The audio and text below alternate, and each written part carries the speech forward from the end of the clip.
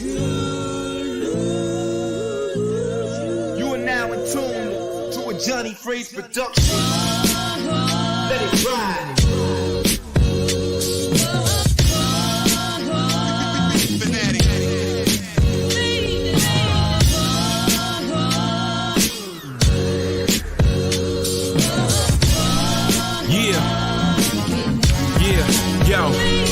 I hope you understand the man that you're trying to be, cause these rules have been designed to let you die in the street under the veil of gun violence. But you really think about it, the ones working the case have been providing the heat. Ain't trying to be deep, just trying to see my son grow old. If life is rolling dice, I'm after one more roll. I write this on the wall in invisible ink, insightful to reach minds that can critically think. Delightful, me and rap share a spiritual link, so either be hard-headed or treat it like God said it. My rap is that of biblical proportions, and Johnny Freeze has my lyrical endorsement. I seldom use the word, but it fits here. Just when you think you're gaining on me, I shift gears. This here is anything but your everyday average. Been writing since Tyson was the heavyweight champion. Dan Johnson, the best from the S.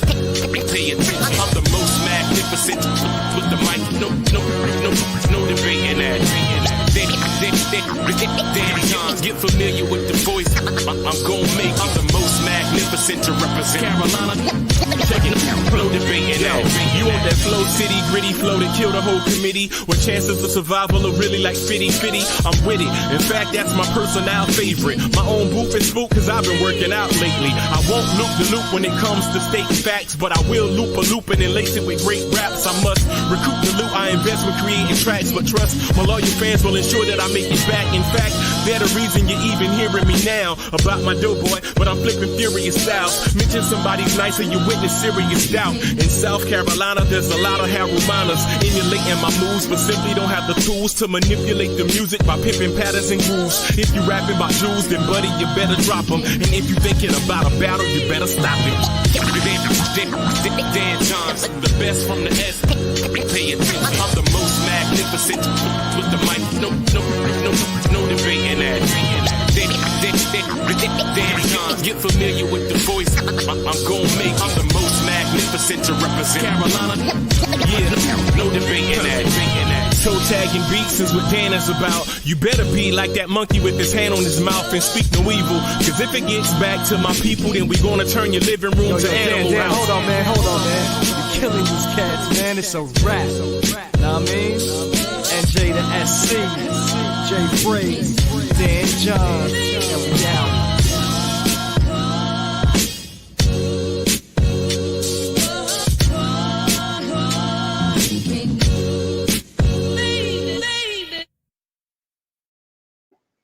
Yo, what's good? What's good, party people? Party peoples. Welcome to the Knicks at Night podcast. I'm your co-host, Uncle Freezy. I'm joined by Hoodie Kev, the host of the Knicks at Night podcast. The Knicks pulled out a W tonight against a bunch of dudes you've never seen before in your life. When I saw the nameplates on these dudes' jerseys, all I could think was alphabet soup. Anybody in here had alphabet soup before? With all of the alphabets in it or whatever? That's all I could think about was who are these guys and how did they legit get NBA jerseys? That's all I could think about when I saw him. Hoodie Cap, what's going on? Uncle Freezy, how are you tonight? How's everyone in the chat tonight? I'm doing well. A little bit of that game scared me a lot. But I'm gonna say something. Kevin Knox came in and bang. He like, what you be? Why you had me over there on the bench in the first place? What's wrong with you? We day out here playing a zone and you got the zone bust on the bench, Tom Thibodeau. I'll say this, and I we was talking to the game, and I was like, Nerlens Noel and Taj Gibson in the game at the same time when they playing zone makes absolutely no sense. Right. I could have even envisioned a lineup with Obi at center, Knox at the 4, Barrett at the 3, Burks at the 2, and Quickly at the point. You know what I'm saying? And I know that sounds like small ball, but you have to, man, that's right up Obi Toppin alleyway, man. I mean, when that's small ball, you had a lineup of Taj, RJ, Alec, Rose, and Quickly. That's small. So Indeed, sir. Indeed. And I don't believe Taj Gibson scored after the first quarter. no, he He didn't. may have, but I don't remember him having an impact on the game beyond the first quarter. He came in for Nerlens because Nerlens was getting done in by Brook Lopez. Some random dude, yeah. Well, Brook Lopez is not random. If there's one play on this, Brook Man, Lopez. me and Brook Lopez the same age. And how you get done in by a man named Brook? Brook Lopez has been an all-star in this league. Yeah, 10 years ago. 10 years ago. Brook Lopez was that dude. He was the original Brooklyn Net. Yeah, Brook. Yeah. The original Brooklyn Net. Yeah, when Brook. they moved to Brooklyn, he was the original cornerstone. Yeah. Brooklyn Nets. Him and Derek Favors. Remember that? Yeah. But so this game was not close. when they was wearing acid wash. Not when they was wearing acid wash. Now I'm talking about when they got the YMCA template jerseys, the black and white. Oh wow. Yeah. The YMCA template jerseys. Just give them black and white. They'll be any team. Just give them black and white. Yeah. I was watching that game and I was like, who is Jordan Nora? I can't even pronounce his name right. Nora? A second round pick. I'm telling you. And Giannis' older brother. People think that Giannis is younger than Giannis. He's actually older. That's older. Giannis' older brother. Who we drafted him. We drafted him. Out there looking like his little brother. Oh my goodness. And I'm like, what's happening here? Why is this game like 63-66 Milwaukee? Oh my goodness. I'm like, no lie. When I looked out there when I looked on the court, I was like, who gave New Edition jerseys? Because when I looked out there, all I saw was Ronnie, Bobby, Ricky, and Mike. I swear, I saw no NBA players out there. I was like, how did the Temptations get jerseys? What in the world? What in the name of David Ruffin is a dude named Jordan Nwora beating us? Right? And I'm like, they got guys named T-Pain. Yep. Out there. I'm just like, yeah. He the one that made that drink, that song with Akon Bartender. That was him. T-Pain. Yeah, he made that song with Akon. I mean, they got Pat Connaughton out there looking like Danny Ainge. They got Pat Connaughton out there looking like Danny Ainge. And I'm like, why is they giving us a run for our money? Bro. They is making us work. Oh my gosh. Oh my gosh. Don't, man. And then Tom Thibodeau's like, let me come to my senses. Where's that light-skinned tall dude? And then Obi gets up. No. The other one. Yeah. Yeah. Yeah. I swear, man, I cannot figure out. I can't figure this out. I can't figure out. It's too much stuff going on in my mind. Right. There are too many things going on in my mind right now. So for one, this is what we look like without Julius Randle. Right. This is what we look like without Mitchell Robinson. Right. So I don't know if Mitch will be back. No. But I'm sorry, not Mitch. I know Mitch won't be back. No. I'm sorry. I don't know if Julius Randle will be back anytime soon, because he and Chris Middleton have the same injury, the thigh contusion. Mm-hmm. And usually, depending on the severity, you're looking at like maybe a week and a half to get fully recovered at least. And if Jules is not coming back, if Juju ain't coming back, we got the Heat. And the Heat, while they're healthy, they're struggling. Right? Well, we haven't seen them with Oladipo yet. Oh, Jesus Christ. Fred and Barney.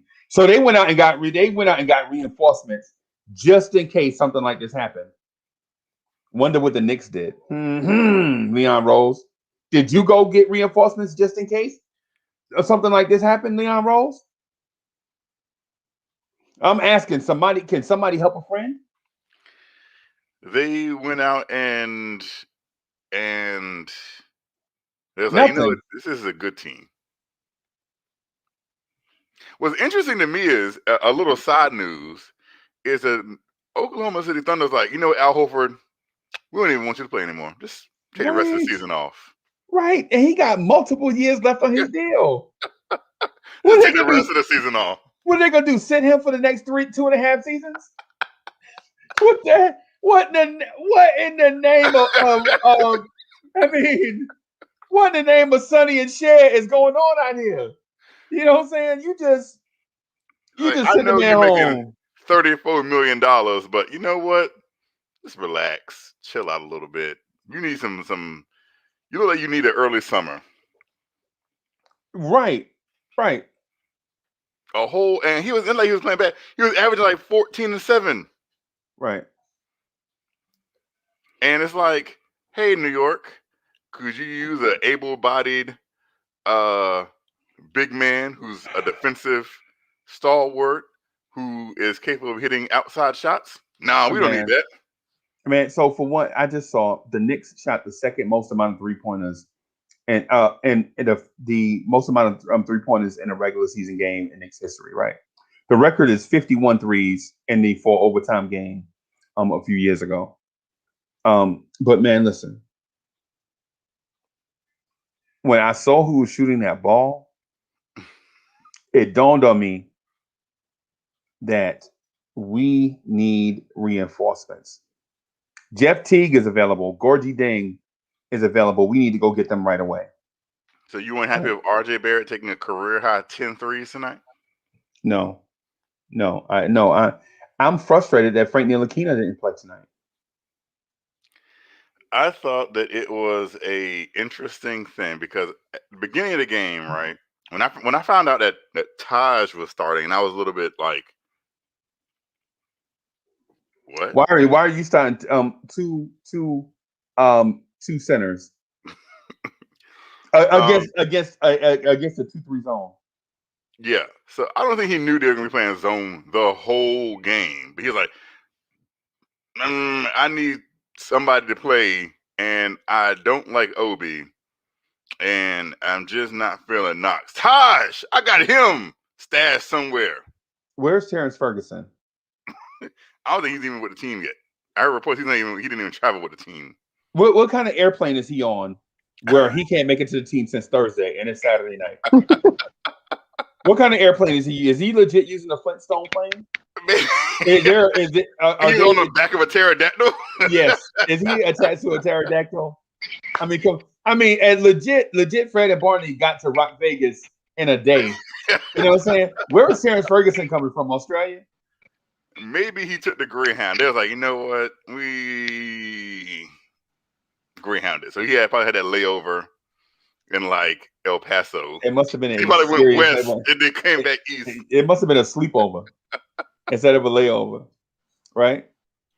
So first, let me do something real quick, man. Let me first address the intro song.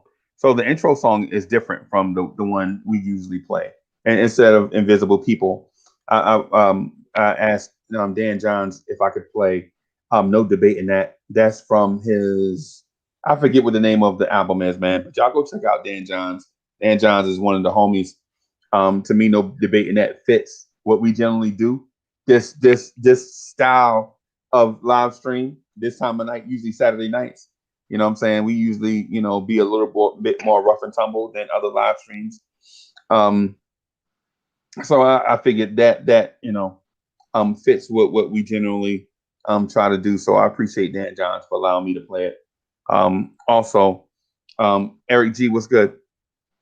What up, fellas? Hope everybody had a great day. Yeah, man. Yeah. Chilling. Loved the win. Gritty. I know it wasn't pretty, but before we started this, when we lost those games to Philly and Brooklyn, I said we would win. We would win out of the next 5. We would win at least 4 of them. And right now we won 3, and we got Miami and then Minnesota. We're gonna beat Minnesota. So it's just up to Miami. Yeah. Yeah. Hey, Anthony. And Frank was hurt. Frank was out with a little injury. Yeah, that's Okay. why he didn't play. Okay, that frustrated me because No, he tonight, would have played. yeah, because tonight I think it would have been perfect for Frank. Mm-hmm. Some random dude off the bench think he gonna come in and shine. Lock Yeah, Noir, he down. went off. Yeah, Frank would have locked that down. Frank would have locked that down. But why is Frank always hurt? Well, I don't know. You got to ask Frank. No, man, I gotta ask Eric G. I think it's too much of the caviar from over there, overseas in France. Champagne, caviar, and bubble baths. Yeah, no, we got no more bubble baths. He needs some Epsom salt. What's good, fam? What's good? He don't need bubble baths. He need Epsom salt bath. Oh, something. He needs something. City. So tonight, man, I did the new intro. It's the host. It's y'all posted up, you and Hoodie Cap, and then it's me and Rob the Nick on it, and it came in with a new intro. Did you see it? No. All right. So I'm gonna play a little bit of it right now, just for everybody to see it, just a little bit. I ain't gonna play it all. I'm just playing a little bit of it. Mm-hmm. Right. Let me see if it's. Let me see if I can get it to rock for us. Hold on. Let me see. Let me find it. Where is it? I think this.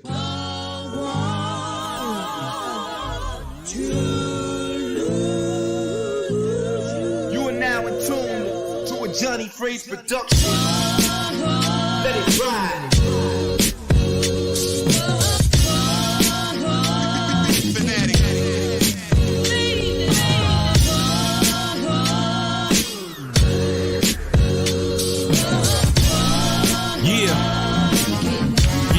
Yo, I hope you understand the man that you're trying to be, cause these rules have been designed to let you die in the street under the veil of gun violence. But you really think about it, the ones working the case have been providing the heat. Ain't trying to be deep, it's trying to see my son grow old. If life is rolling dice, I'm after one more roll. I write this on the wall in invisible ink, insightful to reach minds that can critically think. Delightful, me and rap share a spiritual link, so either be hard-headed or treat it like God said it. My rap is that of biblical proportions, and Johnny Phrase has my lyrical endorsement. I seldom use the word, but it fits here. Just when you think you're gaining on me, I shift gears. This here is anything but your everyday average. Been writing since Tyson was the heavyweight champion. Dan Johnson, the best from the S. Pay attention. I'm the most magnificent with the mic. No debating that. Dan Johnson, get familiar with the voice. Just a little bit, just a little something. Been writing since Mike Tyson was champion. Yeah, That's tough. Just a little something. I want to throw some old school. I want to throw some old school soul in there for Hoodie Cav. You know what I'm saying? Shout out to Hoodie Cav. Mm-hmm. You know what I'm saying? Because he he loved the R&B groups of the past, like Tony, and Troop and the Temptations. So it's kind of like an homage to Hoodie Cav. Really just went down a whole list and just skip one out, but that's okay. I'm sorry. The Knicks win tonight, baby. The Knicks won. And Knox came off the bench like, why you had me over here in the first place? You get the look on his face. Legit, you saw when he got in the game? He looked in the game like he could have spit on Thibodeau. Like, you got me over here with these bums. You know what I'm saying? Hey, Knox, Knox he made a couple of strong moves. Yeah. Mm-hmm. It's not, here's the thing. It's not even the fact that what he did. It's the fact that, like I said, Milwaukee came out and they played a 2-3 zone. Multiple 2-3, 3-2 at times. Yeah. They didn't even play man-to-man basically any tonight. They couldn't. With Alphabet Soup, they couldn't. And so you can't have people like when we were struggling because you had Nerlens, Taj, and Alfred Payton on the court at the same time. Yeah. And Milwaukee's like and they Dr. Evil voice. Yes. Like And so Tom Thibodeau for the first, and I'll give Tom Thibodeau credit. And we all know how I feel about Tom Thibodeau. Tom Thibodeau was like, who do I have that the other team might need to respect at least a little bit, just a little. Right. that I can put in the game to break the zone. Do I want that 6'9" light skinned dude? And then he points to the bench, like I said earlier. Get over here, Obi. Like, and then Obi got up, and he was like, "No, the other light skinned one." And then not like it's about time, right? And Obi did his thing in the first few minutes. Obi played well. He was slamming and jamming over people, showing athleticism. Got some starting steals. to break, showing some skills. Obi finally looked like a top pick a little bit today. He only had 6 points, but I thought Obi's energy was a huge boost for us to start the game. And what does that coincide with? That we not, what does it coincide with? First game back for who? Derrick Rose. Derrick Rose played well. And then Obi comes in and plays well too. So I mean, those two together, I think, really work well. And I mean, Rose, he did a couple of things that I wish he could have done differently. He could have on the breakaway. He could have gave it to Obi instead of doing a terrible. And reverse. also that reverse layup. There was a stretch. Yeah, that terrible. Yeah, that was stupid. You either had to dunk that or just lay it home easy. Give it to Obi. Yeah, give it to Obi. Come on. That's what I thought. If we're trying to build, it was an ugly game. It was an ugly game, but you know what? What we was talking about yesterday, or not yesterday. It was yesterday, the day before yesterday. I can't remember. But this goes to show you why we need those journeymen. Guess what you took out of this? You know what I'm saying? Because Alec Burks stepped up. This is why we say you need those journeymen. Clutch. Six straight games for Alec Burks where he's played out of his mind. So here's what I'm saying, right? And this is me throwing some more love at Kevin Knox. So when Kevin Knox was in the game for 12 minutes, Knicks scored 28-12. 28. I'll be fair. Kevin Knox played well tonight. I'll be fair. No, he did play well last night. But hear me out. When Tom Thibodeau was like, okay, I'm going to go small and take Kevin Knox out, the Knicks did not score anymore until Alec Burks hit that three. Literally, Who hit that three? The Bucks were down. There was 96-88. Right. With like 4 minutes to go in the game. The Knicks did not score anymore until Alec Burks hit that three with like 33 seconds left in the game. Yeah, that was the thing. Honestly, I'll be honest with you. The biggest thing in that, I know Kevin Knox coming in, he played well, and he was a part of that run for the Knicks where they got some separation, and for sure, he did deserve to continue to stay in the game. But the biggest part there is when we took Elfrid Payton out, the Knicks got better. And I know City, you got love for him, but he was terrible tonight. Why are we still playing Elfrid Payton? I don't understand. He can't shoot. His defense comes and goes. It's like, I mean, it's crazy. Because you have to. And quickly played well too. You have to. He showed up though. He's the second best point guard on our team that we have. Right. Just plain and simple. Like whether he can't shoot or whatever the case might be, he is the second best point guard on our team. I legit spent about 2 hours earlier today and heard someone come out their mouth and say Elfrid Payton is the best point guard for this team. Those were legit exact words that somebody used today. Elfrid Payton is the best point guard for this team. Say who said it? That was one of the dumbest things I ever heard. One of the prominent members of the Knicks Morning Drive said that. Man, come on! Don't come at us with that, man. Who said that? Nobody. This is made up fairy tales. Oh no, this is true. I'm going right now. I'm gonna go right now. The tape. A prominent member of the Knicks Morning Drive came out their mouth because we were talking about Russell Westbrook, right? Oh, yeah. And said Elfrid Payton is the best fit for this team right now. It's one of the stupidest things I ever heard. No. He said Elfrid Payton is the best option we have right now. He didn't say best fit. He said best fit. I don't. Well, okay. He said best fit for this team right now. Okay, yeah, I heard best option available. That's what he said best because we were comparing Russell. Because remember we were comparing Russell Westbrook to Elfrid Payton. He said, and I quote, Elfrid Payton is the best fit for this team right now, in comparison to rather having Russell Westbrook. That was probably he probably misspoke or something. There's definitely a miscommunication there. because he also said he also said that he wouldn't mind having Westbrook, but for not for the price that the Knicks would have had to pay at the time. He said he preferred to have Westbrook, but for the price the Knicks had to pay before we knew what quickly was before the season started.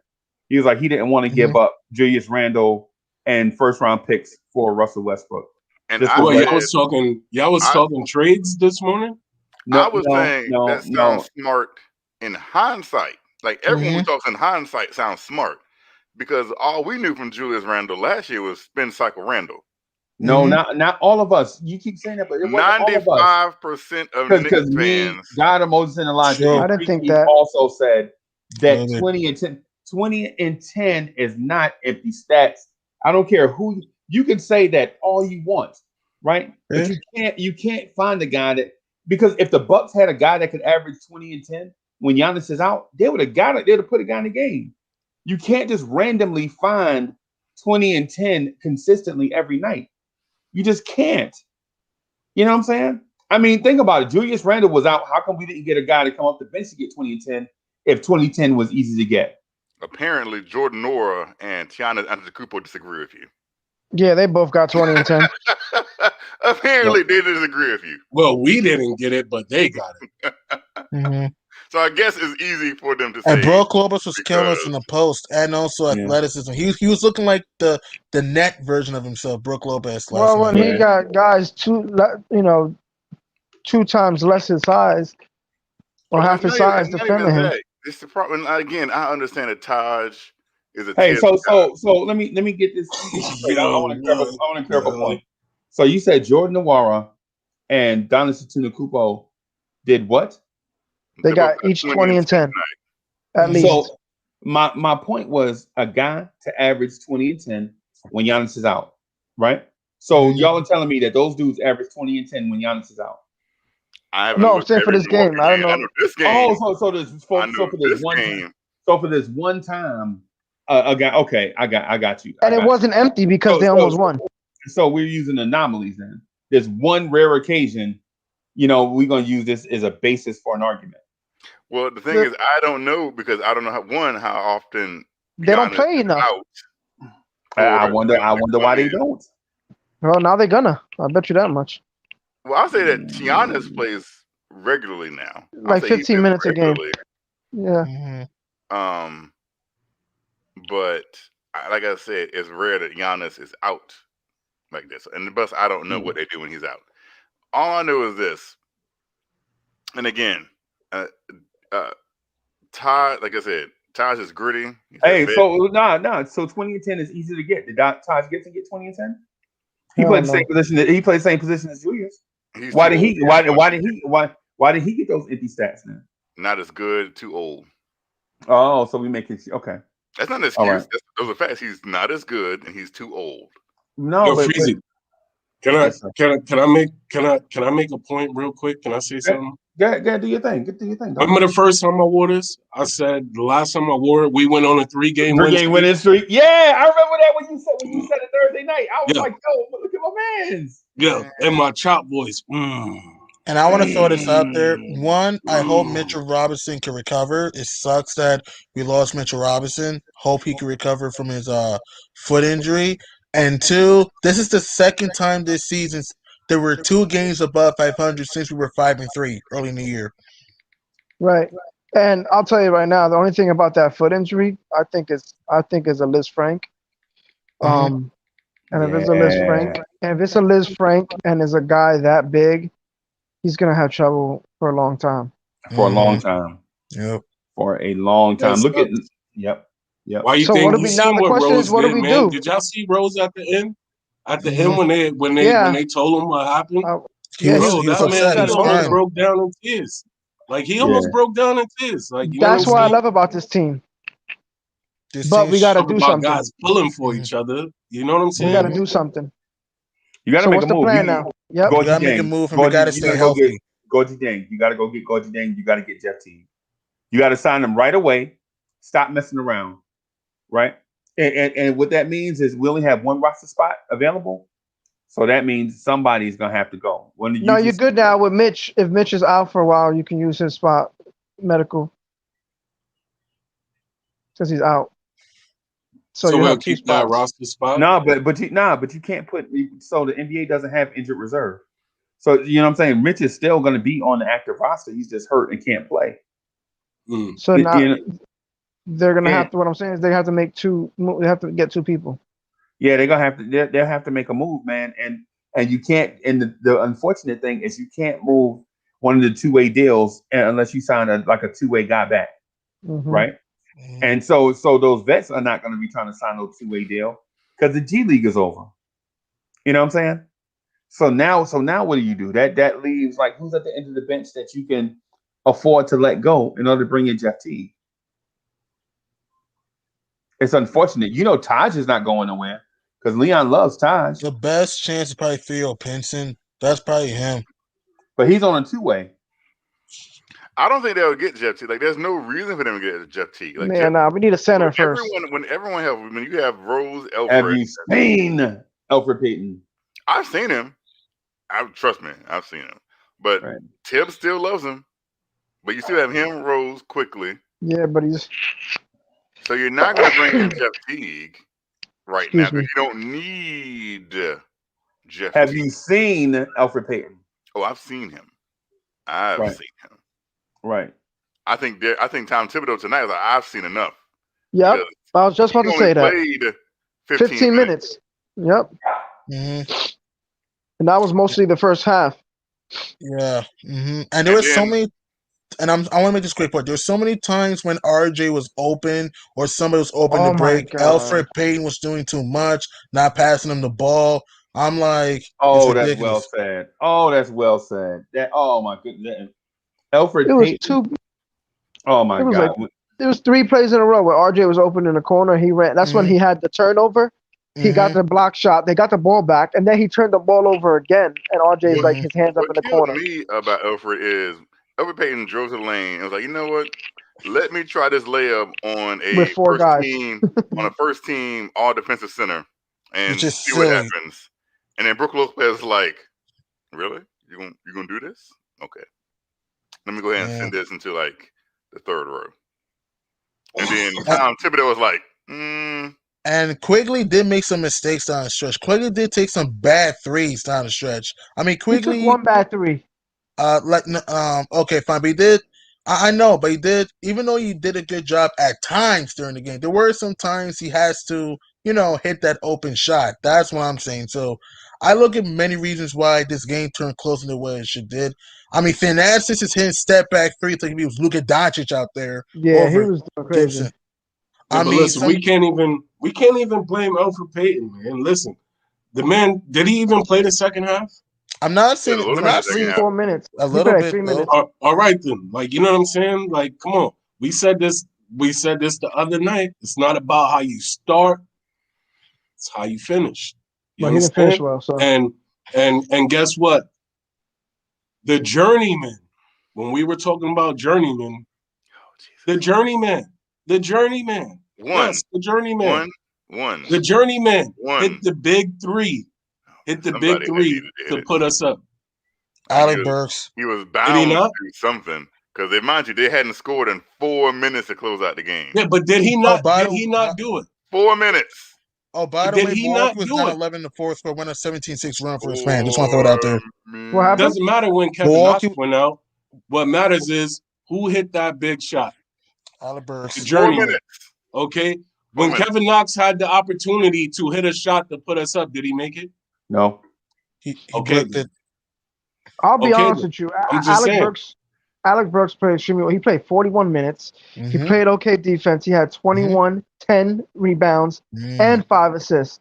So he was out there doing a little bit of everything. He had his hand in every part of the game. Career high 6 threes. Crazy. Yep. And he was 7 for 13 from the field. So over 50%. Yes, I know, man. And his 6-3 gave us the lead for good. And Brett Forrest, I'm gonna be honest with you, when he took that 3 at the end at the top of the key, I thought, he kind of rushed it a little bit, but I thought I was going in. You? Yeah, because the last time we played him, he hit 7 out of 7. Remember? Yeah, he did. Because he can't hit that shot. He was a former San Antonio Spur who can't hit the catch and shoot 3. So luckily Brett Forrest is dirty. He's this, man. He I played think a good game tonight. I Last think night. the key to The this. new Knicks is in the building. Robert Paul, Hadouken Sharon, brother Brooklyn Contreras, what's good? Delano Charles Steele, B. what's good? Yo, there's a Charles B sighting. What's good? What's good? What's good? Chuck B needs to get in here. But He anyways, won't. the keys to this game, the reason why, and again, like I was saying earlier, is this. I think this is why the game was so close. And again, and as I was saying, Mhm. Taj Gibson is a Tom Thibodeau favorite. Like I'm sure Mhm. Taj Gibson is a heartstring of Tom Thibodeau. Right. Yep. But it's like I said we said this the other day, like he can no longer play the 4 at his age and diminishing athleticism. He can no longer play the 4. He is a 5 now, a backup 5. So you have him out here guard at his advanced age and diminishing athleticism. Because here's the thing, the Milwaukee Bucks came in tonight like, okay, they just playing like pick up street basketball, right? We Yep. know we got alphabet soup out here. We just out here playing basketball, and whatever And happens, they happens. competed. They fought. No Tucker, So, no Giannis, no Milton, no Holiday, no Portis, no DiVincenzo. No, they fought hard. They competed. I remember, and like I said, they were down 11 in the fourth quarter, and no one talks about that. And won a 17-6 run to tie the game because they were playing zone, hustling for loose balls. And like you said, Taj is a Thibodeau's favorite. Yep. but as I was saying, it's Giannis Antetokounmpo and Jordan Noir have one thing going for them, right? They may not be no-name players, but they're still athletic wing players, right? Right. And so you have these athletic wing players being defended by a guy who can't keep up with them. And that's what they were doing. They were just exploiting this mismatch because they know, like, I can beat this guy to this spot because I'm just more athletic than he is at this point in time. And Taj Gibson just could not keep up with them. And as much as it actually kind of hurt him because I'm like, will they make a switch? Can they do something? Because Taj cannot keep up. Can you put Obi in right there? My point is that I know you want to complain all night. No, I mean, that's the thing. That was what that's thing. What, but I feel like a lineup with Obi, Knox, RJ, Burks, and Quickly gets you more of an athletic, more of a Fast pace. pace and space lineup. The only deal though is the trade-off that you get on defense. Because Obi is not a Taj Gibson level defender. You know what I'm saying? And Knox is not a Nerlens Noel level defender or Taj Gibson. At least we don't know. But we don't know because we have yet to see that lineup. And so that lineup is what you call the 5-out lineup, where you have 5 ball handlers on the floor, 5 guys that can shoot, 5 guys that can screen. You know what I'm saying? Thibs alluded to it earlier in the season, but you have yet to see him run it. Right. And I think in a weird way, I think his lineup is defense dependent. You know what I'm saying? I think it's defensive dependent. So I don't think we'll ever see it, but I think that's where Obi and Knox will thrive. Open floor, wide open offense. You can't go to, if they go to, Kevin Knox will be licking his chops if they go to a 2-3 zone against him. You know what I'm saying? Especially the 2-3 zone. Oh, the 3-2 zone? Oh my good. The 3-2 zone allows corner threes at a higher rate, right? It's just like 2-3 zones allow wing threes at a higher rate, right? Bro, Kevin Knox getting wide open looks for 3. I'll take that all night. To me, hey, Kev, you mind running? I'm gonna ask because I keep forgetting you're a shooter. I keep forgetting you're a Kobe. Hey, City, for real, you mind being Derek Fisher for a few minutes, man? I'm gonna step out just for a few minutes. You mind being Derek Fisher? You mind running the point and letting Kobe get his shots in when he can? Yeah, I could do that. I guess. I'll show the man. You know Hoodie Kev feels like he's Kobe, right? I was gonna ask Kobe to run point, but then I thought nobody on the video chat will ever get a word in if Kobe was running point. So I run the point very well. No, you told me the other night you was a shooter. You was like, yo, I'm a scorer, baby. That's what you told me the other night. Listen, shooters can be point guards. Steph Curry is listed as a point guard. Okay. I'm just saying. I'm gonna do something real quick, but I'll be right back. Okay. Right. Yo. So how about this? Right. What do we need to do now? Since we know most likely indefinitely Mitch is going to be out for, I don't know if it is like a fracture or something like that, he's going to have to be out at least a month. He's not coming back the rest of the regular season. It's a broken foot. What I'm saying? He's probably going to come back in the playoffs. So what do we do about that is the question. Really, I don't think there's anything that drastic they should do. Like, I don't think they should go out there and go get Andre Drummond. Like, I don't think that's the best move for them to do. Yeah, and I still don't think we would get him over the Lakers. I feel like it's guaranteed. I still think he's going to the Celtics, if you ask me. But they said that the Celtics have an idea that they're most likely going to sign with the Lakers. We'll see what happens. I thought. But so do the Heat. You guys think we need to do something, or do we just stand pat and I don't think lie with what we got? Oh, if he was still injured before the deadline, I feel like we would have made a move for a trade. But now, if this happened 2 days after, it's just if this happened on Wednesday, I think Al Horford would be a Knick right now. True, because OKC won't play him for the rest of the year. If this happened on Wednesday, I think they would have made a move for Al Horford. Do you think they're going to buy him out? No, they can't buy him. Here's the thing: they could buy him out. This should have been under. He has too much. He has 2 years and 53 million. Like too much. 2 more years after this, and so it'll be like how we did.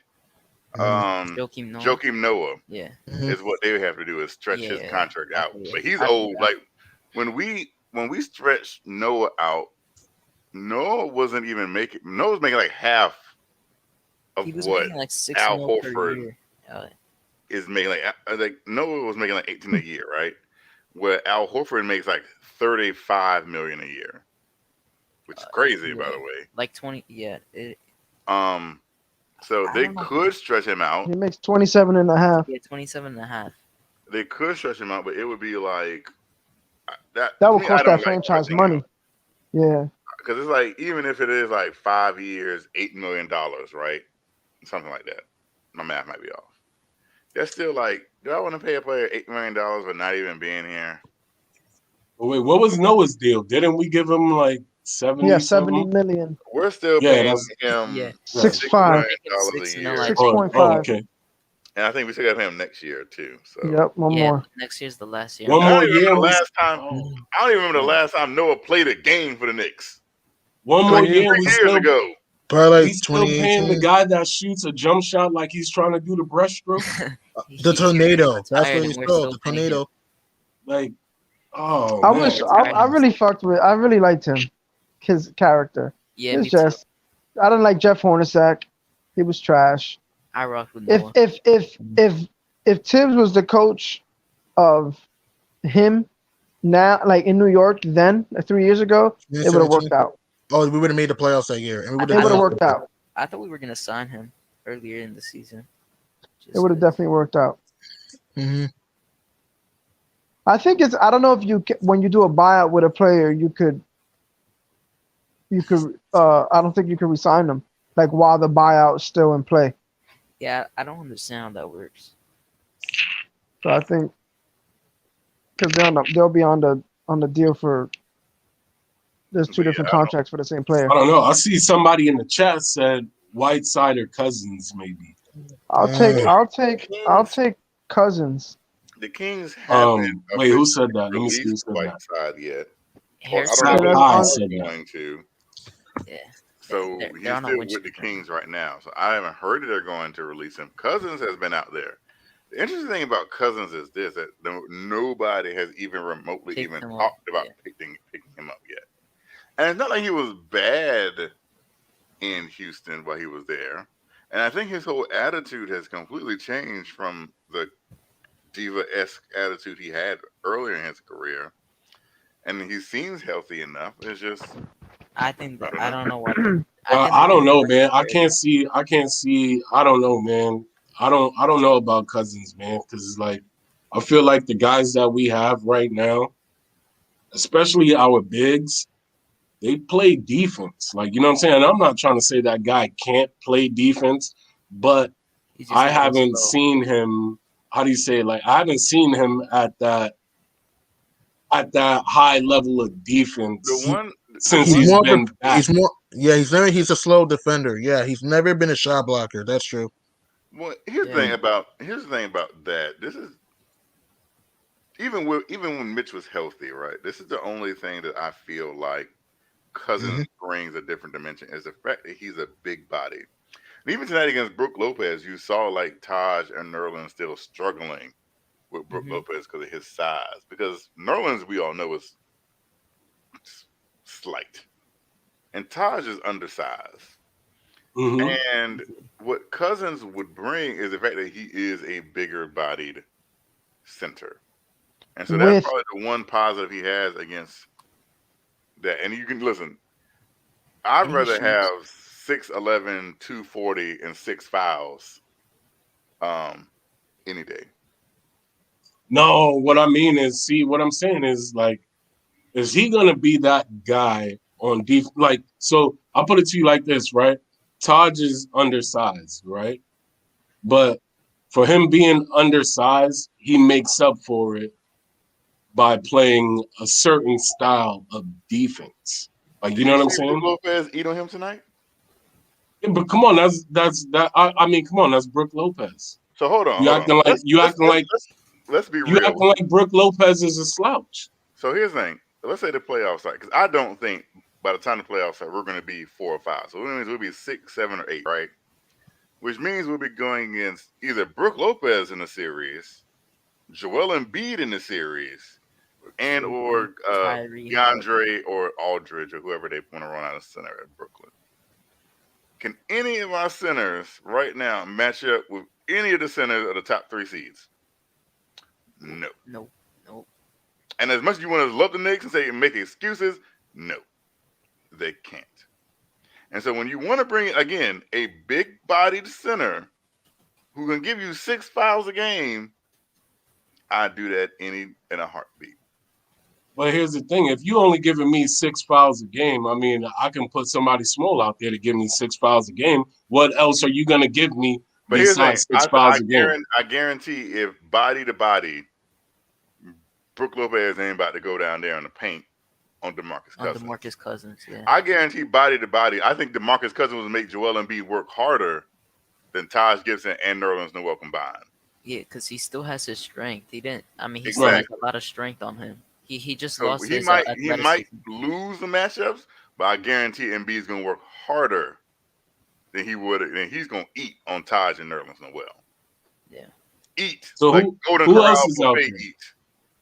Who else is out there that we could And Gorgie Dang is the same body type as Nerlens Noel. Well, besides the Drummonds or anybody like that, is there anybody else out there that's a sleeper that we not mentioning that could possibly help us out? I'm just asking. It's only right Otto now. Porter and Austin Rivers, I think, after that, and some other person. Not even in the buyout market? No, I'm talking about the buyout market. Oh, okay. Yeah, I don't know about the Jabari Parker too, but I don't know. No. That's inconsistent, injury prone. No way. Like I said, I would take Cousins because besides the fact that he's a bigger body, he has a strong offensive game. Yeah, we know he's got an outside. He's a great passer. He's a great passer. And then another thing is, I mean, he'll be on a team with a lot of guys that he's been around. You know what I'm saying? We talk about the Kentucky connection, Kenny Payne. Then you have Noel, Nerlens Noel, those guys, at least from the same program. They know a lot of the same guys. They've been communicating with each other, through the program. So yeah, he can fit right in. And let's see how it goes, man. That'll be tough. I want to give a quick shout out to City's hat because he said that we're gonna go on a 3-game win streak, and we did go on a 3-game win streak. And that's twice. Yes, sir. We got Miami go. coming up. You Let's already make it know. 4 against Miami, trying to get our first win against them. Then we got Minnesota. We should sweep the Timber Pups. We should win that, get win number 5 right there. Then we got KP and Luca and the Mavs at the They Big were both Apple. out today, so I mean, but KP That's was true, but I out think they'll be back by that time. They'll be back by Friday, by Wednesday or Friday. Trust me. I mean, by Friday, excuse me. And then we got and then we got the Pistons. We should win that game. We should. We got the Nets, I think, after The Nets, that's a loss. And then Celtics, who knows? So if you had to bet your money, and I'm not fully confident, I think we'll beat the Heat, Wolves, Pistons, Mavs. Yeah. We could go on a You long never know, history. man, because we don't even know.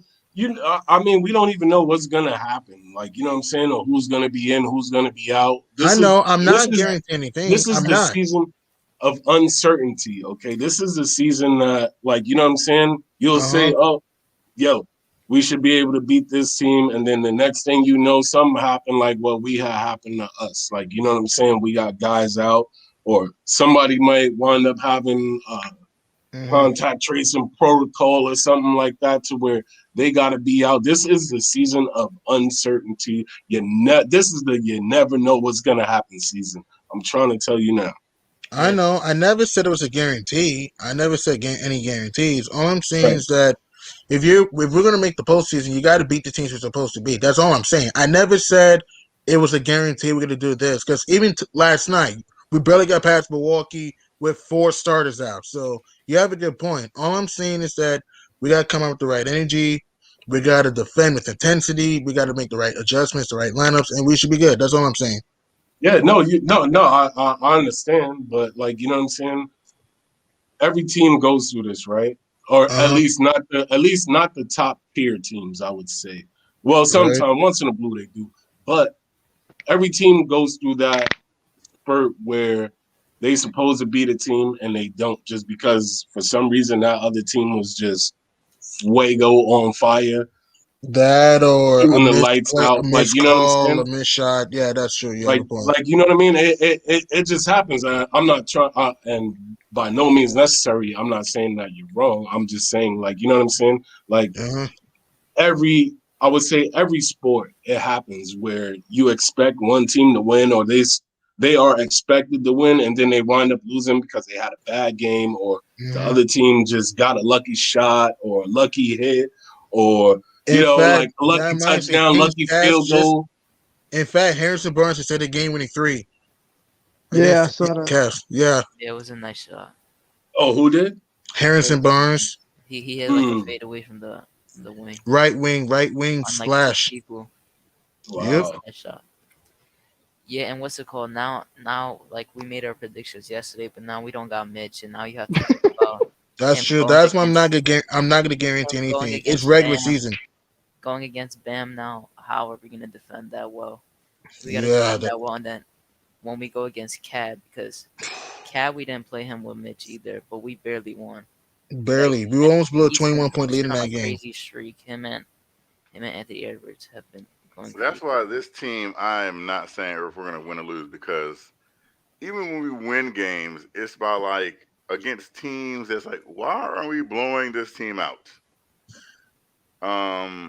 It's like, why are we struggling against the Timberwolves, and why are we struggling with the Milwaukee Bucks with alphabet soup? There's no point for this. And so sometimes when you say, oh, we're gonna beat this team, and this team, it's like, it sounds good, but it's like, I'm not gonna get it that much ahead of ourselves. Like, I never guaranteed anything.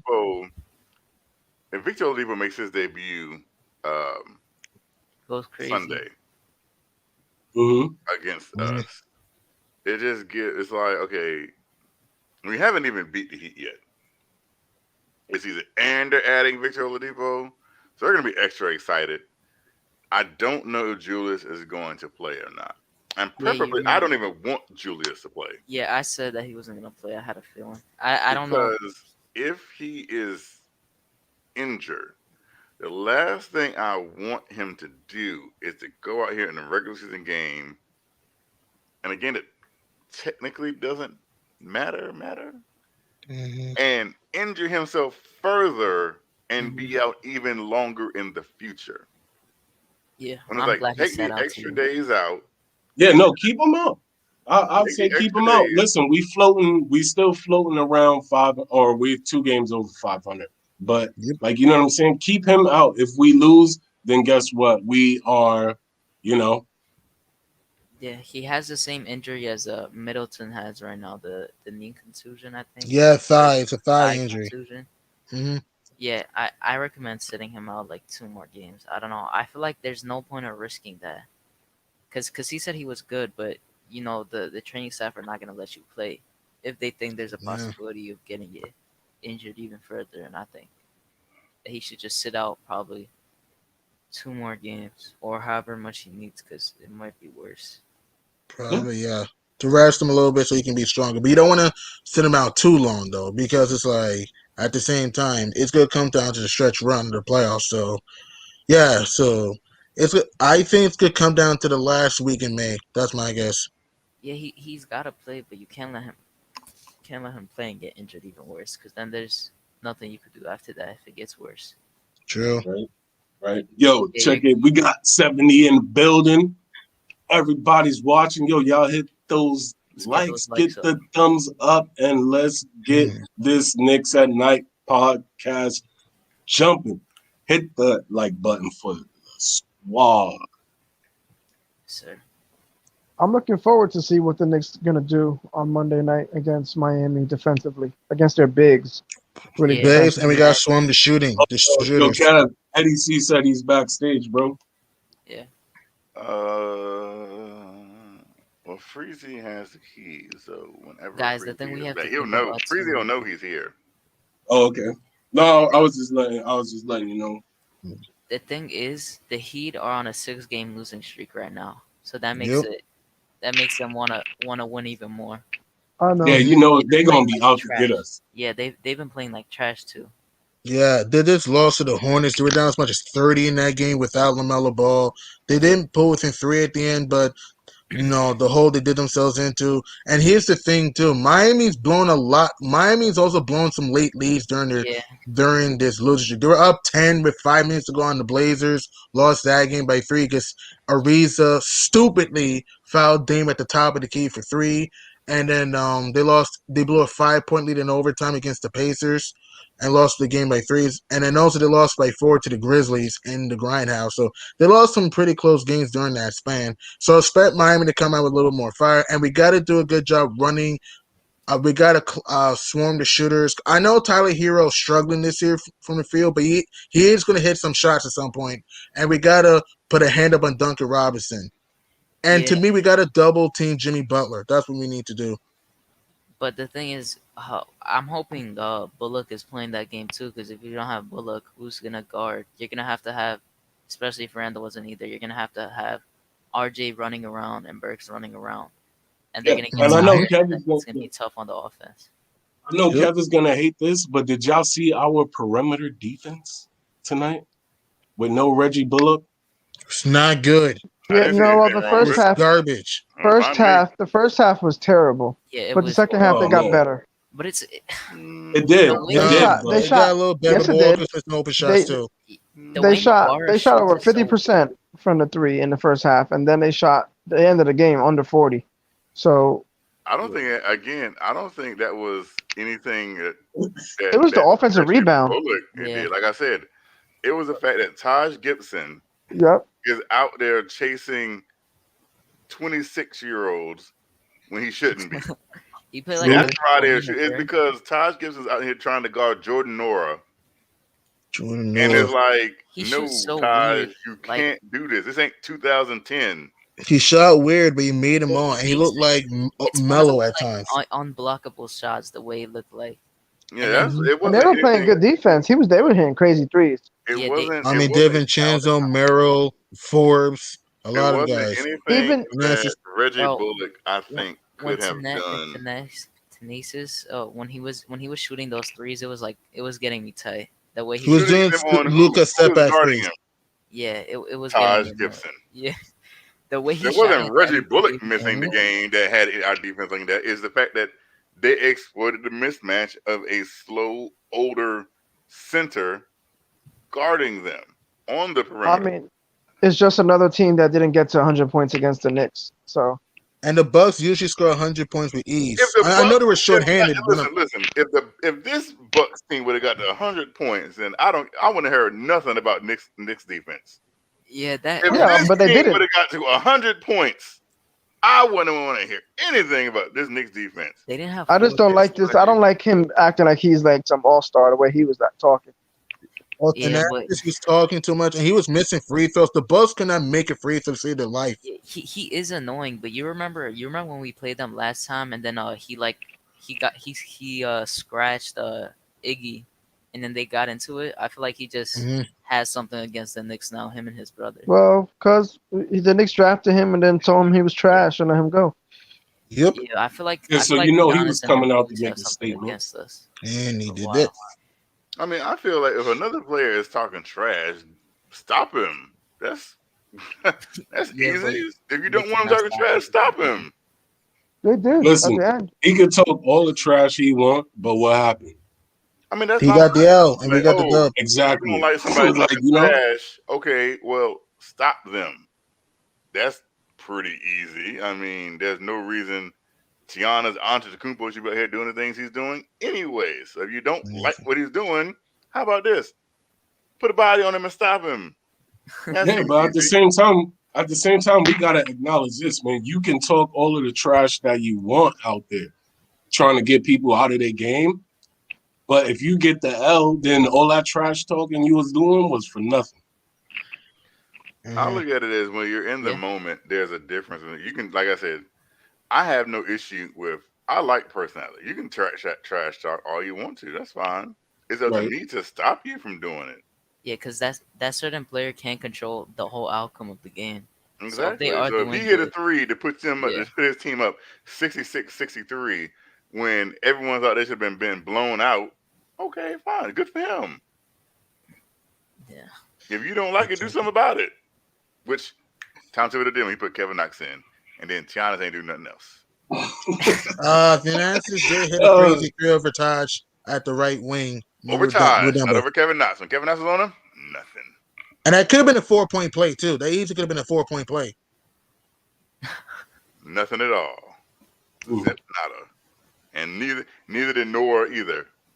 Knox, the Bucks. So how do y'all feel about the Knicks being 2 games over 500? Finally, Ecstatic. for the first time since 5-3. Crazy. The only reason I can't be happy right now as much is because of what happened to Mitch. Because that that was heartbreaking.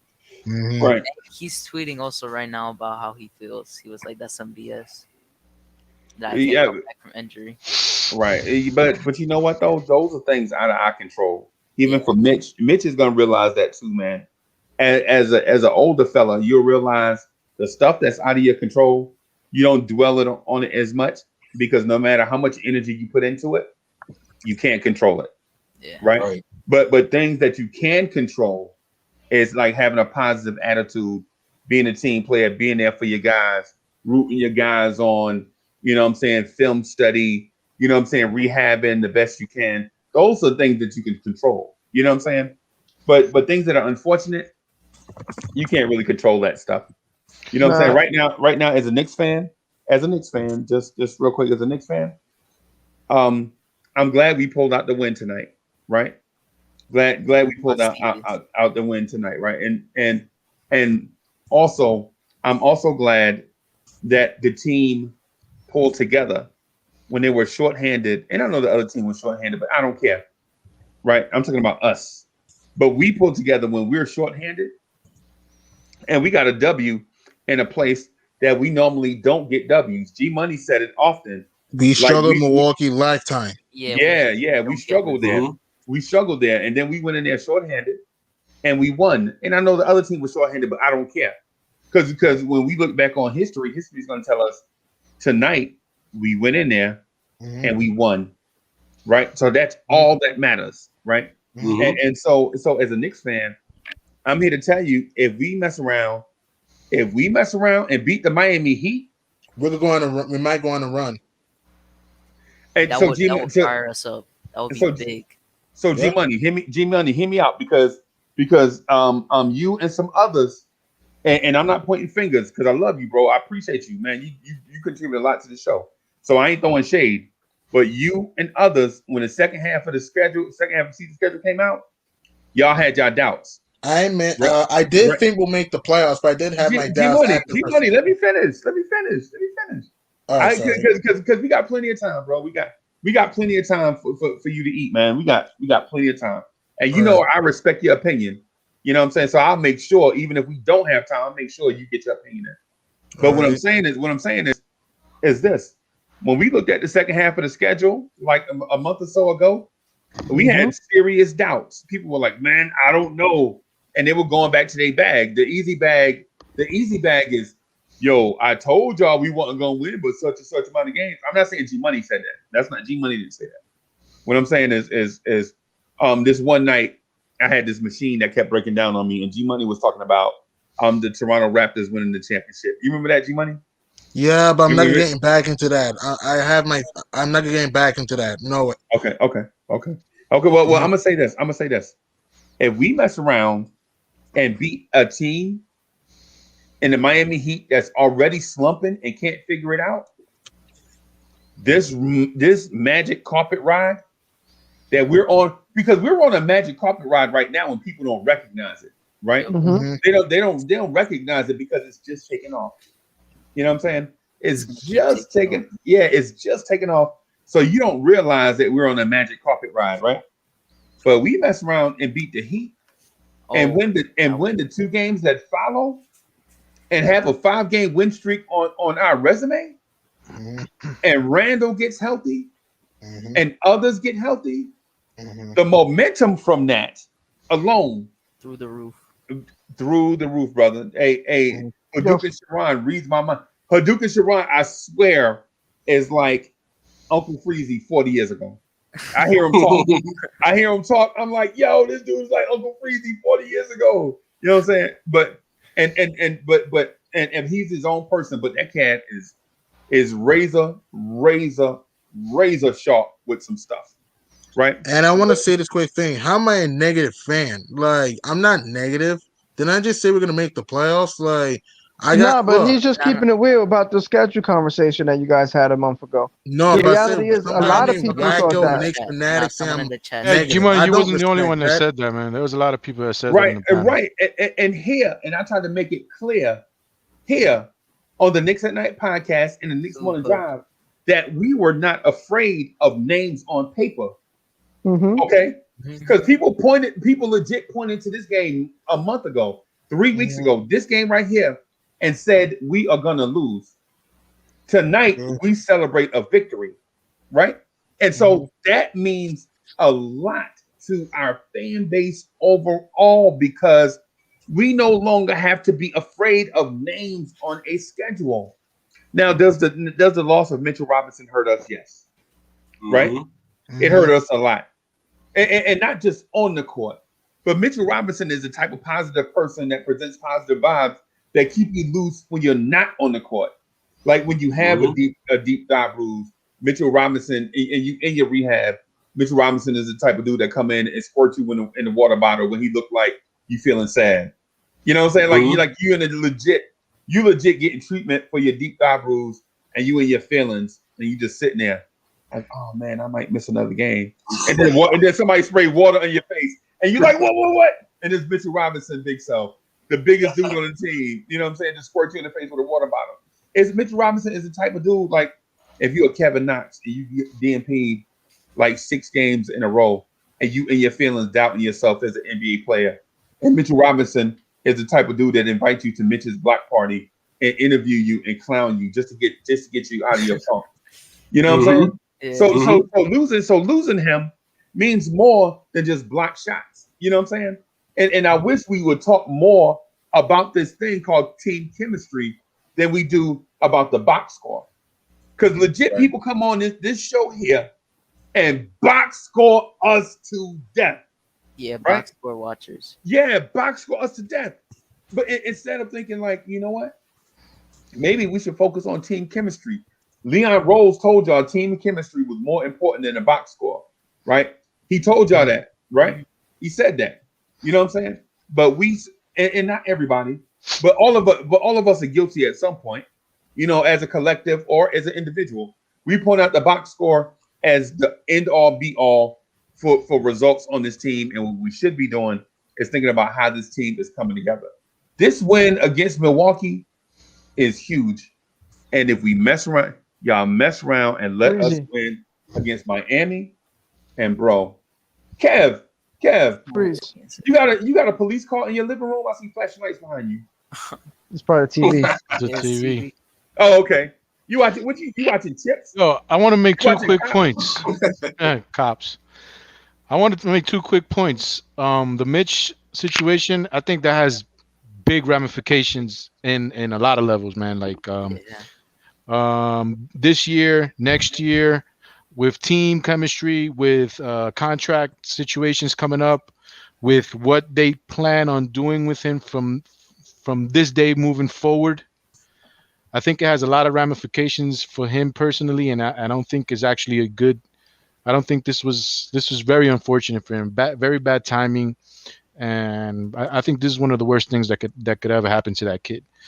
And 2, when we're talking about chemistry, I hear what you're saying about Mitch, but I actually think he's when it comes down to like being the best teammate, I don't think Mitch is like one of the best teammates in the locker room.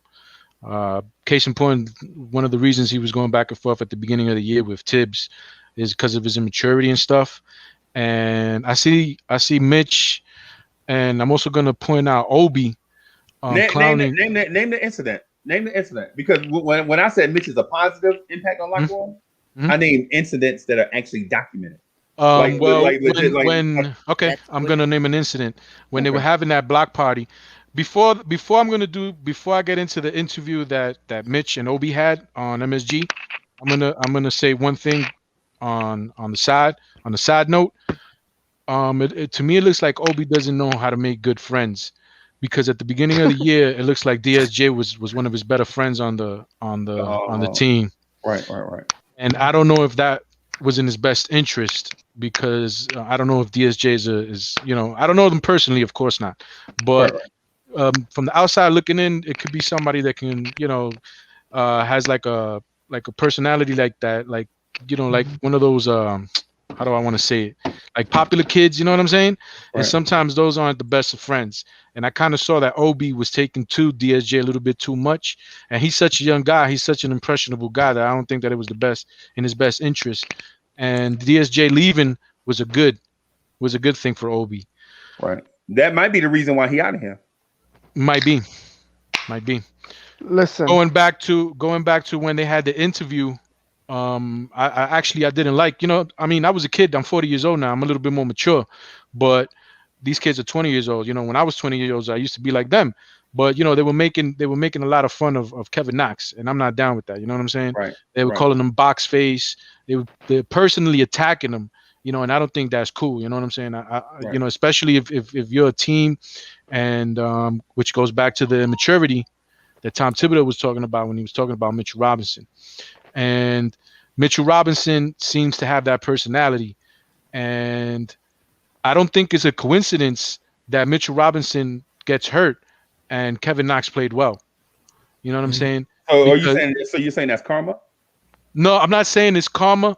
I'm saying like let me put an example. When you're in a classroom and there's somebody that you don't get along with, you know what I'm saying? And then all of a sudden that person is not in the classroom anymore, be it because they got in trouble, be it because they got suspended, be it because of any reason. And you're able to come out of your shell a little bit more because you don't have that person in the back of you or your bully, messing with you. And you're like, okay, now I could breathe. You know what I'm saying? So right. I feel that it's something along those sorts. It sucks that I have to bring it there, like a childish type of thing. But I believe that's what I'm seeing, and when I read the tea leaves, and I look into detail a lot, and that's what I see when it's on the court. when I saw Kevin Knox playing so well, Obi didn't have good body language. Obi did not have good body He was language. hating on him. I feel like It's not the same. It's not the same when Obi was playing and you see Kevin Knox in the back, because Kevin Knox's personality is a little bit different. Kevin Knox was clapping. When this happened now, when the tables turned, Obi wasn't doing the same. He was slouching. He didn't like it. So it's just something that I was looking at. He's still young. He can grow out of it, but just maybe he was upset the fact that that's not him, but not at Knox, just at the fact that he wanted to play better. I go back to when they was in the interview and Mitch and Obi were making fun of Knox personally. But we gotta laughing at it. That's like a friend. We gotta expect that though. Listen, man, like these guys, as much as we want them to be professional, most of these guys can't even go out and buy a drink. Okay. Right. Okay. I have not met anybody that is so professional at that 19, age. 20, like, you know what I'm saying? Like you might That's get why one RJ of few. Barrett is so important. Listen, you might get one of few in between, but at the end of the day, these guys are kids. They're gonna do kid-like things, and you have to expect it. When we was kids, I don't care what we was doing. Yes, we made fun of each other. We didn't care. You know why? Because guess what? That was the thing to do when we was kids. Yo, you see his head? It looked like this. Yo, you see this? It looked like that. Like that's what we did.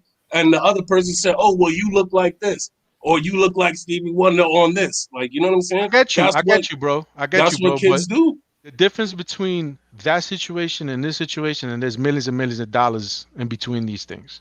You know what I'm saying? We can do that with friends. We could do that in the classroom. We can do that. These are people that's getting millions, millions, and millions of dollars. You know what I'm saying? Mitchell Robinson is getting 1-point-something million. Knox is getting $4 million. You know what I'm saying? So when it comes down, when you're in a professional a situation, you got to be RJ Barrett. RJ Barrett is a perfect example of why we can never get rid of that kid. Yeah, but he's one of those. He jumps around too. Kevin Knox is another one. Right. A lot of people make. I feel like I have to tell my Kenny Washington story right now. Have I ever told my Kenny Washington story on the Knicks at Night podcast? You about to, so I can't wait.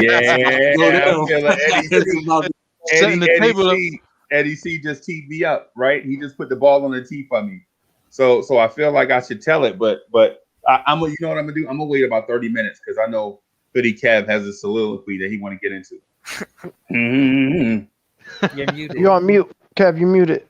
No, I was just going to say that I don't agree with that because it's well documented. If there's 3 players that are the closest on the team, is Obi, Mitch, and Knox.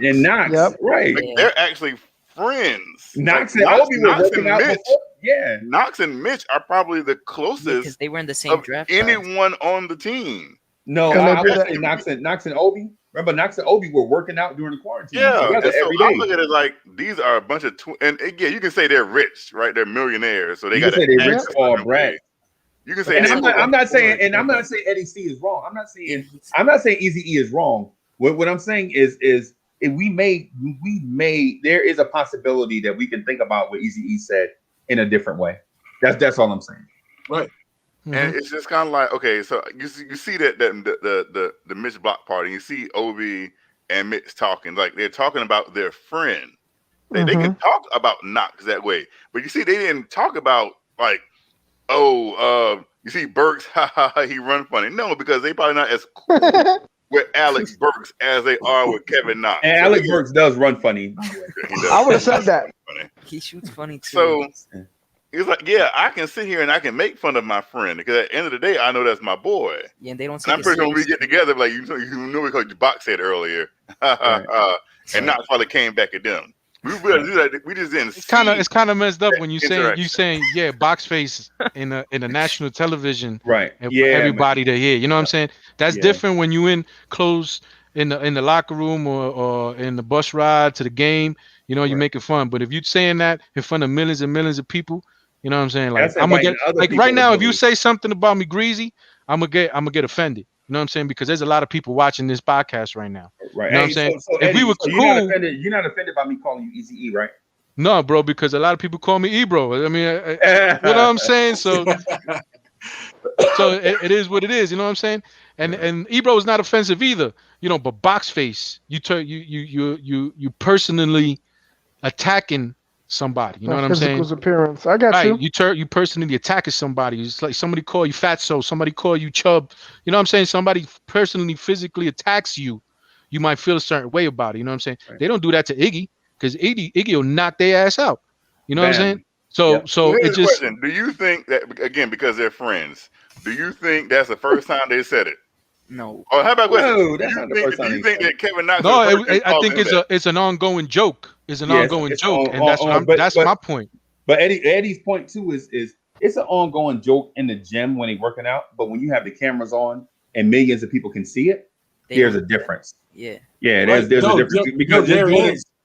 There is, but we can't be so sensitive to the point that we forget that what other people think. Like, you know what I'm saying?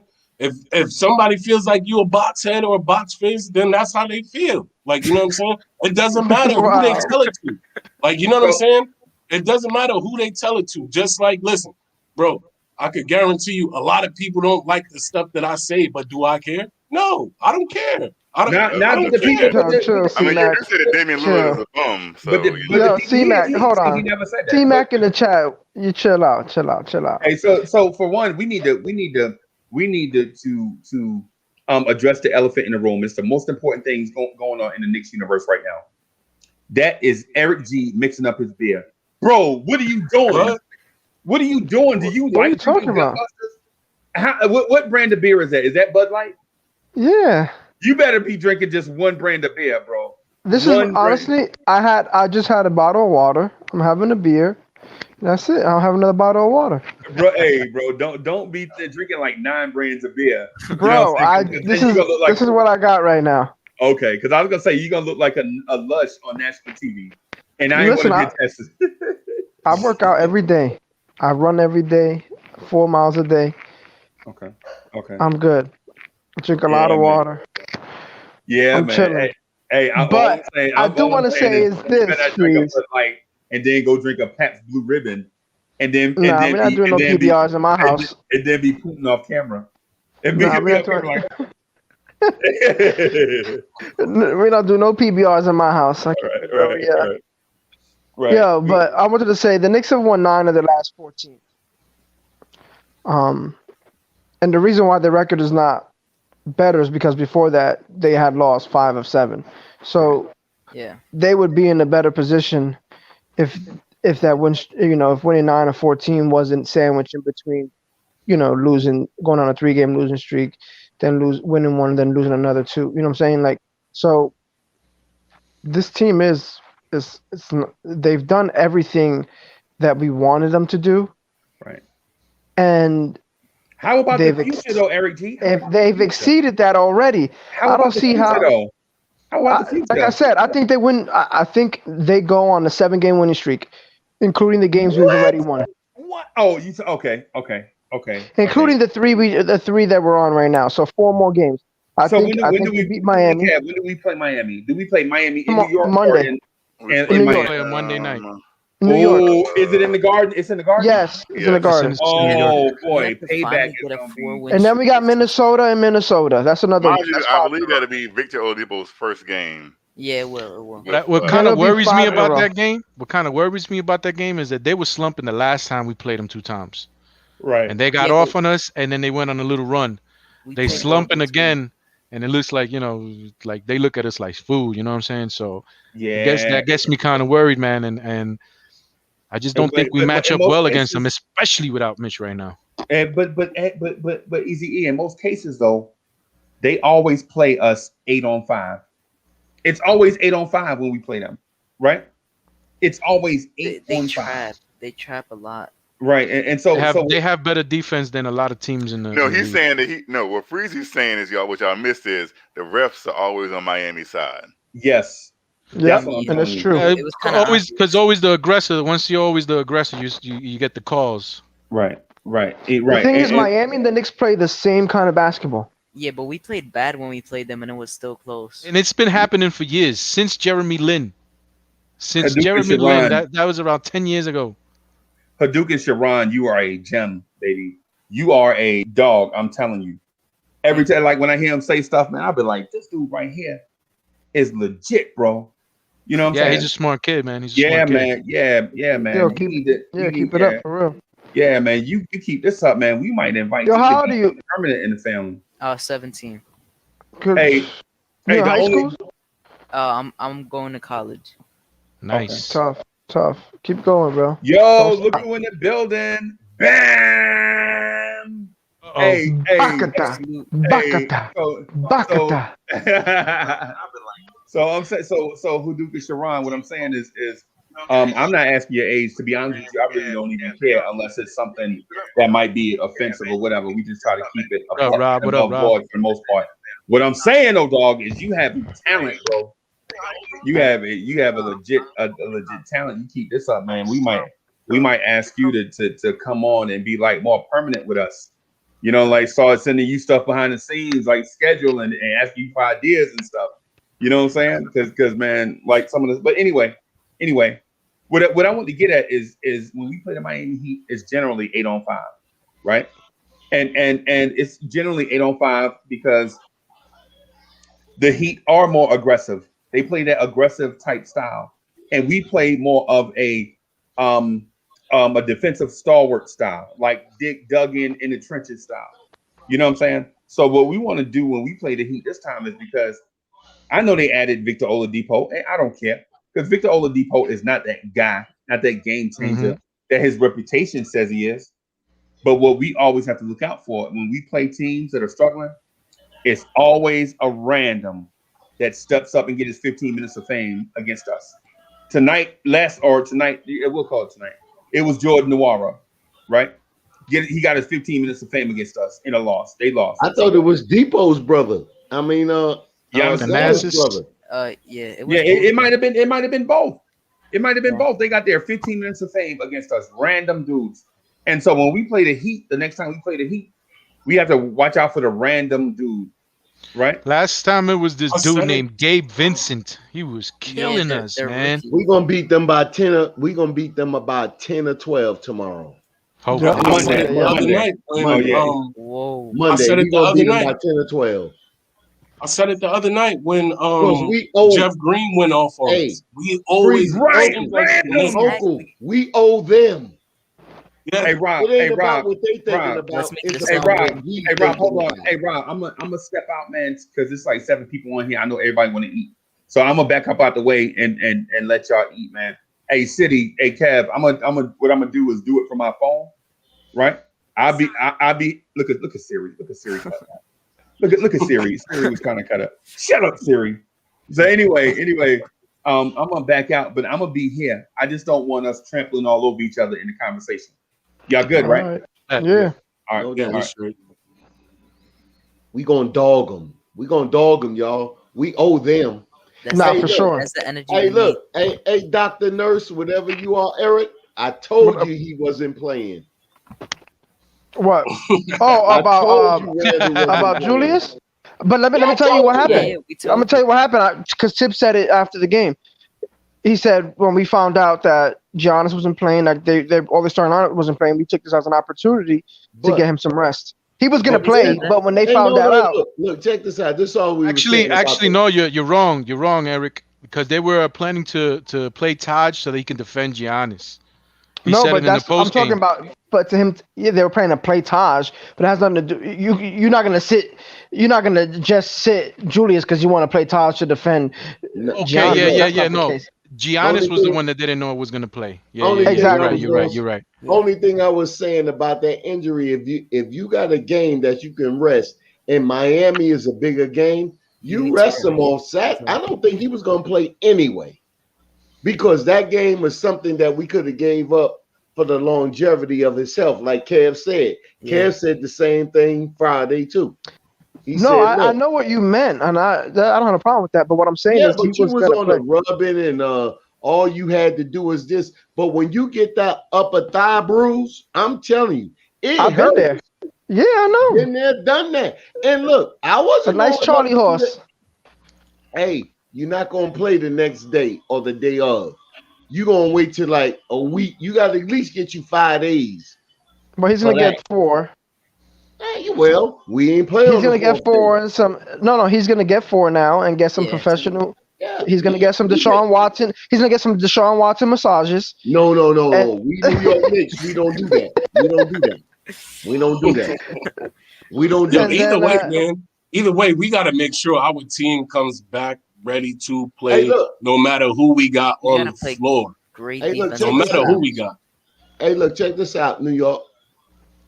Hey, this team deserved not to have nobody coming in to mess up what they already started. I'm with you on that, Rob. I'm with you on that, man. Sure. They don't deserve to have nobody. They proved better than what Vegas was saying. Everybody was saying. So you want to throw something in the mix of that? Wherever we land as New York Knicks fans. But this team deserves to play out this season without no help from anybody else. Yeah, everybody was talking about during the trade deadline. We should have traded Ntilikina. We should have traded Knox. We should have traded these players that's been with us since the beginning of the year, building this from the ground up. You know, it's just gratification, satisfaction to see them get these types of wins and go as far as they can with the same people that started with you. You know what I'm saying? Exactly. Not these people that come in halfway, you know, taking some of the limelight. You know what I mean? I've never been one. I agree with you the other day when you was from another team. You know what I'm saying? Trying to play us.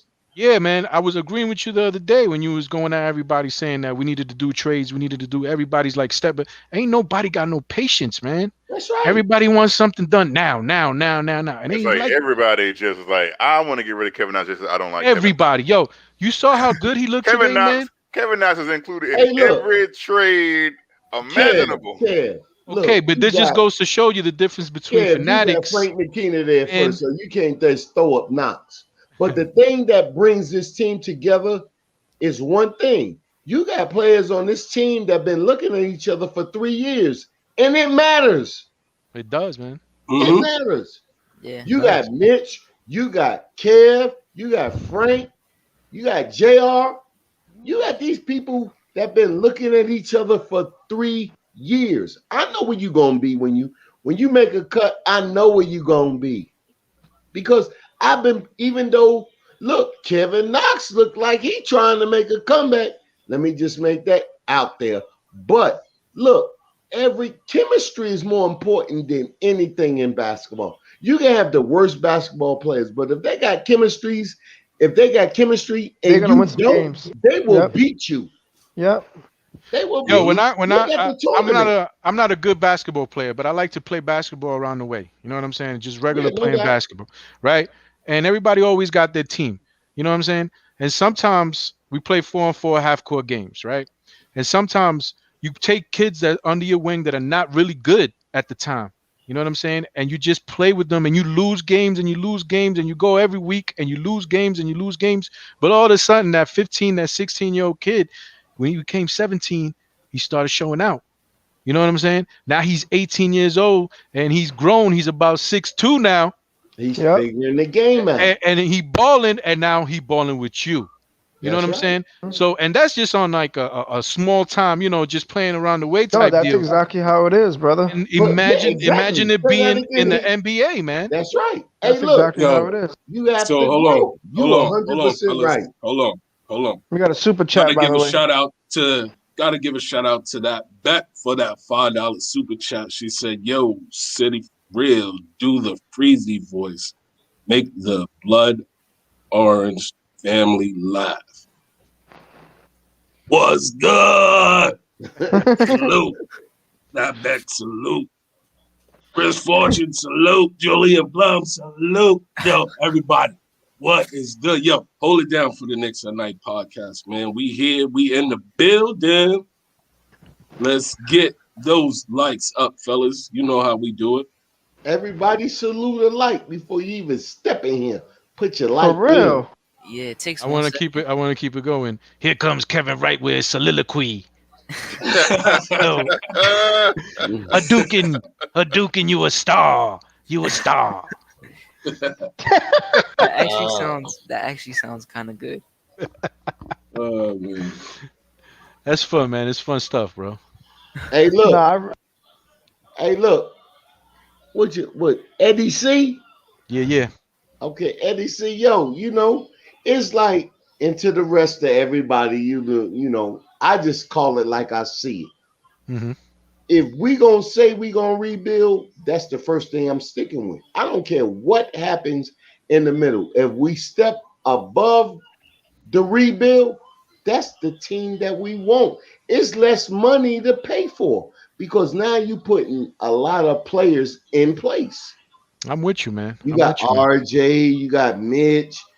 We looking for a point guard, but look, automatically at the deadline, they think Alonzo is that. If Alonzo is that, why they don't have more wins than us with him playing? That's the way I look at things. That's a very good question. I mean, some of that We has to have, do that they're in a tougher conference than we are. quote unquote, But we got less talent than anybody in the league, but yet we're winning more games. yeah, man. So what we're doing is we're developing talent for the first time.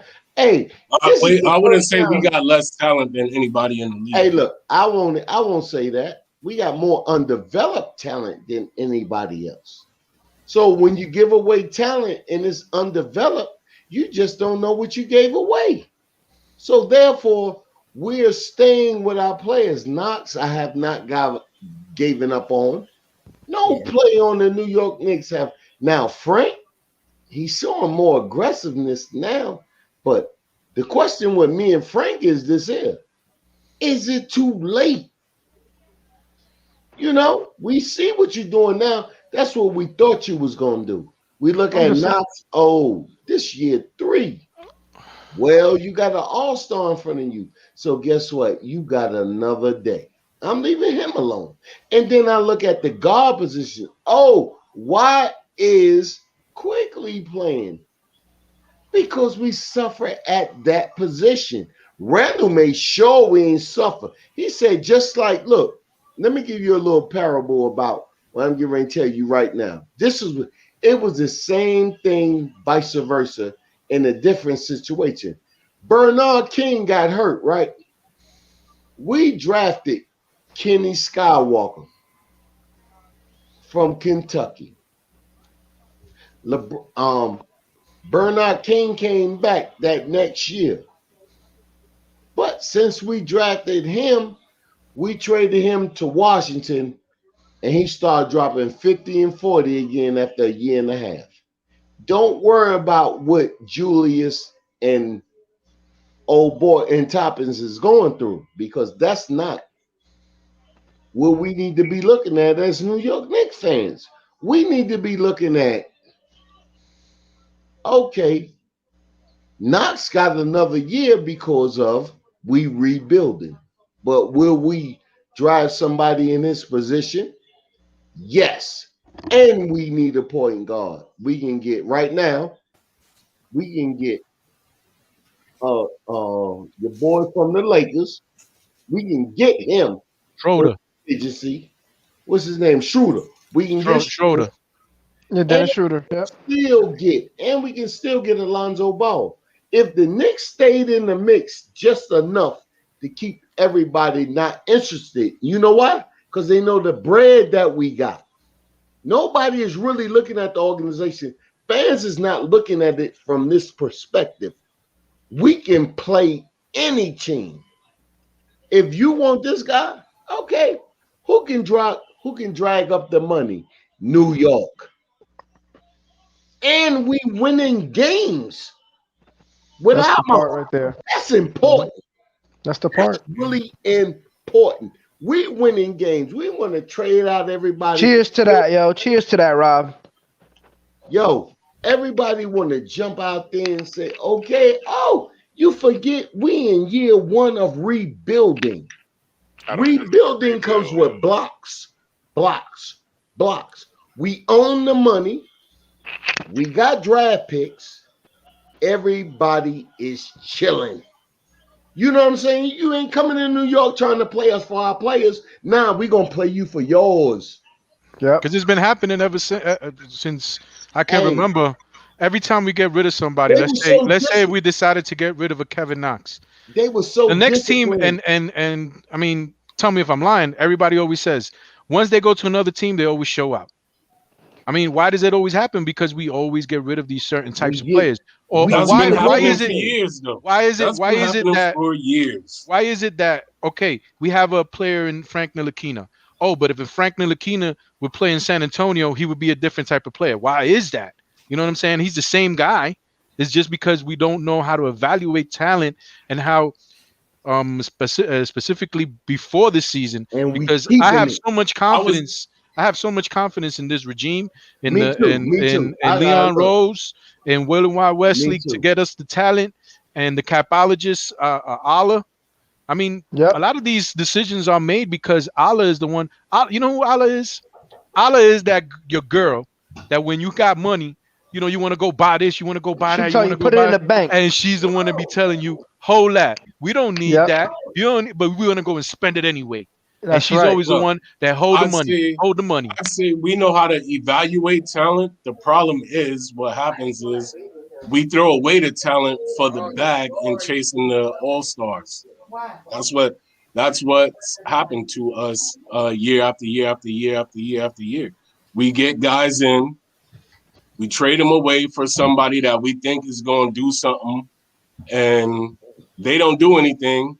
And also, too, we got to remember a lot of our guys that we traded away, they went to go play with LeBron and won rings and stuff like that. Like, not saying that guys like Timothy Mozgov and JR and Imam were gonna, if they would have stayed with us, they would have did whatever they could have done to help produce more wins. But like, you know what I'm saying? A lot of the guys that we did trade away, they went and played with great people.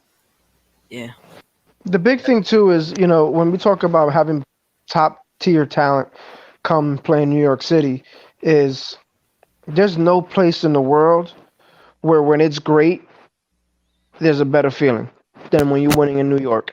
But there's also no place in the world where you're losing and it's the worst feeling. And some places you could get away with That's that so and true. still get your money and you can still do your thing. But there's no place in the world where winning Froze up. Yeah, it was. New York City. You No can- feeling No, feels I hear that you. way.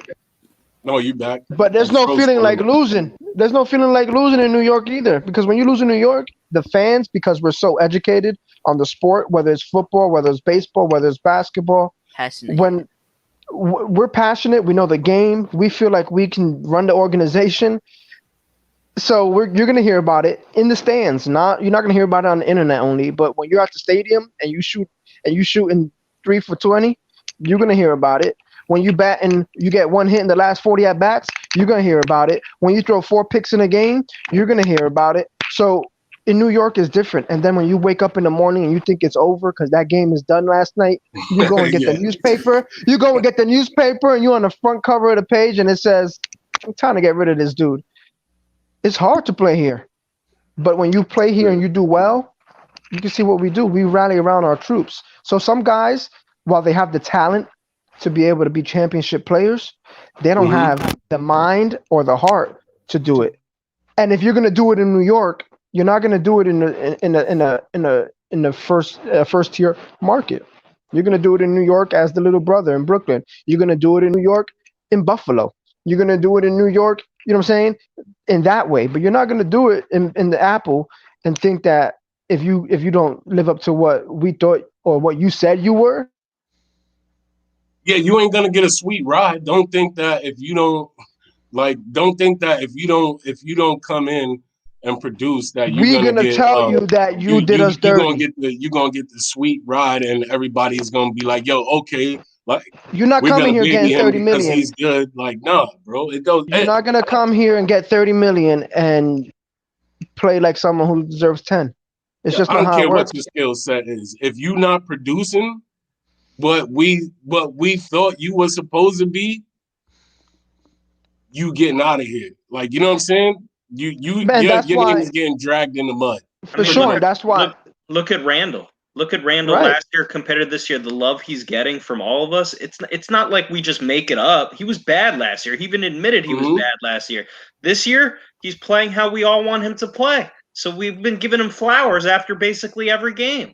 We're fair. Yes, exactly. Nobody's been talking smack because we can't. You know why? Because he's been producing. He's been showing out. He's been our MVP. I mean, you hear the crowd. He might not be the league's MVP, but he is our MVP, and there is nothing you can do about it. Like, you know what I'm saying? We just got to support the man. Like, you know what I'm saying?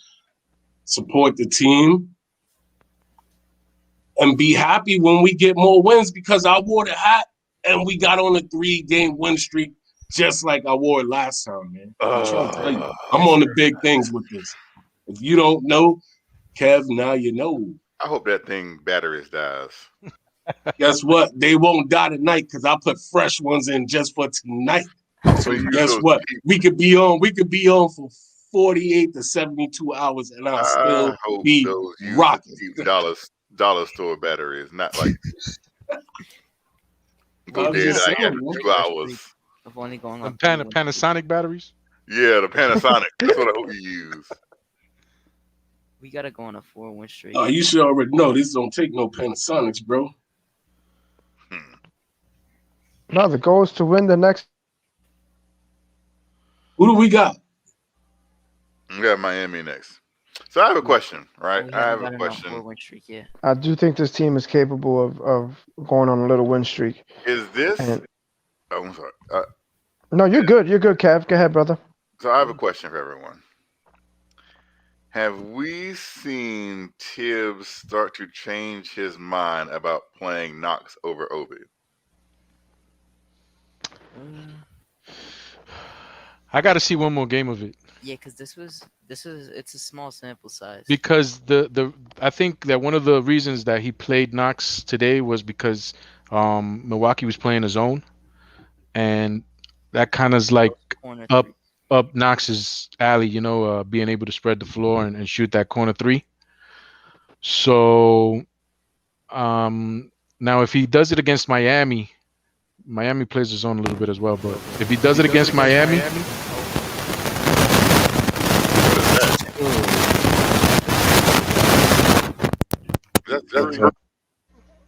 Hello? What the hell was that? I don't know. That was free. Yo, let's get to shout out to that bet. Says I can.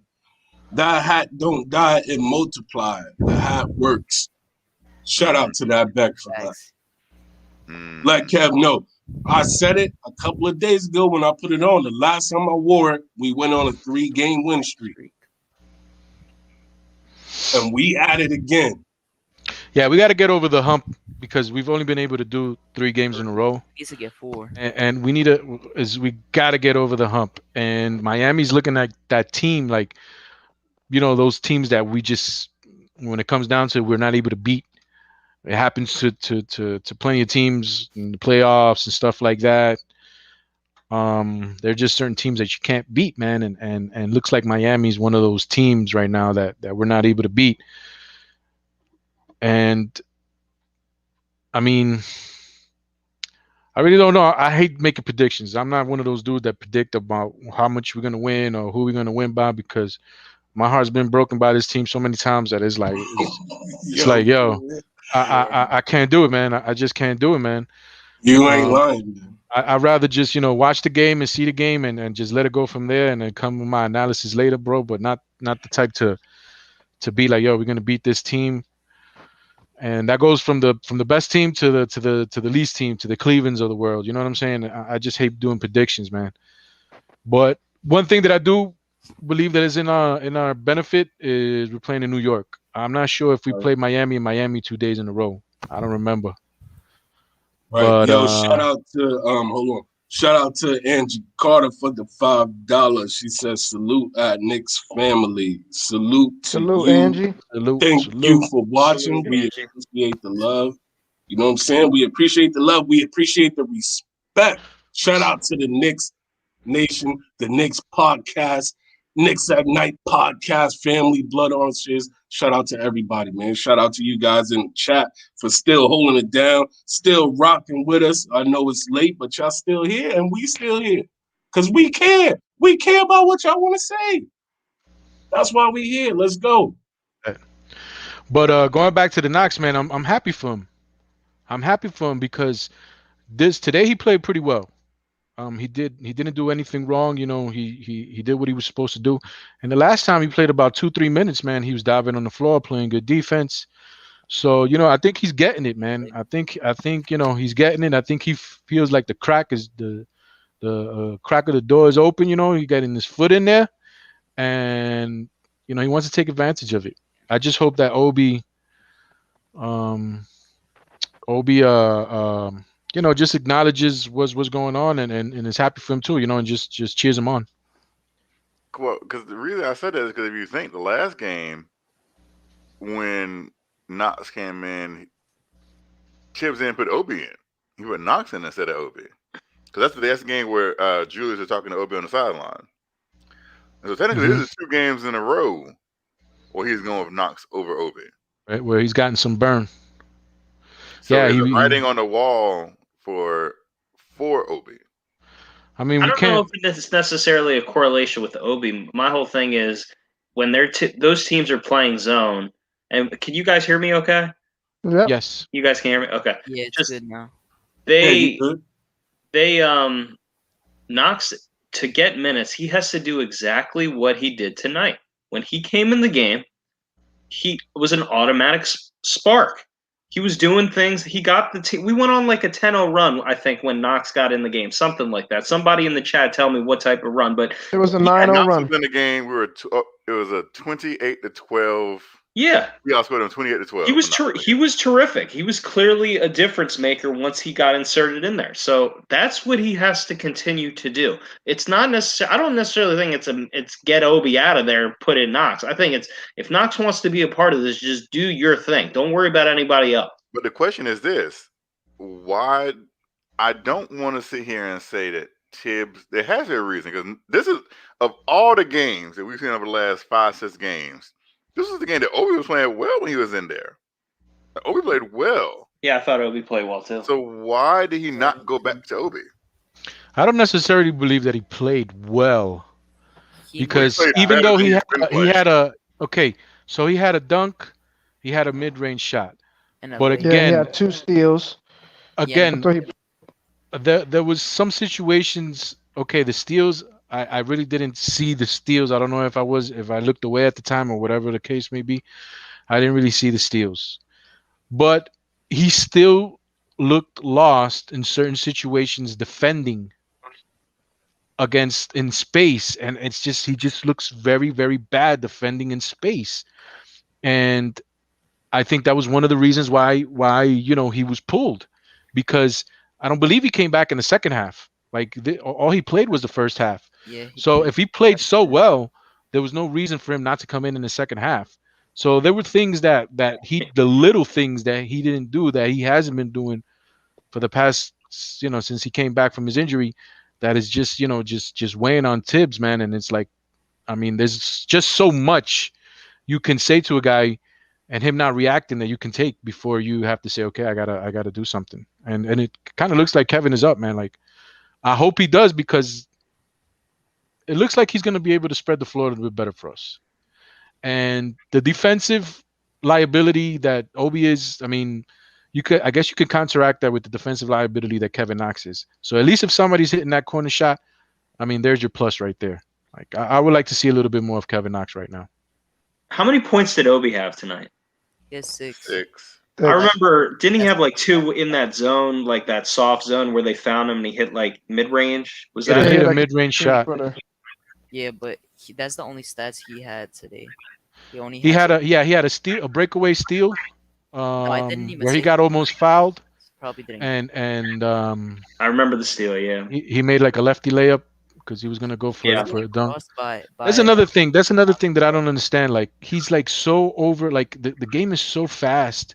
He has so much athletic ability, but he's like jumping for so far out to get the dunk. And it's like, he's just trying to get it up so fast. It's the same thing that's happening when he's shooting those threes. That's why they're becoming air balls. It's like he just has to slow down for him. I actually thought Obi was going to hurt himself when he was trying to put that ball in, because he took off from so far. Like, I thought his legs were going to get caught. Like you could tell it was like an awkward fall, like an awkward land. the player actually hit his heel. Yeah. That's why the Mike Breen was talking about that was a dangerous play because they could have got a, what do you call that? A foul before, with no Technical. defense. No, the foul where nobody's in front of you. A breakaway foul. Oh yeah. Clear path. Yeah, Clear path. A clear path. A clear Clear path. path, yeah. A clear path foul. And I mean, there was no foul called, but the defender hit his heel right before he went for his layup. That's why it looked so awkward. Yeah, I mean, there's no doubt that there were some times on defense where he got beat. A couple of ones at the top of the key where the defender knew exactly what he was trying to do and faked him out. So, I mean, there was some good, there was some bad. I just my whole thing with Knox is different than Obi. I understand we're trying to compare, but when Knox gets minutes, period, he has to do what he did tonight. And if he continues to do that, I think Thibs is going to play him. For sure. He'll get more minutes. If he comes in and he produces, right? He'll start seeing the minutes that he was seeing in the beginning of the season when he was producing, when he was dropping buckets, hitting those corner threes and all that. Goes up. Yeah, man. Kevin Knox. We've seen Kevin Knox have the ability to score 17 points to 20 points. I think he had a 30-point a game as a year ago. So, and that's something that we haven't seen from Obi. Mm-hmm. We've never seen Obi pass, I think, 12 points. And, by now we would have probably seen like a 20-point game from Obi where we can say, okay, there's something that we can build on. But he hasn't been able to get that. And Knox has been able to get points quickly, and within 15, 20 minutes, he can get up 17 points, the same as quickly has done coming in. So, these players can get hot, man. And yeah, I mean, looking at him physically, man, he's tantalizing, bro. He's 6'9", man. He has those long arms. He has those long Eddie, strides. It's crazy, man. I agree with you, but I'm not giving up on Obi. And I'm not saying you not are. at all, man. No, I'm not saying you are. Yeah. I think, what are we, 46 games into his NBA career? Yeah. In a crazy year where they didn't have any training camp, he's learning this new system on the run. He has guys in front of him who are long tenure vets in the NBA. I know that doesn't mean that he should look as bad or lost as he's been looking, but I want to see what he can do next year, because I think there's something there, and I think listen, next year. It's an important year for his development. I think there's this nothing summer wrong with is going to that. be a big summer for him. There's nothing wrong. There's nothing wrong Absolutely. with him. There's nothing wrong with him being on the bench, because we develop players in the practice, and when we're in practice, and we develop players in the off season. He's not going to be the first, and he's not going to be the last player that was drafted high and had to sit. You know what I'm saying? And had to sit behind and then watch. I don't think it's a bad thing. It's just something that, there's a lot of things that's happened to him. Again, going back to what you're saying, pandemic, all this stuff, having a player who's playing like an all-star in front of him also has an effect on him. You know what I'm saying? Other players that are in his position. But he just has to get his mind right. I agree. I just want to give Obi an NBA offseason where he can get himself in a routine, in a rhythm to know what an NBA player does. And that's why guys talk about that second-year jump. And for him, a second-year jump would be something that's pedestrian compared to what he's doing right now. Something that's 10 points, 12. If you see an average next year for Obi, 12 points and 7 rebounds, I mean, you would love that if you get that from Obi next year. Yeah, and so that's what and for him to be able to identify defense. You know what I'm saying? I just think that he has to be a little bit more handsy when it comes to the defensive end of the floor. You know what I'm saying? If by no means am I trying to act like I'm more like one of these coaches that, that's not what I'm trying to do. But I would like for him to touch players when he's playing defense against them, man. You got to feel them. You know what I'm saying? You got to get up on them. And I think that'll help because you can just see that he's not good in space. He's just not good in space, man.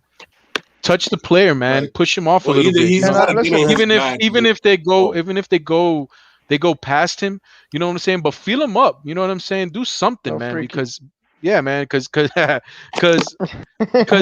it's just it's bad just looking at him just being off of a player, man. I never seen him get up into anybody.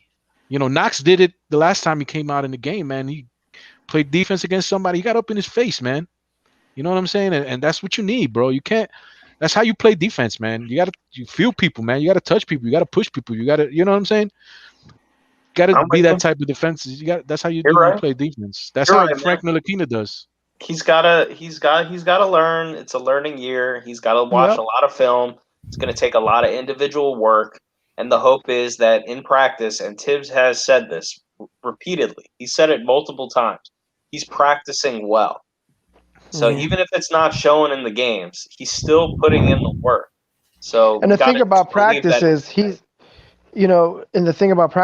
actually playing that practice. When they do the scrimmages, he's actually playing the time of a game.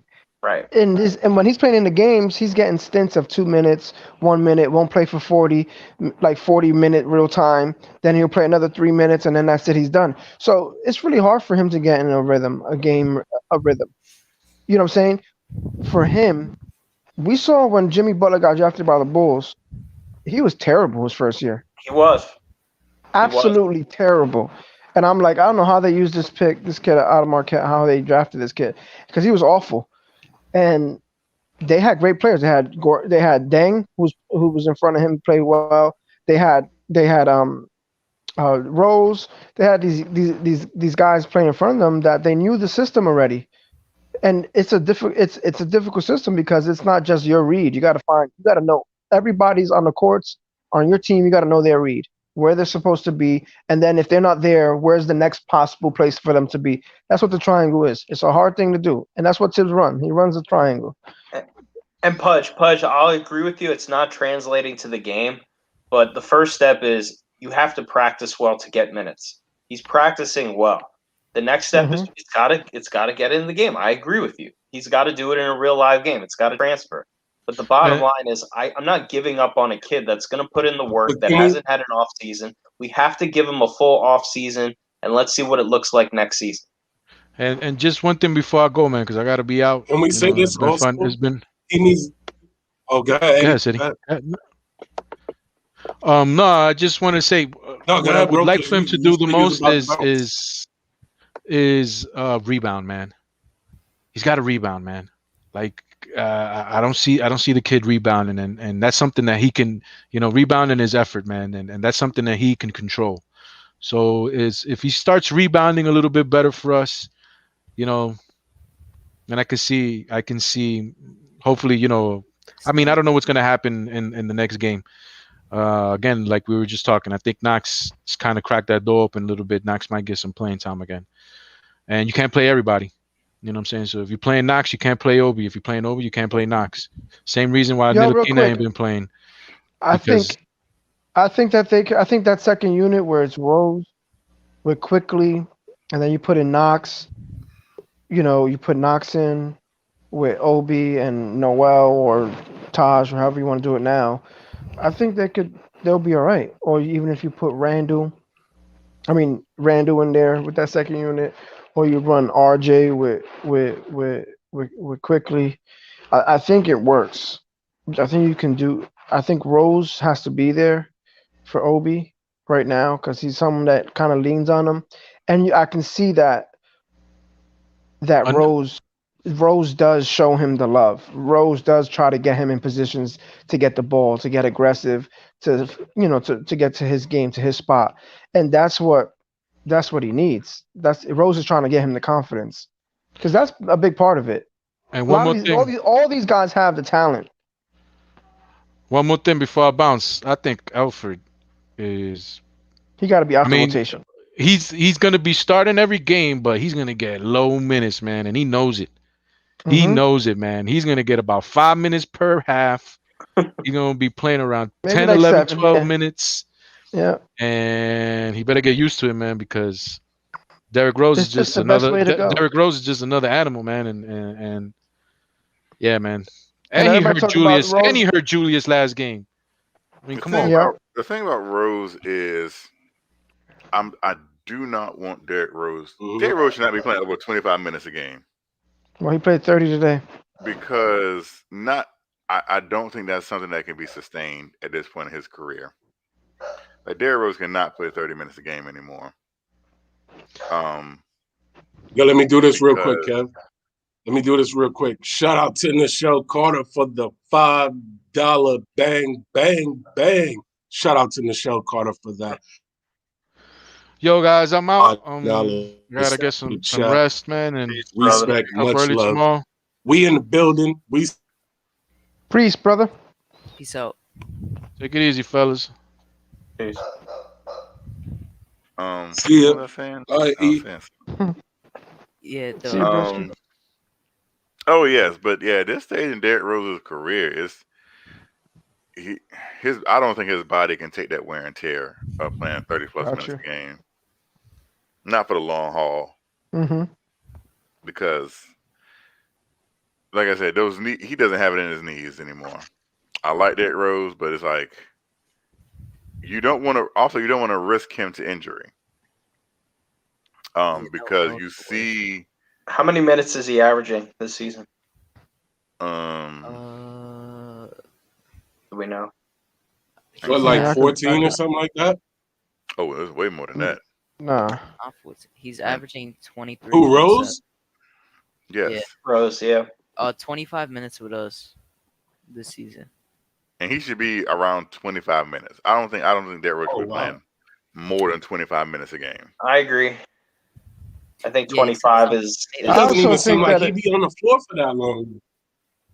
I also think it comes down to like moments. You know, if a game he don't got it, you let him sit it out for when he played just 20 minutes. But if he's balling and he got 35 minutes and we need him, you gotta let him rock. That's just how it is. He played 30 minutes game tonight. when he ain't got nothing and he's shooting 1 for 11, you're like, man, he probably should have played 10 less minutes and he might have more tonight. Can we give my boys some? We saw that earlier in the season with Derrick Rose when he was playing heavy minutes. And then he went to that stretch where he just didn't have it anymore. He didn't have anything. Can we give my boy Alec Burks some credit, who's a Swiss Army knife, who can play the point, who can do everything on the floor? Can we give this guy some credit? Yeah, RJ's been balling. Doing good. Alec Burks can absolutely ball. I don't want to hear anybody give Alec Burks any criticism Are you about for to the get rest of the Kev season. started? Well, that's not going to happen. Hey, I don't want to ever hear another bad word. There's nothing right now, Kev. There hasn't been anything for you to complain about with Alec Burks for 2 weeks. Stop trying to look for it. I'm not looking for it, but I'm not listening. What I am is a realist, and what I am is Alec Burks going to continue playing like this for the rest of the year? No.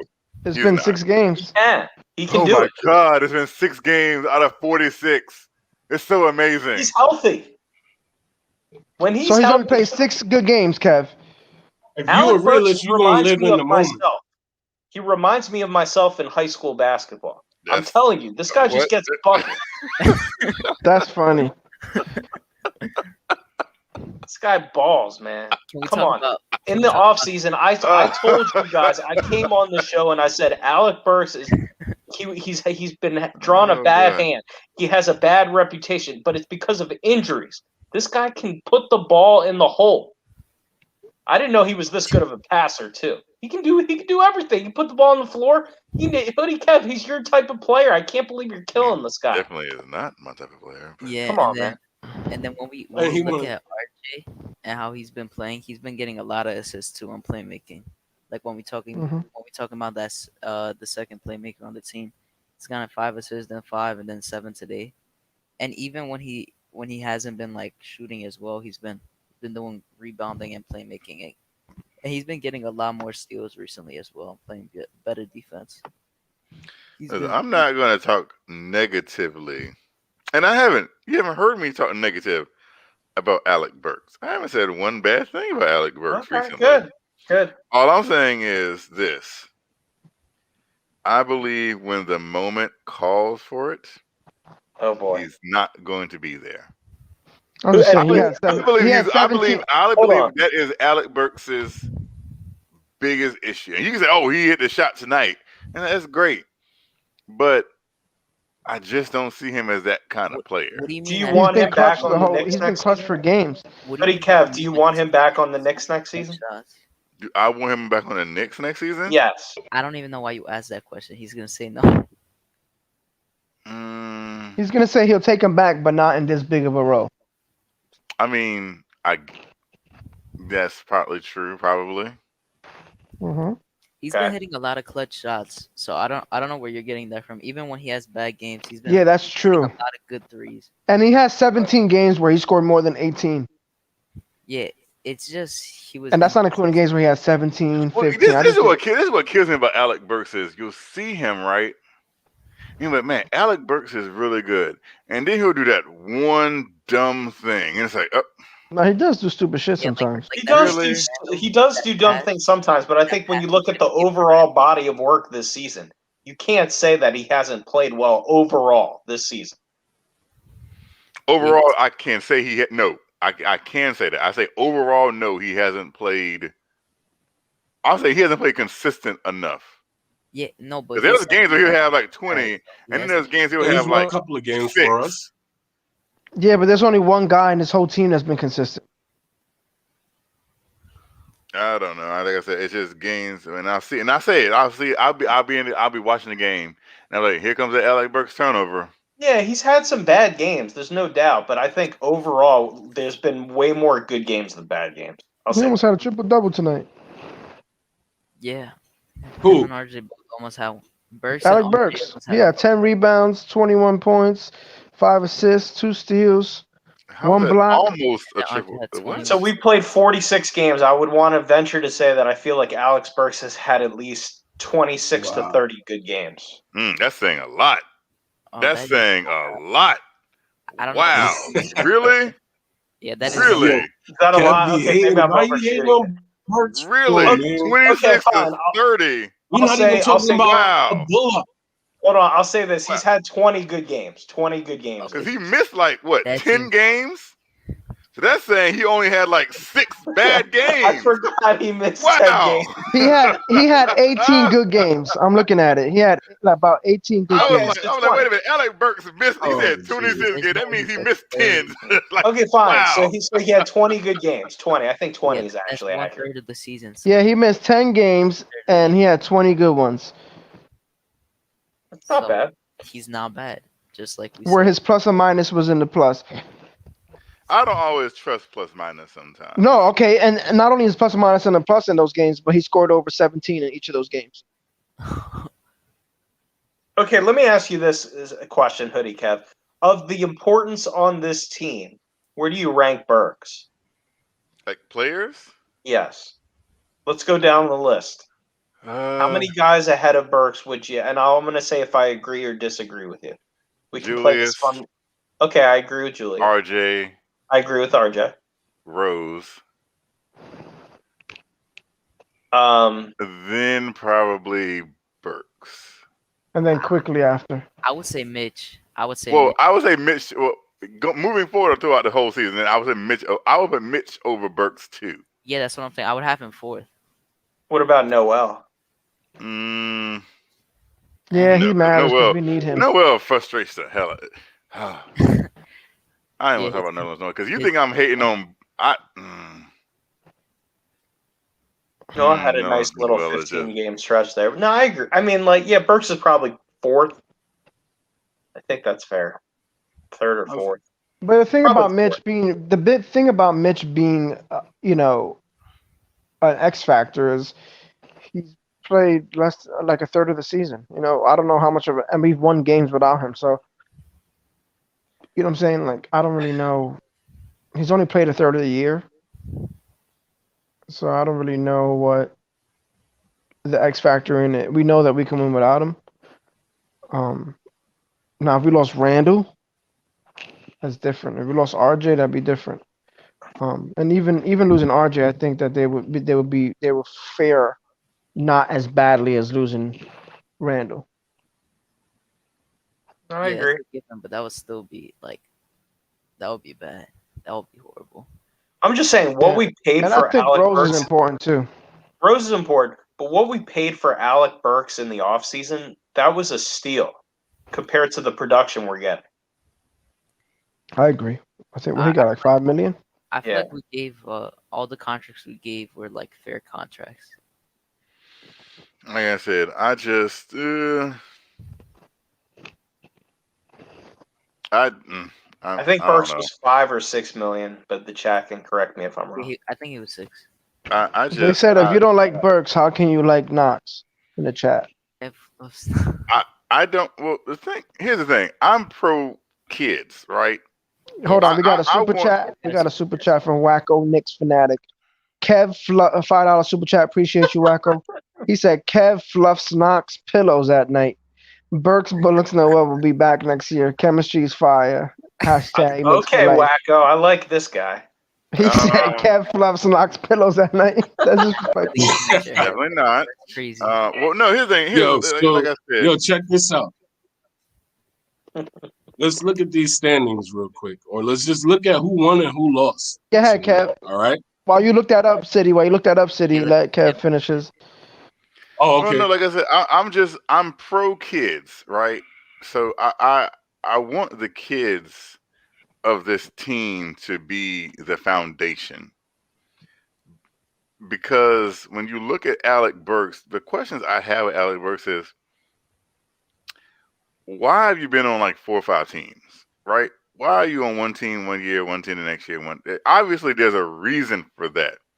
And when you get caught up in, here's the thing, at 30, at 28, 29, 30, you're not getting healthier, right?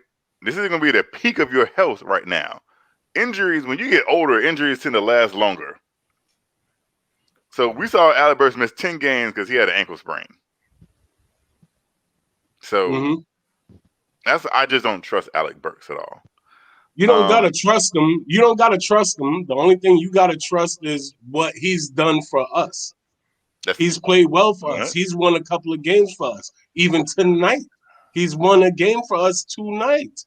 Like, you know what I'm saying? You don't gotta trust him. You don't gotta worry about how many teams he's been on. Austin Rivers won a game for us. About what he's doing on this team and where is he right at now? Did Austin Rivers win a game for us? Yeah, Austin Rivers. You can't compare Austin Rivers to Alec Burks. Austin Rivers can't do half of the stuff Burks can on a basketball court. He said Alec Burks won a game for us. I said Austin Rivers won a game for us. What does that mean? Alex Burks won more than a game for us. He's won several games. He's won like 5 or 6. Especially on this little run we're on, where we're playing good ball. He's put us in games to win at the end of the game. He's got 20 points, and I'm pretty sure he made a clutch bucket almost every one of every game of this last stretch. Yep. He's the new John Stocks.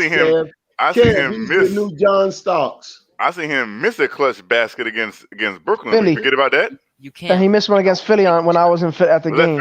Was that Philly or Brooklyn? It was Philly when I was at the game. The corner three against Brooklyn. That was Reggie Bullock against Brooklyn. That doesn't matter. Yeah, but that's only one though. But he also put us in that position. He's a part of this team, and he's a good part. How many 20-plus point games has Alec Burks had this season? I don't know, but I know the last. I can tell you right now. I'm looking at his stats. If it wasn't 20, actually, I'm sorry. Change the question. How many 18-plus point games? Because I know he's had a lot of 18. How many 18-plus point games? Yes, I would say like 20. I'll say like 19. Listen, Alec Burks is great. Woo! We're not saying he's great. We're saying he's not as. He's important. He's Kobe Bryant reincarnated. He's had 16. Nobody's saying that. I'm just saying he's an important piece of this. He's had 16. Should not be treated like he's a scrub. Wait, he's had. Hold on. You asked a question. Kobe Bryant reincarnated. Listen, you asked a question. He had 16 games this year of 18 or more points. That's not including the 5 games he had at 15, the 2 at 17, the 3 at 16. So, I mean, he's right around like 15, 16 a night. He's averaging 14 a night. That's consistent. Yeah. So here's a kicker, right? So you just said he's had 16 games of at least 18 points, but he's averaging 14, right? That means he's had a lot of games in single digits. No, the other games not where he's not doing playing. that, he had 4. Well, he was hurt 10 games. He was No, hurt. but listen, no. This average is the games that he's played that he's put in stats. So mathematically, he's had a lot of single-digit scoring. Yeah, games. he's had games where he had 9, But 4, he 5, had- 8, 3, 0, But he 0. had more at 14 than 7. No, I'm saying he's probably had just as amount, almost the same amount of games under 10 that he has plus 18. All right. Well, hold on. minutes count too. Y'all ain't gonna hoodwink me. I know he had a But bad minutes count too. Y'all not gonna bamboozle me. He's had 12 games. He's had only 12 games. He's only had 12 games at. He has to make that statement. You go look. Eric look. Now you go see how many I got it. games He's had only 12 games where he had under 10 points. And how many games have he had over 18? 16. He's had 16 games over 18. As I said, he's had almost the same amount of games under 10 points. Yeah, but Kev, we're not talking about the 15 he scored. The 17. Listen, Rob, because you just said no. He's had 12 games where he scored under 10 points. He's had 16 games where he's had more than 18 points. That's a 4-game difference. Almost. But Kev, he has 24 games with over 10 points. All right, then that's just. That's a lot. Kev, who would you pick in a game of 1-on-1? Kevin Knox or Alec? Kevin Knox. Oh. Really? Kevin Knox. Why? To be honest, because Kevin Knox is better. I'll be like this. Yeah, Kevin Knox. One is more athletic. He's more athletic. He's bigger, and I think he can do 1-on-1. Alec Burks ain't a good defender anyway. Okay. Right? Who would win in a game of a 3-point shootout? Kevin Knox. Really? Okay. Yes. Yeah, these questions. It's like you can't even ask these questions because 1v1s don't show how you play inside a team game. So it doesn't even matter. Okay, who would you want in the fourth quarter with 5 minutes left Kevin with the Knox. ball in your hands? Oh, the ball in their hands or taking I'll a take shot? Alec Burks. No, with the ball in your hands, making a decision to win, to Alec create. Burks. Yeah. It's not even a question. No, because I've seen Alec Burks turn the ball over way too much in the fourth quarter. I've seen Alec Burks turn the ball over way too many times. Knox barely. Okay, there's 8 seconds on the shot clock at the top of the key. We're down 1 in the fourth quarter of the game. Do you want the ball in Burks' hands or Kevin Knox? Burks. If you ask me who do I feel, okay, let me ask you a question. Answer that Philly game, right? That Philly Answer game. the question first, Kevin. Answer his question. Answer the question first. With a question. He asked you a question. Answer the question first. He Alex said, Burks. "Would Okay. you?" Okay. Okay. So here's my question. Here's my question. That game against Philly, right? Where Alec Burks missed that corner 3. The corner 3, yeah. Who had a better chance of hitting that shot, Alec Burks or Kevin Knox? Kevin Knox. I say Kevin Knox. I'm not answering that. I had to answer your questions, but you can't answer mine. Okay, I see how it is. Picking a random. Kev, I see how it is. I can answer all your random questions, but you can't answer my one. I would have probably said Knox. Hypothetical. I would have said Knox too. I would have said Knox. Yes, I would have said Knox. But to be fair, before that shot, Burks had put us in a position by hitting a couple corner threes that game. Late in the fourth quarter. Feel like I'll take Burks. But the more open man was Knox, so you give it to Knox. Yeah, you have to because Knox is like his. Knox That's his spot. I saw Knox shoot a corner That's 3 his today spot. that like hit the I side don't of the have to shoot backboard. on their. Yeah, but I also saw not everyone is going to hit every shot. Nobody will hit every I shot. agree. But I'm going to take a player who hits 55% from that a particular spot. Knox hits 55% of corner 3. I know, but Burks is way better than Knox as a player. I would say that if you are a guy who's been in the league for like 8-9 years, That's a true statement right now. He is better. I mean, right now, yes, but I have no idea what Kevin Knox is going to be in year 8. That wasn't the question. The question is, No, that wasn't me asking a question. That was me making a statement. I said I don't know what Kevin Knox is going to be doing in year 8. He'd probably be in Tampa. running his own business. I think Knox is going to be a good basketball player. I agree. I really do. Me personally, looking at Knox, and I hope the Knicks keep him through his trials and tribulations. Because I really think that he's going to be a good basketball player down the line. And look, and this also, I also like the way that Thibs is grooming him. I like that too. He's not moving them along too fast. He's putting them in there. Like with Obi today. Okay, Randle was out. Obi looked a little better. Yeah. What you gonna say? Yeah. I feel like he doesn't want to give it easy to Obi just to let him start. I feel like he wanted to show him. But Obi looked a little bit better today than he usually looked. Because he knew he was going to be in the game. He was fluid on the offense. He was fluid on defense. He was doing rookie things. Yeah, one thing you can give him is he's actually improved from defense, even though it's obviously not as much as you wanted to, but he has improved on the defensive end, at least a bit. You could see it. I totally agree. So therefore, whatever they doing in practice shows, because Knox looked better when he hit the court. Mm-hmm. I thought Knox looked good tonight. I'm not even taking issue with Knox. All I was trying to point out is we need to give Burks credit when he plays well. Man, Burks is a dog, and they need to sign him to a contract after this year. Yeah, 2-3 years. Yeah, I think Burke need about a 3-year deal with us. Optional on the third year. Option on the third year, but I agree with you. I agree with that. You know, because he showed me something that I didn't think he was able to do. Because he was like early in the season, like when the game, he was hitting shots when the game was far away. Like, okay, yeah, we up 15. 11. He gonna give us 3 straight threes, and then but he's proven himself to be another player now, and he can play the point. He's not just a shooter. That's exactly right, Rob. Ever since he's been doing a little bit of the point guard, he's been playing extremely well. Be honest, and not making the bonehead decisions. I didn't like him playing at it in the beginning, but then it actually, actually played pretty decently.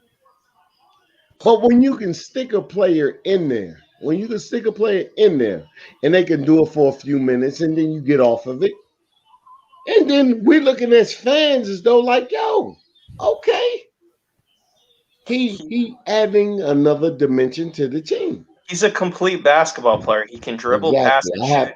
I have to say, he can take it on the floor. I mean, I didn't even realize he could put the ball on the floor as well as he has. It be looking like slow motion though, but he be doing it. I agree. His IQ just needs to get better a little because everyone has those plays, but that play is still like annoys me when he should have passed it out to Randle. There are times where I think Alec Burks is Michael Jordan out there. I do. What the hell? Stop, there are times if there are 3 minutes. Get out! You drunk? Get out this line! Get out this line! Get off this line! Just hear me out. Just hear me out. There have been 3 minutes this season. No. We can't let you finish that statement. You can't finish. No. That's straight up. You will never. That wasn't us. Never. Hey, Freezy, that wasn't us. Yeah, that was not. You can never say that again. Never. Yo, did I hear what I think I heard? Yes, you did. That's why I say he will not finish that statement. All right, he will not finish that statement. Stop. Listen, I was all with you, Spring, until you did that, man. I'm a big Burks fan. I ain't gonna lie. When you think of ain't Burks, that big? No. Yo, I'm calling the timeout. Hold on. Nah, you wild for that. Calling the timeout. The Spree. Intentional grounding. Respectfully, bro. No, that man should not be in the same name. Like, that's disrespectful. He's not in the same name as my point was, I'm not saying he's Michael. I'm saying he can take over a game for you, and it looks nice. That's all I'm saying. Yeah, but that's completely too different. I know. I just wanted to get on. He did one time for us. I'm not gonna front. He did that one time when he dropped. He never looked like Michael for us. What he dropped in that fourth quarter? I can't remember. How much was it? Like 17? 17. Yeah, so he took over for us. Like, you know what I'm saying? But we've seen guys do that before. Yeah. don't mean that they get the right to be compared to Michael Jordan. No, I'm not saying that, but I'm sorry. just giving him his credit that he I'm did sorry, take guys. over one time. No, it's all good. in the It's all fourth good, quarter. Spree. There's just times where I want him to be great, and I want him to live up to that. You really like him that much? I do. I didn't even say nothing like that about Kevin Knox. Jesus. I didn't even say nothing like that about Kevin Knox. I'm happy for the kid. I'm That's happy probably because you ain't eat your kicks today. Because I got a lot of hate from. I got on the ledge like that. I got a lot of That's hate wild. from people when we signed Alec Burks saying that he was not going to be good. So I'm just trying to get some flowers here. Wow, that is. Well, Hey, yeah. look, I always knew And then that you he killed was a them. shooter, and I always thought about why he really never got a chance. But sometimes, He's always been a good role player. you know, good coaching make good players, especially when you're in the league and you know what you can do. Alec Burke is showing what he can do, and he's consistent with it. You know, hey, if you want to be a part of this thing that the New York Knicks are building, welcome aboard. Yo, hold You on, man. keep It's on like doing that? 106 in Park, yo. We got 106 in the building. Get those likes up, people. I mean, Where I y'all at? want Sprewell to know that he just told Hey, for 106 real. people in the for live, real. and I don't know how many Hey, for people are real, going to be check this listening out. to this. I stayed right across the street from 106 in Park. Yeah, there we go. Oh, And we wait. got 106. We got 106 in the building. Get Yo, those Everybody likes and up all for the Knicks at Night 106 people was podcast. like, Let's "What did go. Spree just say?" No, Yo, forget Rob, about you what in the Spree city? said. We not worried about that no more. We timed them out. We gave them intentional grounding. Okay. My bad. Rob, you We in the got city? 106 in the building. We need to see 106 You likes in the city? in the building. No, Let's not go. now. I used to. I grew up right there. What's that like? Were they were on That's like 50 something? 106. That's like 106 between Madison and Park. Yeah, I 106 used to live Harlem, I used to live Harlem. on 114 in Park before Yeah, I my was dad yeah, my it dad was lived by on Carver 117. Projects. You My know what dad lived Carver on was one. at. Yeah, my dad lived on 117 in between Lexington and March. Let's get it. Lexington and what? And Marcy, what is it? Lexington, Madison. Oh, Madison. Okay, 117. Lexington and Madison, 17 under the train. Okay, yeah, by the La Magueta. La Magueta, yeah, the restaurant, the Yeah. corner joint. No, the La Magueta was the whole The train 116. joint. Yeah, but there was where they there's a had the little big there's sign. a corner spot. There's a corner like Latin bar. It's called that too. Oh yeah, right there where they did Across from the grocery Carlito's store. Way. Yeah, Carlito's Way. Carlito's Way. Yeah. I know the spot. Yeah, but they had it on 114 in Park. They had the train. It said train go over. They had the big La Maqueta sign. Like, you know what But I'm I saying? do know Marcy Ad from the Bronx, my BX days. Shout out to my BX fan. I'm on the 165 Grand Concourse. Brooklyn too. Yeah, in Brooklyn. Yeah, we ain't talking about that Did though. y'all watch that? Did y'all watch that Raekwon and Ghostface versus? No, I didn't. No, I didn't peep it. Nah, I didn't see that. Ooh. It's tough. Ooh. Yo, you Hey. drinking some Henny? Yo, were you drinking some Henny with that one? Hey, look, we was on the Ciroc on that one. Hey, look, it's on YouTube. Check it I'm gonna out. find it Oh, for sure. Y'all need to check that out. Oh, look, straight fire. They made verses look like, yo, they went in at each other, you know, because they both part of the Woo. Yeah. Yo, but they went in, look, with love, though. It was love. Yeah, Mr. Rocket just said in the chat, he said, I saw it, Rob. It was lit. Yo, that was, yeah, no doubt. That was. Yo, so here's a good thing for us. Y'all ready? Listen. Go ahead. Y'all ready? The Bulls lost tonight, right? Yeah, they look bad tonight. Right? The Bulls lost tonight. Who did they play? They The Bulls played the Spurs. They were getting 30 balled at one point. It was looking. Yeah, they were down big, but they came back and made it a game. But still. And the Sixers lost tonight. This is a good thing. Yeah. This is a good thing just because whatever we do, it keeps us floating around in the standings. Like, you I'm know not what I'm really saying? worried about Chicago. Hey, I don't know look, if people keep I'm thinking like that they're this gonna here, like. man. Look, this is me with the basketball right now. Where we going to? These boys that's in that locker room right now, they proved that they deserve to finish it out. Even at the deadline, they proved it. We beat Vegas. We beat everybody that what you thought. So now y'all want to trade us away, do the old New York thing, trade us away. Nah, let us rock out. See, that's what I said. I said it. Rob, listen, I said it. I said our team right now, as we speak, has proved that we can hang and bang with the best of them. Man, whether we win or we lose, we have proven. Me and Freezy on the morning drive, the day when he had that drive, I went at it with all of them. I said, I don't care about a ball. Nah, these players deserve to play. I don't care about anything else. First year rebuild, we got a structural organization. In the first year, we in the playoffs. Right. Everybody. So let me ask y'all this. We play the Heat on Monday, right? And the Pacers play the Wizards. Are you guys Wizards fans on Monday? I don't really care about none of them. They could both. Man, I look at one team, fam. I just care about us. And that's the New York Knicks, baby. That's all I care about. I don't look. I watch other teams. I watched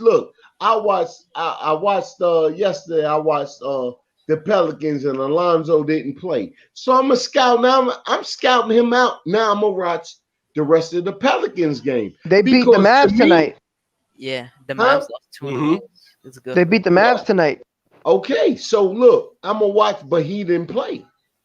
Yeah, but they didn't have Porzingis and Doncic either. So so I'm looking at that game like, okay, but I'm looking at Alonzo going forward. Look, I got the NBA package. Look, I'm looking at him every game because I'm seeing in the summer what can you get. I think that really I ain't want him right now because I feel as though he don't go to the basket.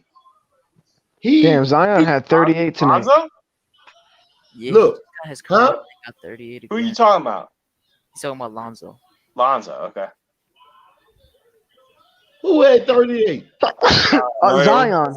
He just dropped 30. Yeah. But they lost. Bless it. No, Thank you. They lost last game. No, they didn't. They won. 38 again today.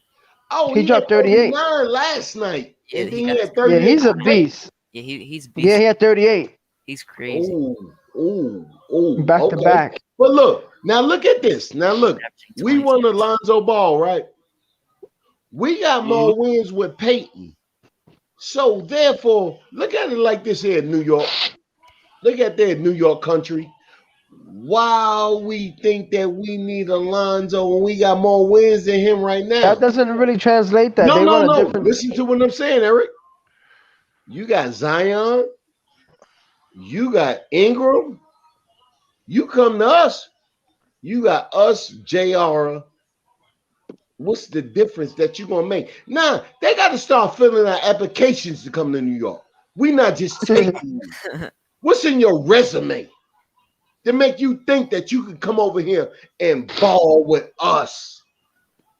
We playing tell you, bro, if you ain't got this, we don't need you. You ain't beating right there. Look, what you got? Yeah, that shit got a pump. That shit got a pump.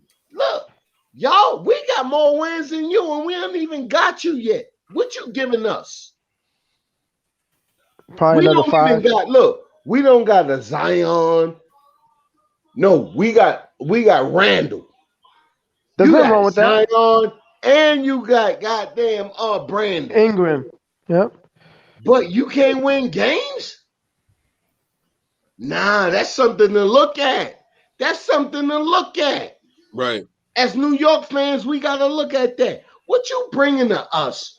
We don't care about you no more. When we were suffering and nobody cared about us, you didn't care. Nobody cared. Now you want to make your name in New York now. Oh, you can get on the marketing tip. You can get down to Fashion Avenue. You go 7th Avenue. Get down there to the Diamond District. But what you doing for us, really? Your daddy wants you there. He want to market your shoes. But do your games say that you belong here? Really? Look at them like that. Don't look at him that he was on that. Look, we could have got him. Nah, you got to have a heart. Everybody on this team right now, we the only ones talking about him. You know why? Because we the only ones that love him. We love Peyton. Now, look, Peyton like my little distant cousin. We at the cookout. You ain't going to fight him. You fighting both of us. That's facts. Yeah. You know what I'm saying? Can we take some can time? talk about them. We can talk about them. But no, for sure. But if I don't really, listen. I'm a root for anybody that's on my team that put that uniform on and get dirty with my squad. I root for them. I root for Upper Pitt. When he's playing, I want him to do well. I'm not saying I don't, but my preference is that I'd have someone else running that position, and that's okay. That don't mean that I won't rock with him. But nobody, if I see him get jumped in the party or something, I'm gonna be rocking together. Okay, Eric, look at it like this first. Look at it like this here first. They said that we was gonna win 20 games. Mm-hmm. Okay, and we right now, we on the upside. What our mob? No, let's go through the summer first before we ain't gonna switch in the middle. It's just like if I caught you wrong, we together, and you had you a bad night, yo, I'm gonna help you out, but I'm gonna still tell you it was wrong. Yep. You know what I'm saying? I still got you, but I'm gonna tell you it was wrong. So they deserve to rock this out because we didn't think that we was gonna be here. And they brought us here. So we don't need no other players coming in and thinking they know. You wait you wait after. You know what I'm saying? Facts. If they go to round 2 with this team, well, that's the thing. We're not worried about a point guard no more. We're not worried about that because we already know. Listen, man, we already know we got troops in the building and they playing well. Like, you know what I'm saying? Everybody said, oh, why should we spread that extra money around to these guys or whatever, right? So the reason why, because they playing. That's why, because they playing hard. Like, you know what I'm saying? And at the same time, can I just do something real quick? Let me acknowledge the people real quick. I'm going to do it real quick.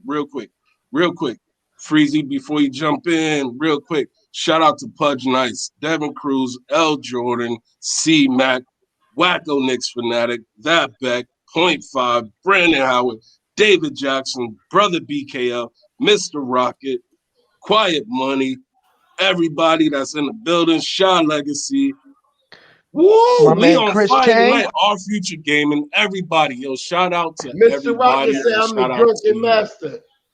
Yeah, they say you saucy, Rob. Oh yeah, I've been out. Hey, look, they finally opened up the city today.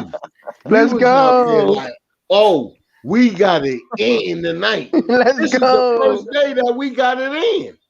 For real, that's gotta enjoy yourself, bro. Oh yeah, we was Saturday, man. Hey, what was that? Whipped cream? Is that whipped cream? Sunday.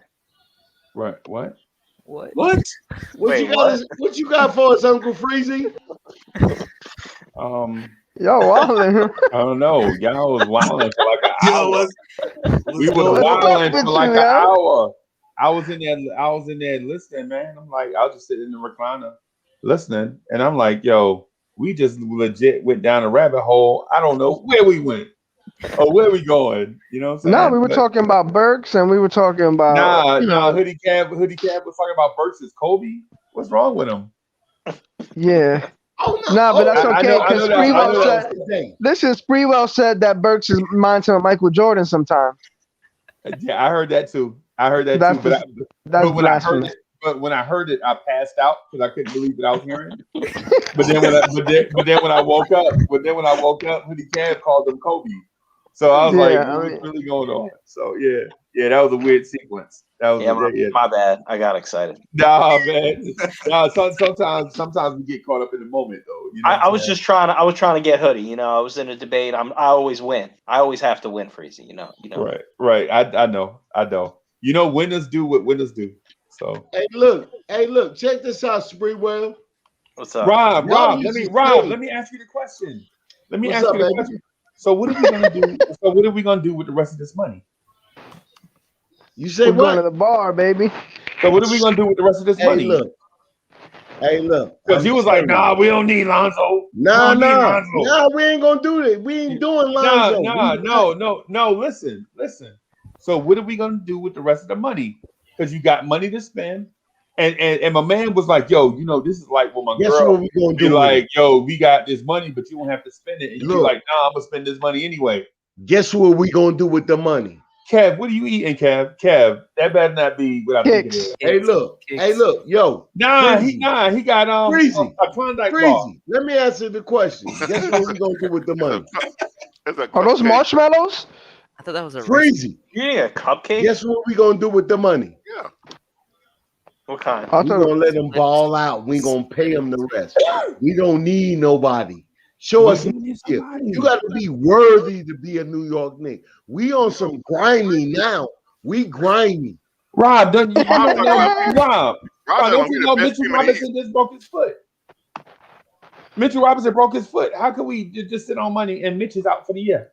Rob is talking about be the number Well, one. then no, we gonna go sign Drummond for the rest of the year, and then, but no, not to no contract. You just holding the spot.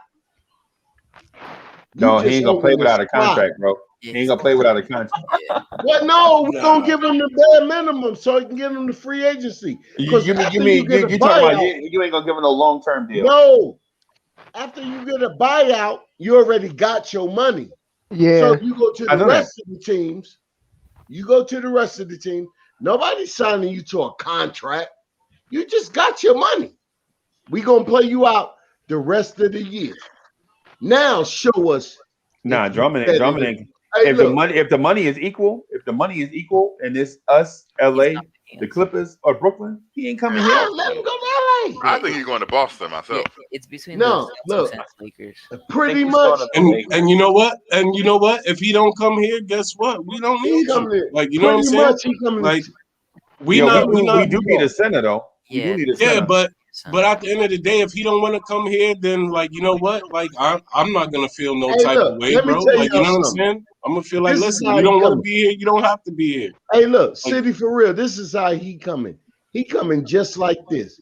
He seen Mitch went down. The Knicks had the money. He coming here to show that Mitch don't need deserves to be home. Yeah. He coming to New York. And look, guess what?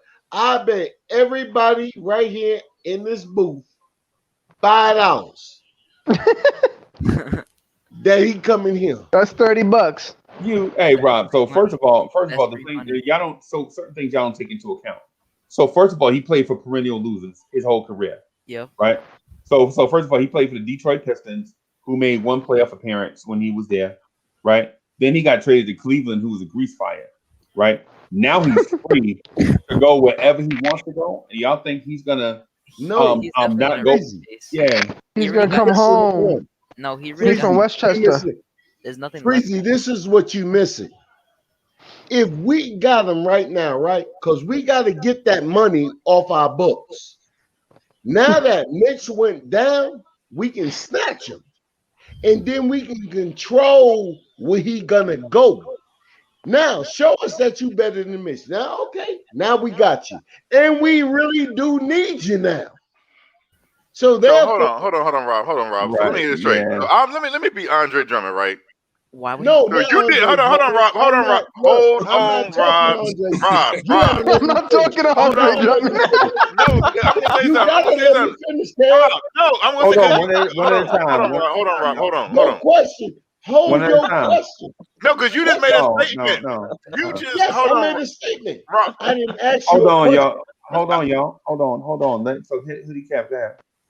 So if I'm Andre Drummond, right, and before 8 o'clock, you didn't want me. Got bought out. You did Rob. Look, you didn't want me before 8 o'clock, and then something happens, and now all of a sudden you want to run to my door like, guess what? I wanted you the whole time. When I got the Boston Celtics, I got the Los Angeles Lakers. They've been wanting me. They've been wanting me from jump. But they can't sign you. Hey, They Kev. can It's a sign call him. on Monday to have to go So back. Kev, how do you know that the Knicks told Andre Drummond that they didn't want him? Well, that's what Stephen Bondi and Steve Popper. So leading up to No, they just said that they were lukewarm. Yeah, right. They said the Knicks were early. I can pull up the tweets. They said the Knicks. That makes Mitch is hurt now. Now we can talk. For the last year and a half, the Knicks have been interested in Andre Drummond. And they interviewed him. They spoke to him today. So when it came down to them getting them, do you feel that they made a concerted effort to go out and get him when now that he's available? But they met with him for a year or so. But they met with him. They made the same effort the Boston Celtics and the Los Angeles Lakers have made. Listen, Guess what, Freezy? Guess what, they met with him. If they were not interested, they would not have met guess with him. what we can do? Guess what we can do? This is what the Knicks can do. It don't care about what he was talking about. This is what the New York Knicks organization can talk about. Once they put him on waivers, we can sign him with the $15 million. And then now you're here. We don't have to talk to you sweet. We in a different element right now. That's true. You do know that the Boston Celtics still have $11 million cap exception. But his contract is 14. They still have a lot. The Celtics have $11 million cap exception. So they have $11 million they can spend too. But his contract is 14 right now. But they don't. It doesn't matter about his He don't have a contract. They would have to wait till after waivers. He's a free agent. He's a free agent, Rob. He's a free agent right now. Right. He's a free agent right now. He is. He got bought out. He's a free agent. He's not. No, you got 14 days as a free agent. No, Rob. He got complete bought out. They didn't waive him. He got bought out. He got waived. Yeah. They mutually agreed. They compromised on the remaining money on the contract. They both agreed to a number that Drummond would agree to receiving and that Cleveland was willing to pay. They agreed to that. And now it's over. Dude's a free agent. So you're going to take 11 million buyout. Now, you with a team. It's not an $11 million buyout. It's not $11 million buyout. No. They had to buy him out for 14 million because that was left on his contract. So whatever the number they came was to, not left on his contract, Rob. his contract was 28. Yeah, right. No, it was 14 left. Yeah, it was 14. It's 14 left. Yeah. But that's not a buyout. A buyout could have been like $6 million. Yeah, they had to agree upon it. A number. I would have took 6. I would have took on that. Look, I take 9. but what we're saying is the number is irrelevant because he's a free agent right now. Because they have 11, we have 15, but it all matters. Okay, so look, let me ask you a question, Freezy. The only team that can sign them to a loan, the Knicks can come in and say, look, we're gonna sign you to a $64 million contract right now. Somebody else trying to get out the end of the season. But I don't want to sign Drummond to you 26 years old. Where you going? Does that sound like something Leon Rose is going to do, though? I'm not doing that. Because I don't see Leon Rose saying, I'm giving you a long-term contract like that. If they gave him right now with the NBA thing going up every year, with that little rotation going up every year. So, okay, you sign them at 15. You sign Mitch at 12 and let them fight it out. What's the problem? So I'm going to pay $12 and or $15 million to a backup center. Do you know what it's looking like right now?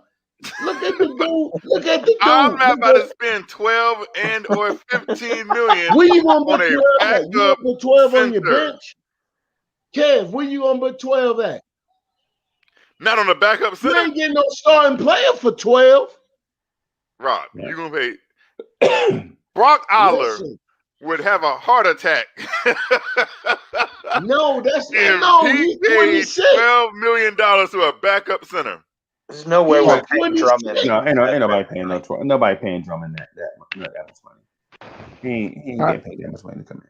But the thing is though is with the remaining amount of money, you do have to address certain needs on the roster, right? And tonight the Knicks shot 36% from 3 against a team that we feel like it was not upper echelon tonight. Now we're excited about getting the W, that's for sure. But that team we played tonight, there's no way we should have struggled offensively against that team. Right. So we have to legit go get playmaking from somewhere. Because it's clear that Elfrid Payton is not the answer. And Thibodeau keeps proving it night after night. He like start Elf go out there and do Elf things, and Thibodeau will sit him for like an hour and a half of real time. Yep. Right? You know what I'm saying? He'll legit sit there for like an hour and a half, you know what I'm saying, on the bench before he come back. Right? And so we have to look at addressing offense somewhere, whether it's small forward or somewhere. We have to get some type of punch to go with Alec Burks and Derrick Rose and Emmanuel Quickly off the bench, because we don't have the offensive punch in the starting lineup without Julius Randle. Right? Without Julius, you see what our offense will look like. So for us to be here reserved, thinking we won without him. Right, but look at the level of team that you played against. Yeah, they didn't have 4 of their starters, and then a Right. person off their bench. And two people off the bench out there. Oh, one person off the bench. Yeah, it was Yeah. Bobby Porter or something. Yeah. Yeah, Bobby. Yeah, Bobby. Yep. Well, at this point in time, when it comes to like the buyouts, there's really nobody of caliber to give you that kind of punch. You gonna get Jeff Teague? Somebody got a TV playing in the background or something? Not me. Yeah, I can hear some type of. Yeah, we can't let that play, man, because YouTube will get a channel a copyright strike for just something random. I hear sirens right now on my end. Y'all probably can't hear it. No, I can. Yeah, I can hear a TV or something, man. Somebody got a TV. Yeah, it's something like that in the background. So I'm gonna have to remove people from the chat if they don't turn that thing off, man. Is that Spree? Spree, is that you? You there? No, I don't have a TV. Okay. Oh, you had a TV? Yes. Yeah. Okay. Oh, my bad. Anyways, but Rob's an animal. Henny Rob is the GOAT, by the way. Henny Rob in the building. Is Jeff T gonna give you that kind of punch? Is Gorgie Dang gonna give you that kind of punch? No. I mean, will they help us though? But they're not gonna give you a scoring punch off the bench though. Who is Jeff Teague playing over? Because I know I know Thibs is not gonna let him play over. He's not playing over Rose and or Quickly. Yeah, or Payton. So. And you're not gonna have a 3-point guard rotation in the back on your bench. Is there anybody else available? I'm looking at the free agent list right now. I'm still a Cousins how about fan. Isaiah Thomas? No, because my thing, like I said, how you gonna play Isaiah Thomas Quickly and Rose at the same time? No, I don't want Webster on our team, man. So you have to. Okay, so you have to do something, because our bench right now is not gonna, especially Obi and Knox are not gonna do it. Frank is hurt. I'd take Teague over Thomas, to be honest. Somebody in the chat just said Larry Sanders. Didn't he retire? Yeah. Larry Sanders. What in the world? What? Is that a joke? I think I will right now. I will go get Kyle O'Quinn. No, I don't hear it. Kyle O'Quinn. The kids had it playing in the room. They're playing that Raekwon Method Man. Oh yeah. Y'all need to check that out. That's what I'm gonna say. If you hip hop, they had the most love. They had a lot of good things going on in that joint. Sure, I might even back to the Knicks. I don't think Cousins would be good. No, I don't think. No, he's washed, man. What about John Walls? He's not getting bought out. No, he's not getting bought out. He's got 2 full years after this, right? Once your name come out in that, is a chance for you to be that. Yeah, in the chat they're saying KO. Right, in the chat they're saying get KO. Kyle O'Quinn. Yeah, I just said that. I would take Kyle O'Quinn over Gorgie Dang. I would take Kyle O'Quinn over a couple guys that's available. But what's O'Quinn doing right now? He coming. He back wasn't Philly, but mud. he's chilling. Okay. But no, he coming back sucking mud. He might get back. But doing what? I liked it when he coming back sucking mud. You know, on the way out when he went to Indiana, he dissed us. Oh yeah, that's true. Wait, he dissed us? Yeah, he was saying he hated playing here because he wanted an opportunity to be in the playoffs. He's tired of playing for draft picks. No, because he was in the playoffs with Melo. He wasn't. He said tired of playing for draft. He was tired of playing draft picks. Yeah, I remember KTFV, they posted something on Instagram. He replied with it when they said, like, should we sign him? I don't know. He had the eyes. He had the eyes thing. He was good when he was here. He wasn't the reason we were bad. He wasn't good. No, but when, on his way out conversation, he dissed the organization before he went to Indiana. Oh, so and you know, Dolan went to Philly and then Dolan don't play that. Yeah, Dolan's probably not gonna. Is probably gonna step in and say don't sign him. I'll take honestly. All right, I do like Harlequin, but DeMarcus Cousins would be my number one right now. I disagree with that. that. Right now, I think. Oh, look, Eric, I think so too. No, I disagree because he's a big that can score. He looks washed. Nah, he doesn't. He's been. No, it won't. But then you're not asking him to be the number one.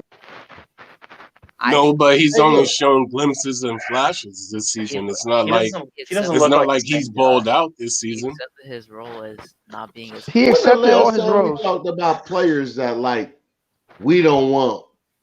You know what I'm saying? That's how much in control that New York Knicks fans are. We looking at players and say, "Oh, nah, we don't want him." Yeah, and so let me throw a couple names out there. I'm gonna name a couple of old men, and I want to just get y'all thoughts on it. So instead of just talking about, I'm saying, what about Anthony Tolliver? What about these two old men right here? Kyle Korver, Jamal Crawford. No, and Kyle Korver first. Of course, Coach Hoodie Cap is gonna say no. No, right? I'm saying Kyle Korver maybe. Of course, Hoodie Cap. Let somebody else get some Hoodie Cap because we knew you were gonna say no from go.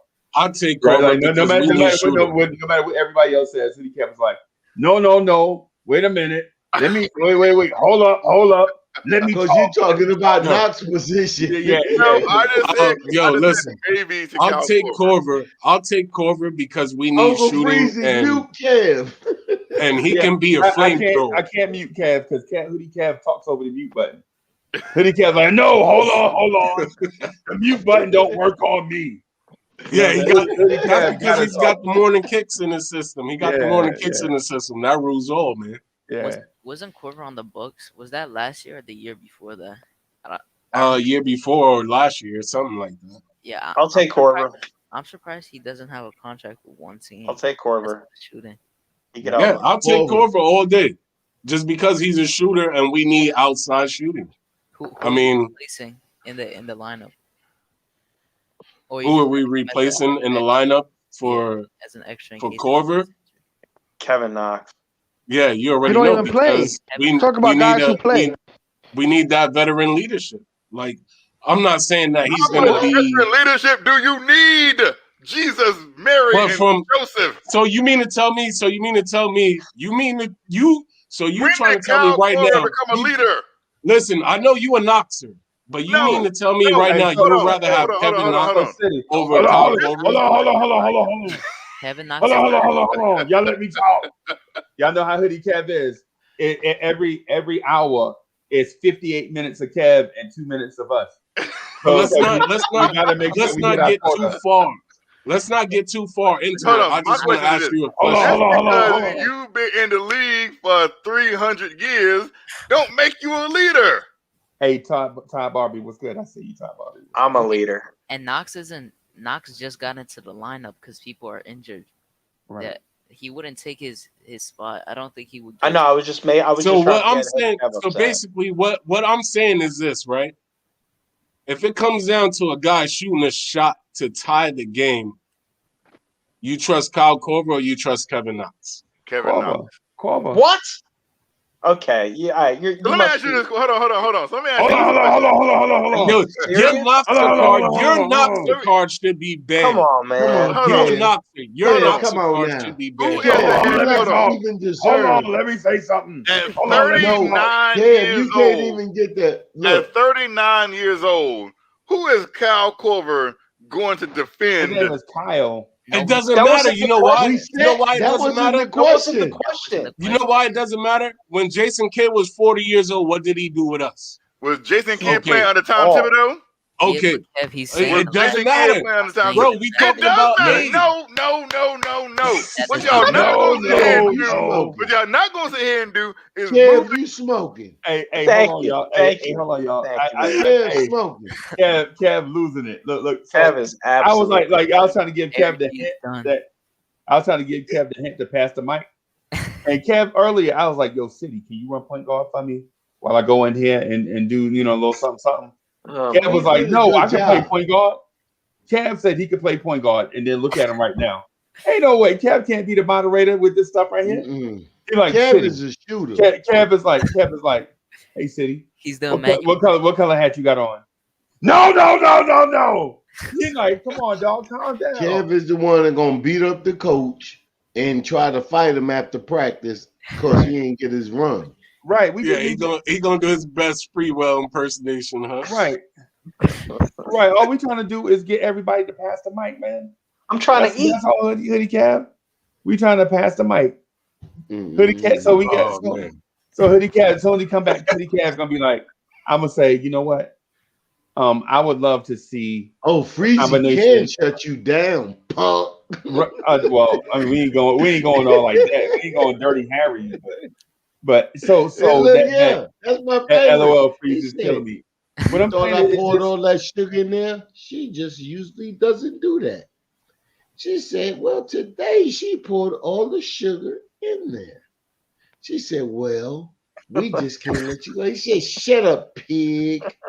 He said, "Well, me and Miss Swift and Weston, yo, what are we talking about? Do that." Right? He said, "Oh, hey, Swift, Rob. He was like, So we just interrupted. We just interrupted Hoodie Cab to hear Rob go on Dr. Seuss.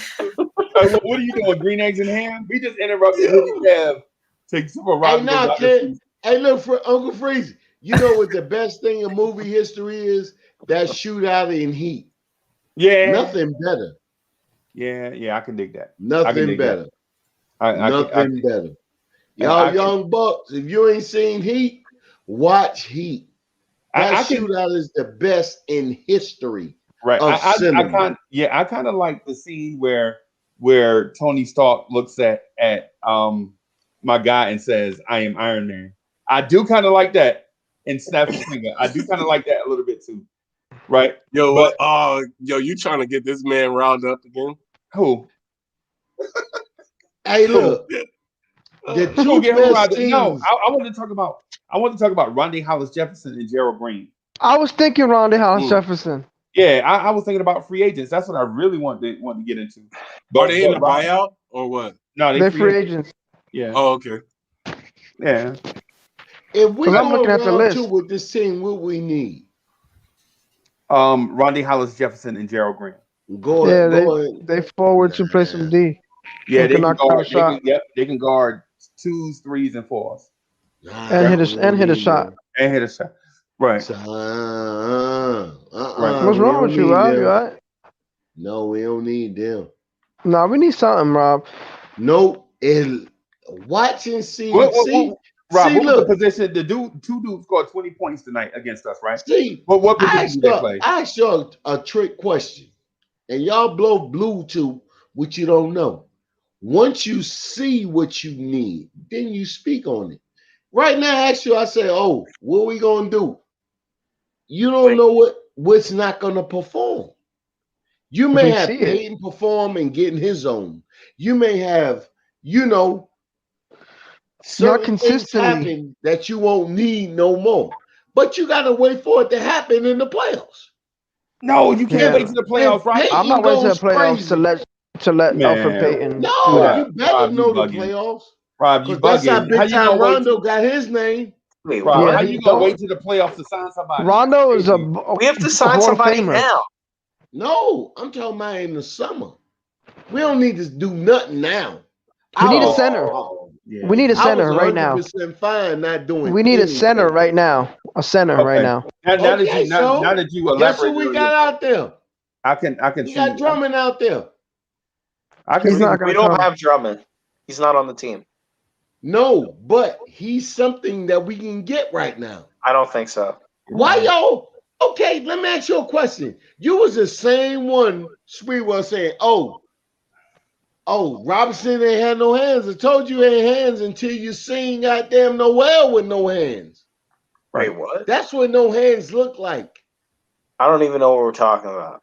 All right, okay, let me remind you, okay. if Uncle Freezy allow me to.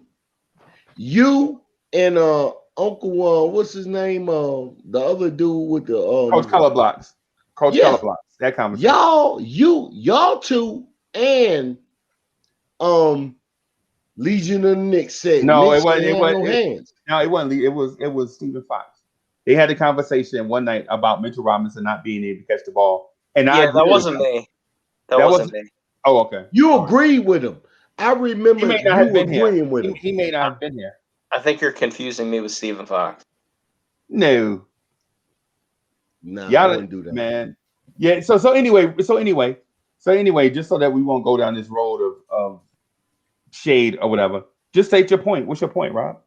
My point is this here. When they start looking at when the Noels didn't have hands, and then Mitch coming back, I was looking on everybody's podcast, listening to him. Nobody was talking about Mitch. I was talking about how Mitch was coming out the air, catching the ball, even laying it off the backboard, putting it in the. Mitch ain't always dunking. Mitch sometimes gets sweet with the ball, but they were saying that he didn't have no hands.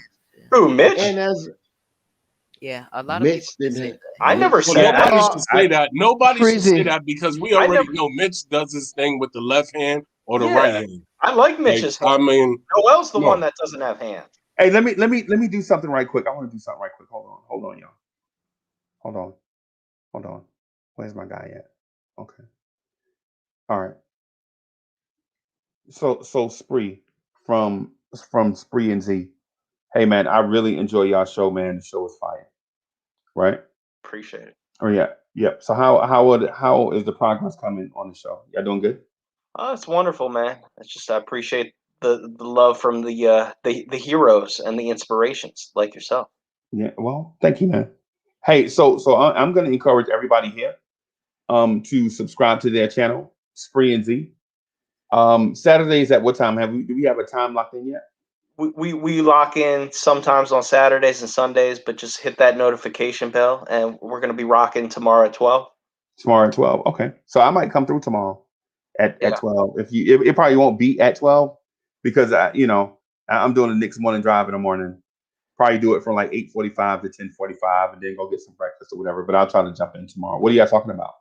Well, first of all, we also changed the name of our podcast because we added Lawrence and Hector, so our new name is now For the Love of the Game. That's y'all, For the Love of the Game. Yeah, okay. That's us. Okay, but all right. We're gonna be talking Knicks. We're gonna be talking. Can I interest you in a 5 of the Love of the Game, or is that too awkward? Hey, we're always open to suggestions. We'll see. We'll see on that one. But we may be talking a little bit of football too, and some of the free agency stuff going on. And I always get hate because I'm an Orioles fan, so we may talk about that. I got some numbers to back up some stuff. But no, we got major Knicks. We got a lot of Knicks stuff to talk about. Come on through. And Freezy, you and I, we always gonna rock it. So I need you there. Right. I'm gonna try to do the best I can. Okay. You know what? Depending on how late this show goes, I think I may not do the Knicks morning drive on a Sunday morning. It's at 3:00 right now. So if we keep rocking and rolling like this, I may have to put it off. You know what I'm saying? Okay. And just do the Knicks at Night podcast. I got it. But just wanted to show you some love, man. Y'all make sure y'all subscribe to the channel. What's y'all's presence on social media?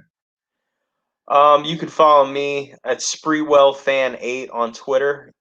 You can follow Latrell Sprewell as the American Dream, my YouTube channel, where I post all Sprewell and Allen Houston, Patrick Ewing content. And then our new venture, like we just been talking about, is For the Love of the Game. The number 4, OUR, the love of the game. And what we trying to do, we're not trying to take any way food off of anybody's tables. We got a lot of great Knicks content. Uncle Freezy is the legend. We got the Man show. Salute to Ron Cleveland. All we're trying to do is just be in our own little space on weekends, just to come by, get some sleep. Maybe you listen to Knicks at night, but you get a little nap in, and then you're ready to go Saturday and Sunday to rock. Right. Okay. All right. Dope.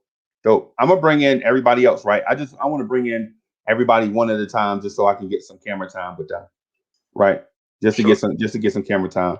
So what we'll do is we'll try to make sure that we push people over to y'all channel and such. City, what's going on? What is going on, brother? I'm good. These jokers done lost their mind. Hey, yo, I love Spree, but the Jordan thing. Right. That was. Hey, I that was a little tough. Yeah, I love Hoodie Cav, but Hoodie Cav was like, hey, in every hour, I'm gonna talk 58.5 minutes, and y'all and also the other 7 are gonna have to split up 90 seconds, and I'm gonna interrupt y'all every time y'all get ready to say something. That's what he does, though. But you gotta love him. Yeah. The thing about Damian Lillard, though, I think you're pushing that too far. No, see, his thing is this, right? He's making it seem like I said something that I didn't say just because I gave him a different way of looking at a situation. See right, but Hoodie Cav is a diva. But Hoodie so Cav it's like, is a diva.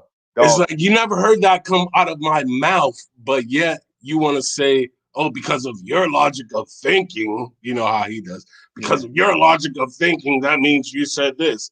Bro, that's not what I said. I'm just giving you a different way to look at the thing. You and I it's all right, though. together. It's much love. Right. I love it, but I love it. I love it, man. It's fun. It makes my night, bro. Yeah, it did, and so I love Hoodie Cav, man, I do, right, and I love what he brings to the table because he's a very smart dude, right. But sometimes he takes that passion for Kevin Knox over the top, bro, over the top. It's ridiculous. It's almost loony, right? Like when we could legit come on, Hoodie Cav would be like, Reggie Bullock didn't play today. But Tom Thibodeau didn't even think to look at his bench. We're like, Kev, I was trying to get the chat earlier to flood it with Reggie Bullock, but they wasn't with it. I was like, yo, I got down in there. I was like, yo, just flood the chat with Reggie Bullock. Like, you know what I'm saying? But they won't with it tonight. Bro. They won't with it tonight. I'm going to have to do it verbally. Next time, I'm going to have to do it verbally. Right, and for him to do the passive-aggressive Alec Burks' Kobe thing, that was mad passive-aggressive, right? Like, my man was legit. If he wanted Knox to get more minutes instead of being passive aggressive towards Alec Burks, he should have just said Kevin Knox deserved more minutes. Right. And there's nothing wrong with that. There's nothing wrong with saying that because that's your opinion. Everybody's entitled to their own, whether you're right or wrong. Like, you know, I mean, come on. This is what we do. Knicks family, I just want to say again, I told him last time when I wore this hat, we went on a 3-game win streak, and we on a 3-game win streak again. Get those likes up for your boys. It's the Knicks at night. Can I give you your flowers on that? Because you told us that when we had 1 game in the bag, I think.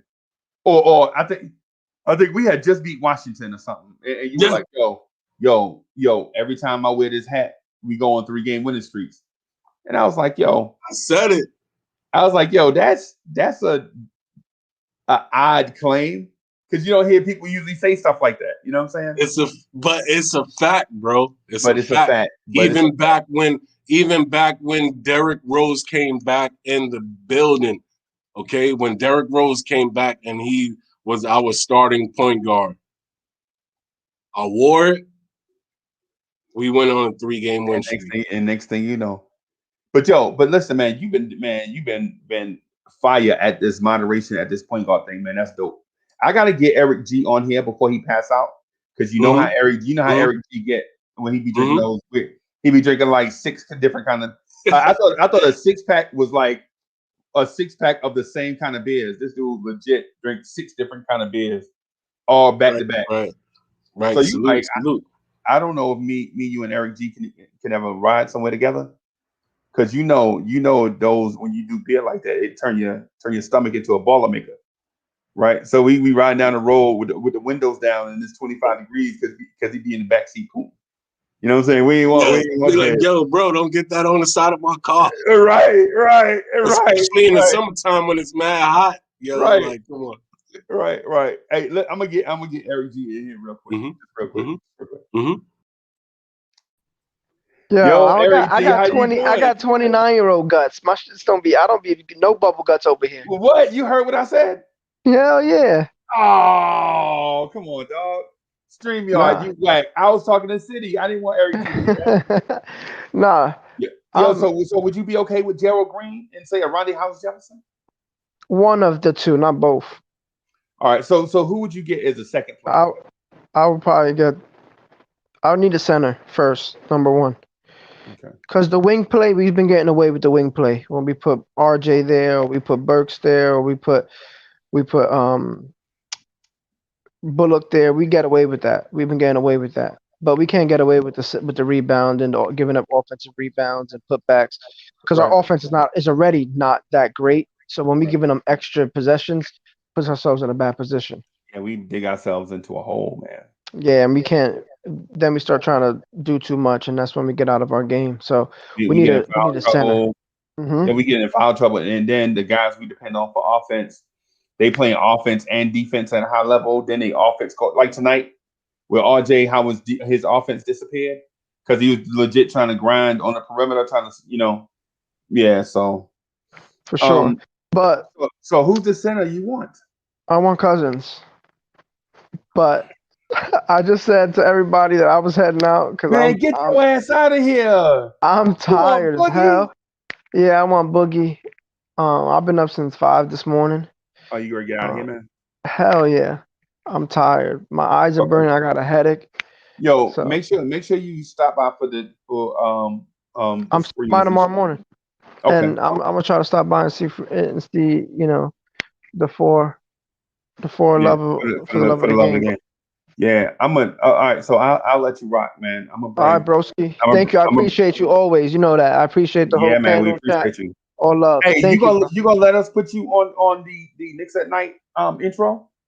Yeah, I want to. I want all in on that. Okay. All right. The next time I do it, I'll put you on there. For sure. I appreciate you, brother. All right, boss.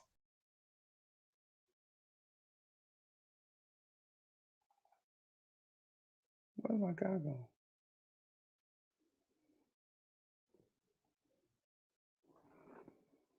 Hey, man, you there? Yeah, what's up? Hey, I've been trying to listen to you all night, but these dudes, they legit, once they get in their bag, they will cut you off in a heartbeat.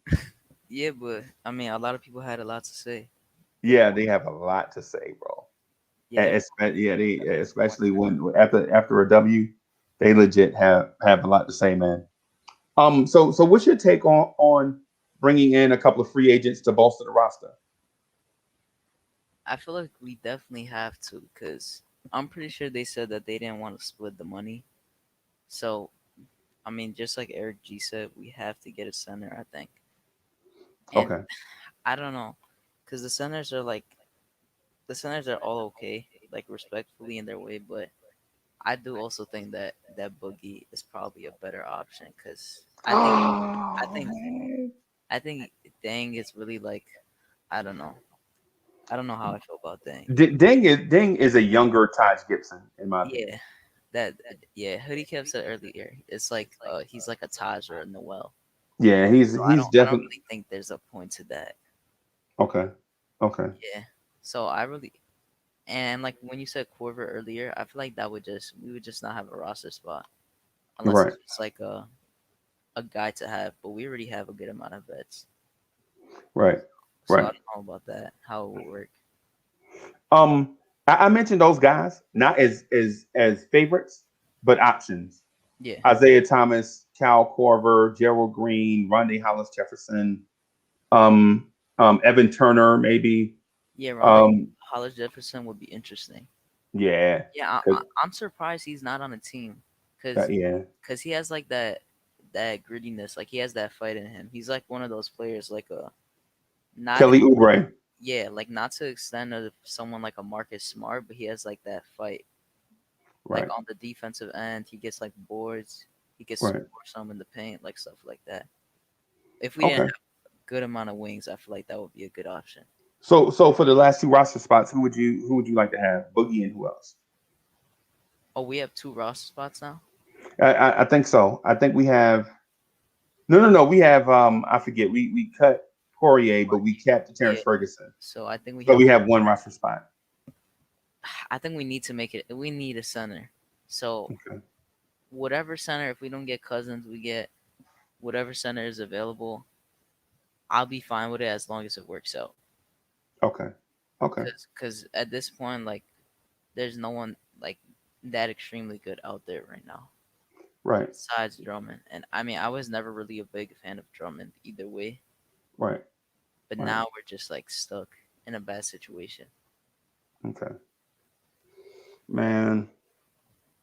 All right. Well, hey, hold on. You gonna hang out with us for a little bit? I need to get Rob on real quick. Yeah, I could. Okay. Appreciate it. Rob. What's hey, up, man. Art? So we got an empty roster spot and we have $13 million. Right? Are you in that mindset that we shouldn't go after a guy to fill the last roster spot? No, we need to. Okay. Hey, listen, I want to ISO y'all on the camera so I can hear what y'all have to say uninterrupted. You know what I'm saying? Mm-hmm. Because it don't do y'all justice. We're gonna get back to the full screen in a minute, but I just wanted to hear you out without, you know what I'm saying, everybody chiming in, whatever. I feel as though I didn't even think about like Cousins again, but I think that's a good power move. Because look, what we showed the league this year, we not the next LOL. You ain't gonna force our hand to something that we can get. Right. We showed the whole league like, nah, we ain't bugging. We building a team. And our team is winning. And I feel as though that these guys that was in that locker room from day one, when Vegas said they wasn't going to win 22, them are the same guys that got past that. Right. So I'm looking at them like, okay. I'm looking at Alonzo's team. You know, really, straight up. Uncle Freeze, I'm looking at Alonzo's team. Say, man, we got more wins than y'all. Right. And you on that team. And they loaded. And you got Ingram. All we got is Randle and your boy from college. Right. And we making it work. So how can you really make, not to say that he can or he can't, but look, see, New York is like the best girlfriend. You know, she got the cornrows, the bamboo earrings, standing on the bus stop, sucking on the lollipop. When we good. So you saying you want now y'all want us. In hair. So you want a girl with extensions in her hair, bamboo earrings, at least 2 pair, now a y'all Fendi want bag, us. and a bad attitude. That's all you need to get you in a good mood. So look, hey Freezy, we in the bad mood now. Right. We in the bad mood going on with everybody else. Kevin Durant, Kyrie said it in the press conference when we played Brooklyn. He said, Brooklyn, y'all got to stand up. Right. We got more New York Knicks fans in the house than y'all. It's going to always be like that. Always. I know, they shop is down there by Junior's. You know Junior's, right? Right. Cheese shop. Yep. They right across the street. That was a treat. Right. That was a treat. And now y'all talking about, okay, y'all want to be this. Y'all want, good luck in your endeavors. Right. But the New York Knicks fans stay true. They raised through families. Right. My son like this here. Generations. That's right. My son like this here. He got 2 teams. Guess what the first one is? The Knicks. Right. And then it's the team he picked. Right. Because it's embedded when you getting your hair cut. My man Shantae cutting your hair in the barber shop. He been cutting my hair for 20 years, and he got charged for 30. Right. So therefore, look, what we doing is like, look, it's whatever. This team that started the season when everybody said they weren't gonna win 22. Why put more to what they was already saying? They doubting us anyway, though, Rob. That's the point. Well, they doubt us anyway. But look, we got dogs over here. They ain't haters. They ain't haters. They doubt us. But look, they dogs over here. We dogging them. But now, they didn't know. They didn't know we had dogs. They didn't know. They didn't know until the Indiana game. They were like, "Oh, wait a minute." Look, Julius changed his game. Hey, look, Obi looked kind of good out there today. What you say? Right, he coming along. Yo, did you see Knox's face coming off the bench? No, everybody was happy. Knox looked at Thibodeau like, "Why you got me over here? I should have been in the game." They out here running the zone, and you got me sitting over here. And he played, but look, guess what? Gus's grandfather telling him, "Young grasshopper, it's not your time right now. Right, you will get your time." Right. Look, Freezy, we didn't need any. This is the team that brought them to where they at. I know that. Look, this is the team that they need to see go forward. I know that. Hey, look, Alonzo Ball, you still want to rock with us? You're going to make it so disrespectful over there with them, and you're going to come with us. Bam. Because, look, something good is happening. Right. Uncut. They can't look. It's so uncut. You can't put nothing on it. This is growing in front of our eyes. This ain't stomped up right here. No. This ain't stomped up right here. No, we doing this. We are actually doing this from the bottom. Right. We ain't gonna jump start it. We gonna do exactly. We got Mills out of there. Right. Hey, now we Rob. trusting. Rob, let me bring in Hoodie Cat before you pee in his clothes. Because he looked like he about to. He looked like he mad over there. I got to bring in. Cat. Bring him in. I hope he ain't heard us though. I hope he ain't heard us talking. Oh, he heard us. Yeah, because I'm gonna be real nice when I bring him in. Hoodie Cav, how you doing?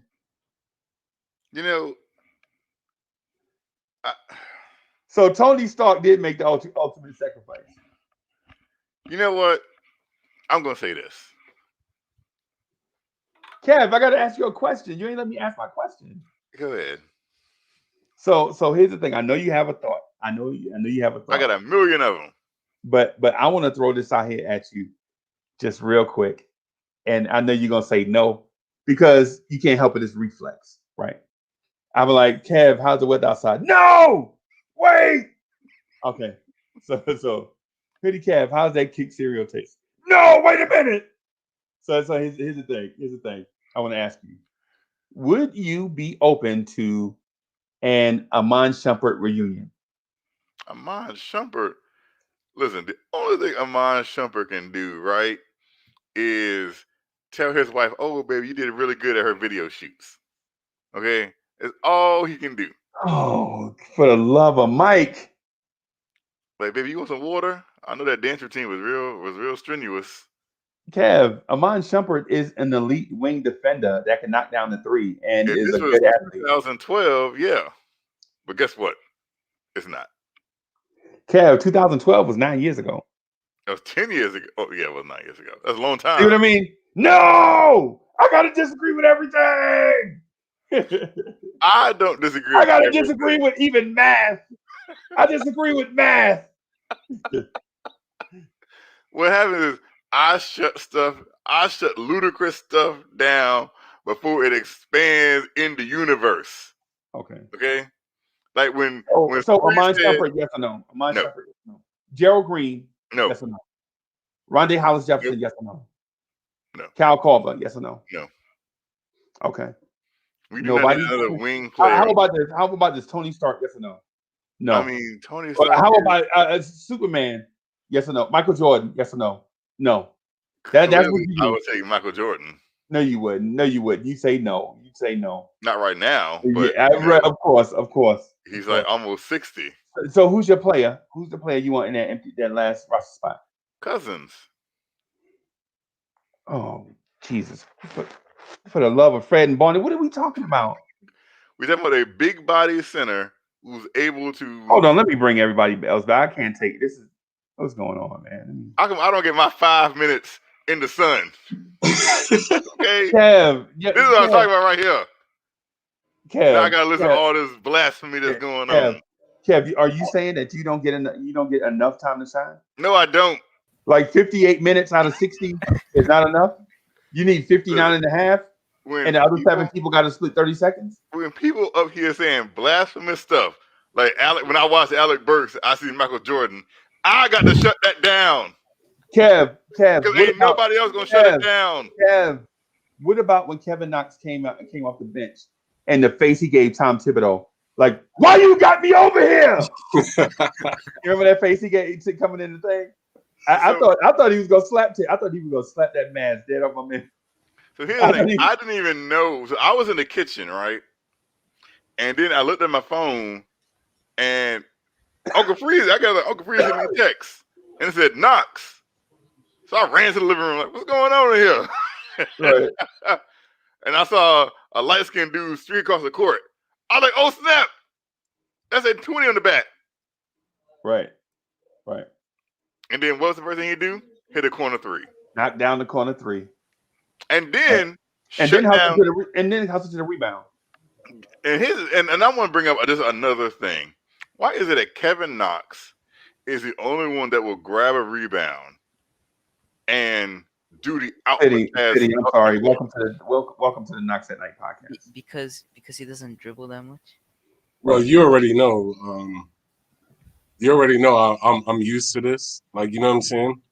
Or whatever. But I'm trying to find a way to get a box of kicks with Reggie Bullock's picture on it so I can send it to Kev.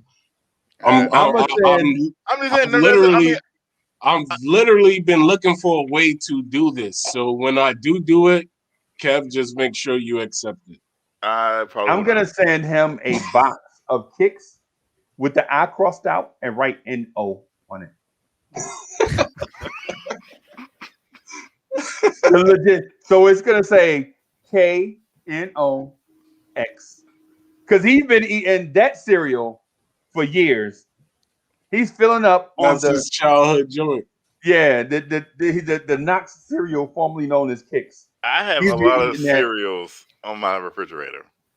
I got Trix, Cheerios. So you got Trix for clicks? He's got Knox Rice Krispies. Knox for jocks. Fruit Loops. Okay. I got something else.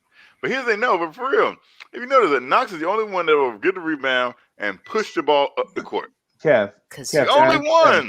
Yo, he did that twice tonight. Like, so he does that every time he gets the ball. It's called pushing the tempo. Kev, he legit talked to you about potential free agents, and you are back on a Kevin Knox soliloquy. I just had a thought. How does Steve? You remember that? I asked everybody about potential free agents, right? Who do you want as a potential free agent, right? And you said Boogie, and I guess Knox rhymes with Boogie, so you just got right into Kevin Knox. Knox and Boogie rhyme, so you got right into Knox. You remember the original Kings of Comedy with Steve Harvey and Bernie Mac? All I asked was, did you see Kevin Knox's face? I'm looking at Thibodeau. I'm trying to tell a story.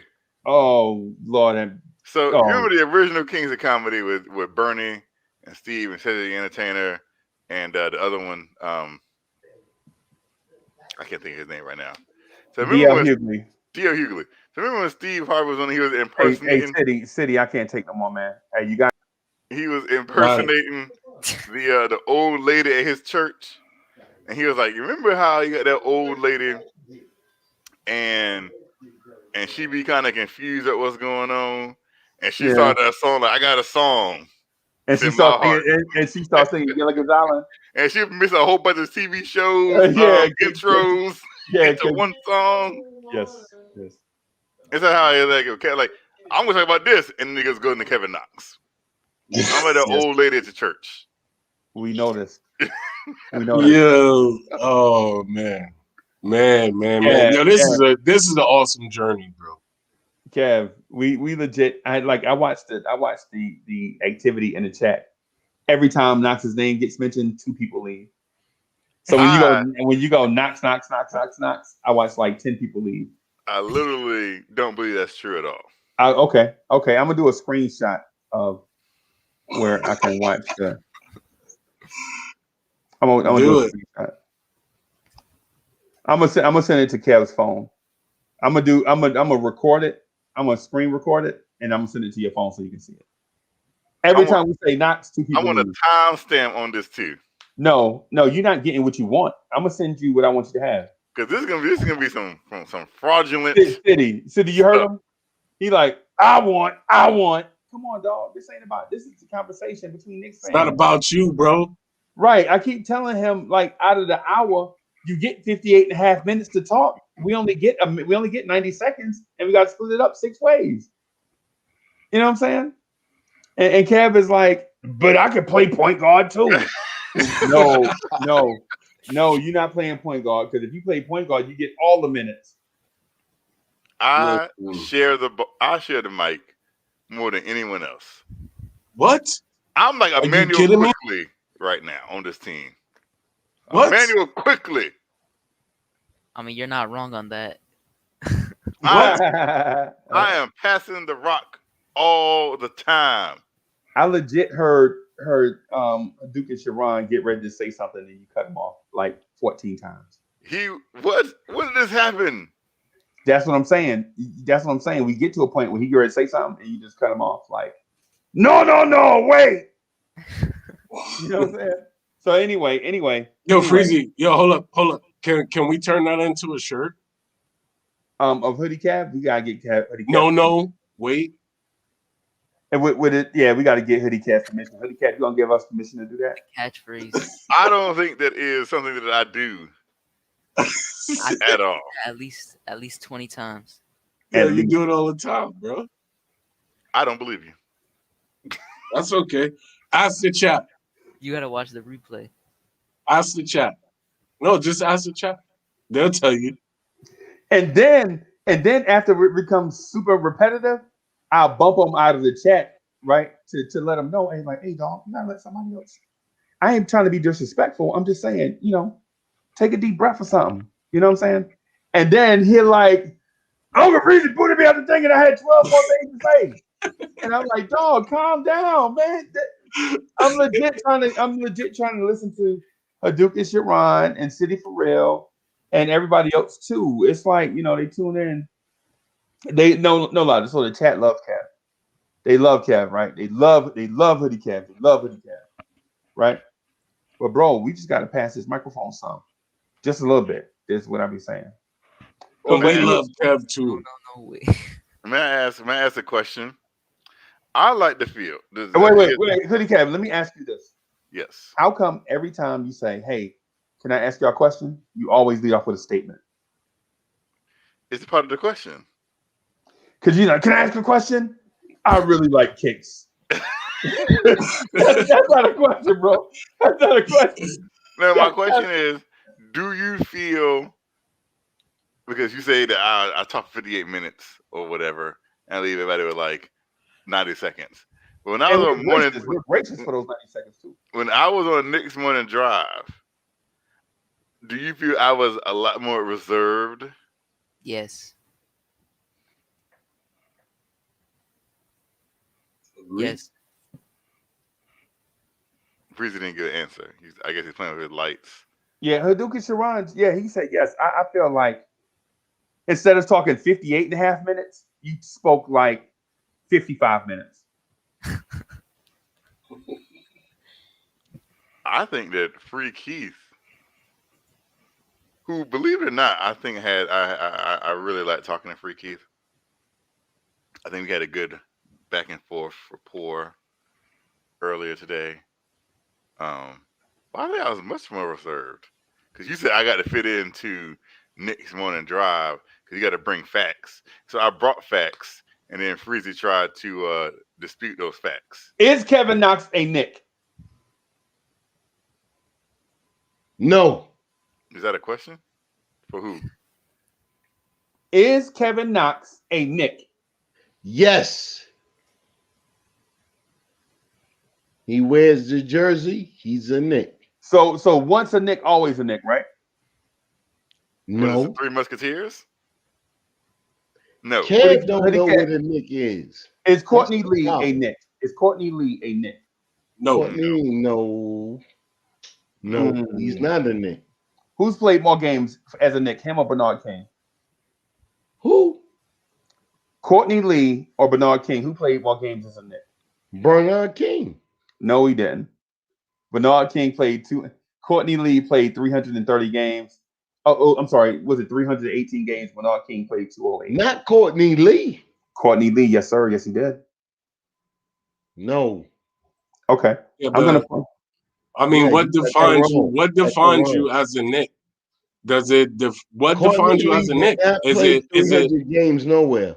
Is it the amount of games that you played, or is it what you did Hey, Rob, you're right. in the I'm games sorry. that you played? I'm sorry. City. Courtney Lee only played 165 games as a Knick. I'm sorry, man. My bad. No, either way, it's just a question that just gets out there. Like, you know what I'm saying? What defines you as a Knick? It doesn't matter how many games you played. What This defines is you what as a makes Knick you a is Knick. This what is you did in the games that you played. No, Herb this is Williams what a Knick? makes you a Knick. To me, this is what makes you a Knick.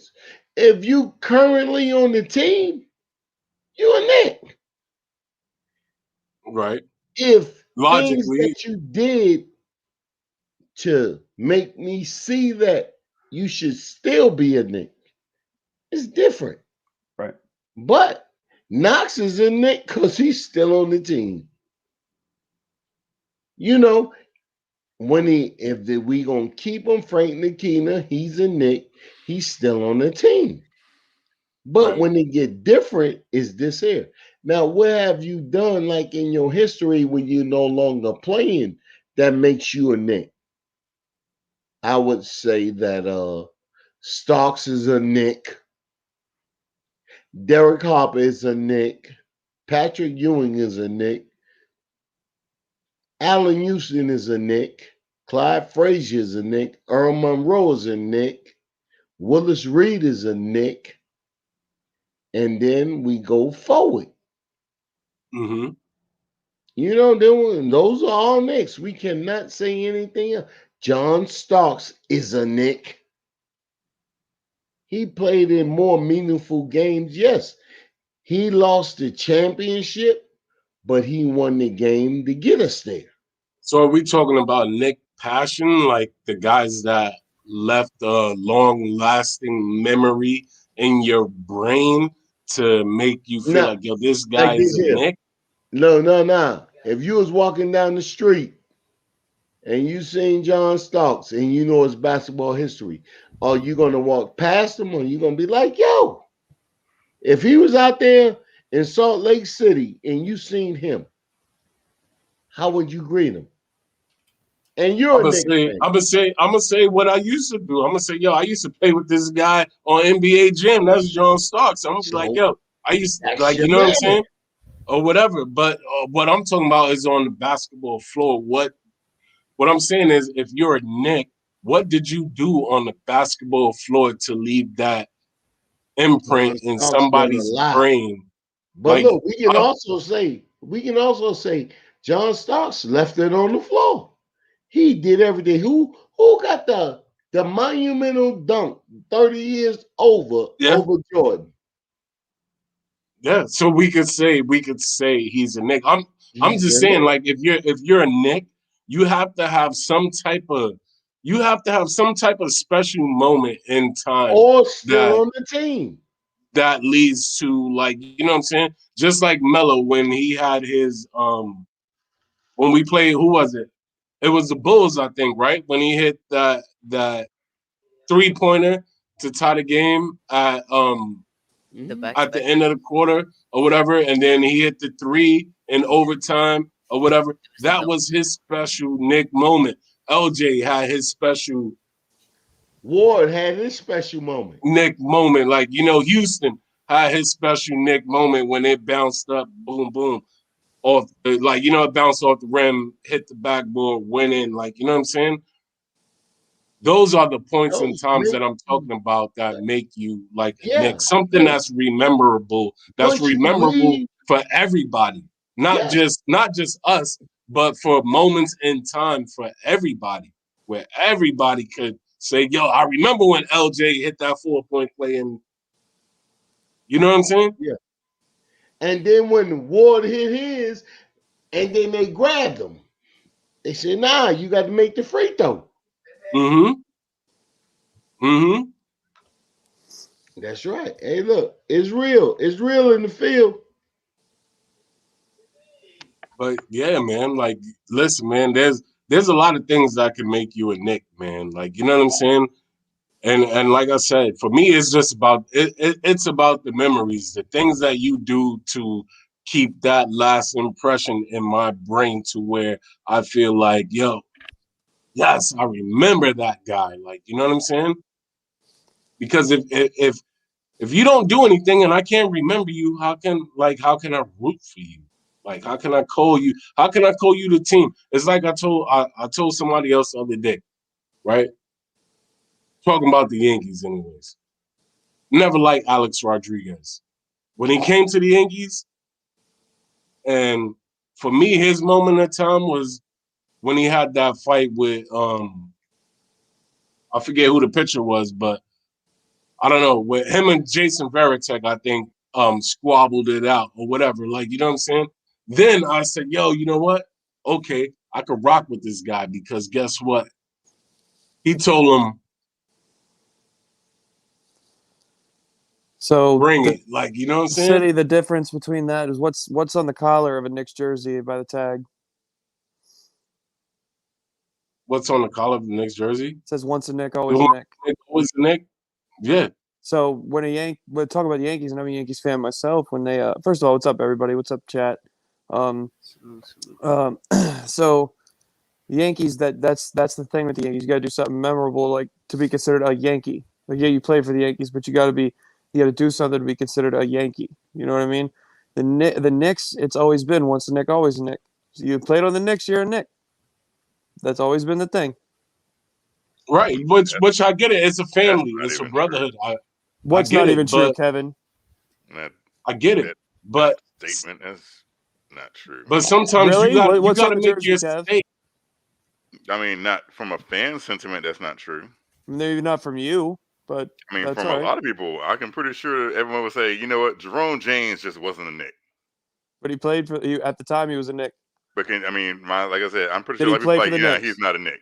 I mean, you can't sit here and say, oh, I play for the Yankees, but my time as a Yankee doesn't matter because it's the Yankees, so they have different standards. No, you can sit here and say, no, I'm a Yankee because I play for the Yankees.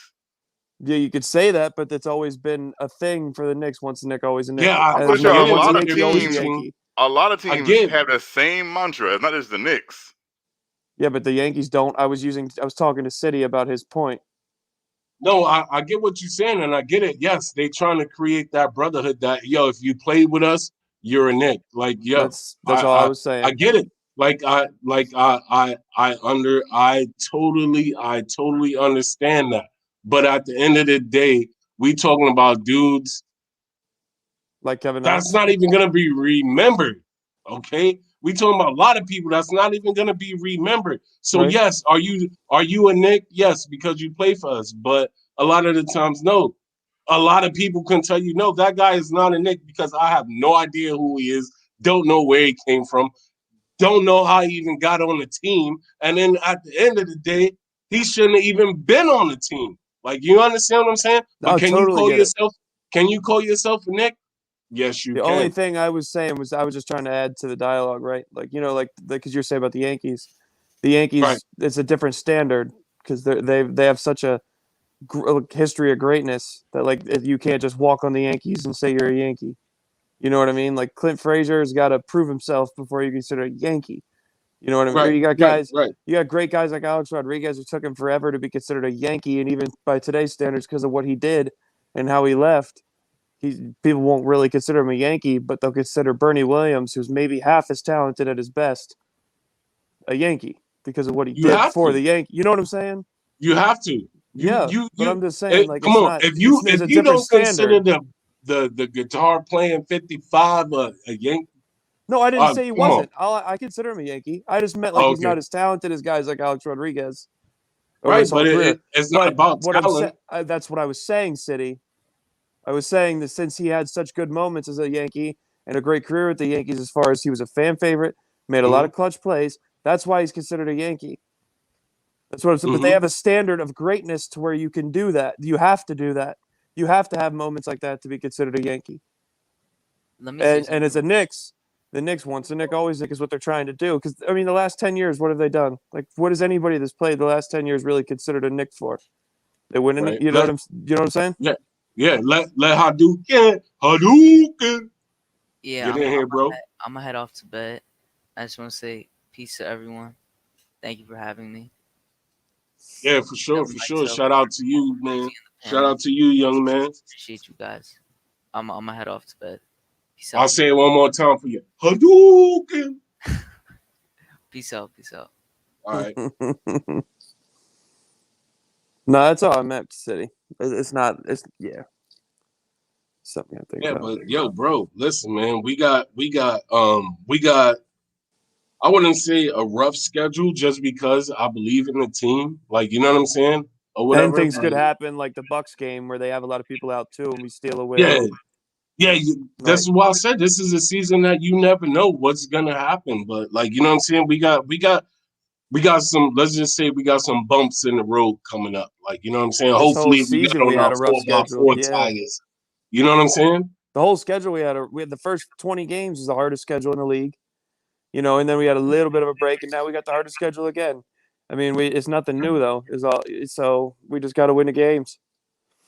So that's like Coach Thibs says, the games keep coming, and the Yep. only thing we need to do is prepare for the games that are coming. Take it one possession at a time, one quarter at a time, one half at a time, one game at a time. You can't look ahead, can't look behind. You just got to worry about what's in front of you. Yeah, and I don't care what team we played, man, because honestly, I feel like this, yo. We've showed great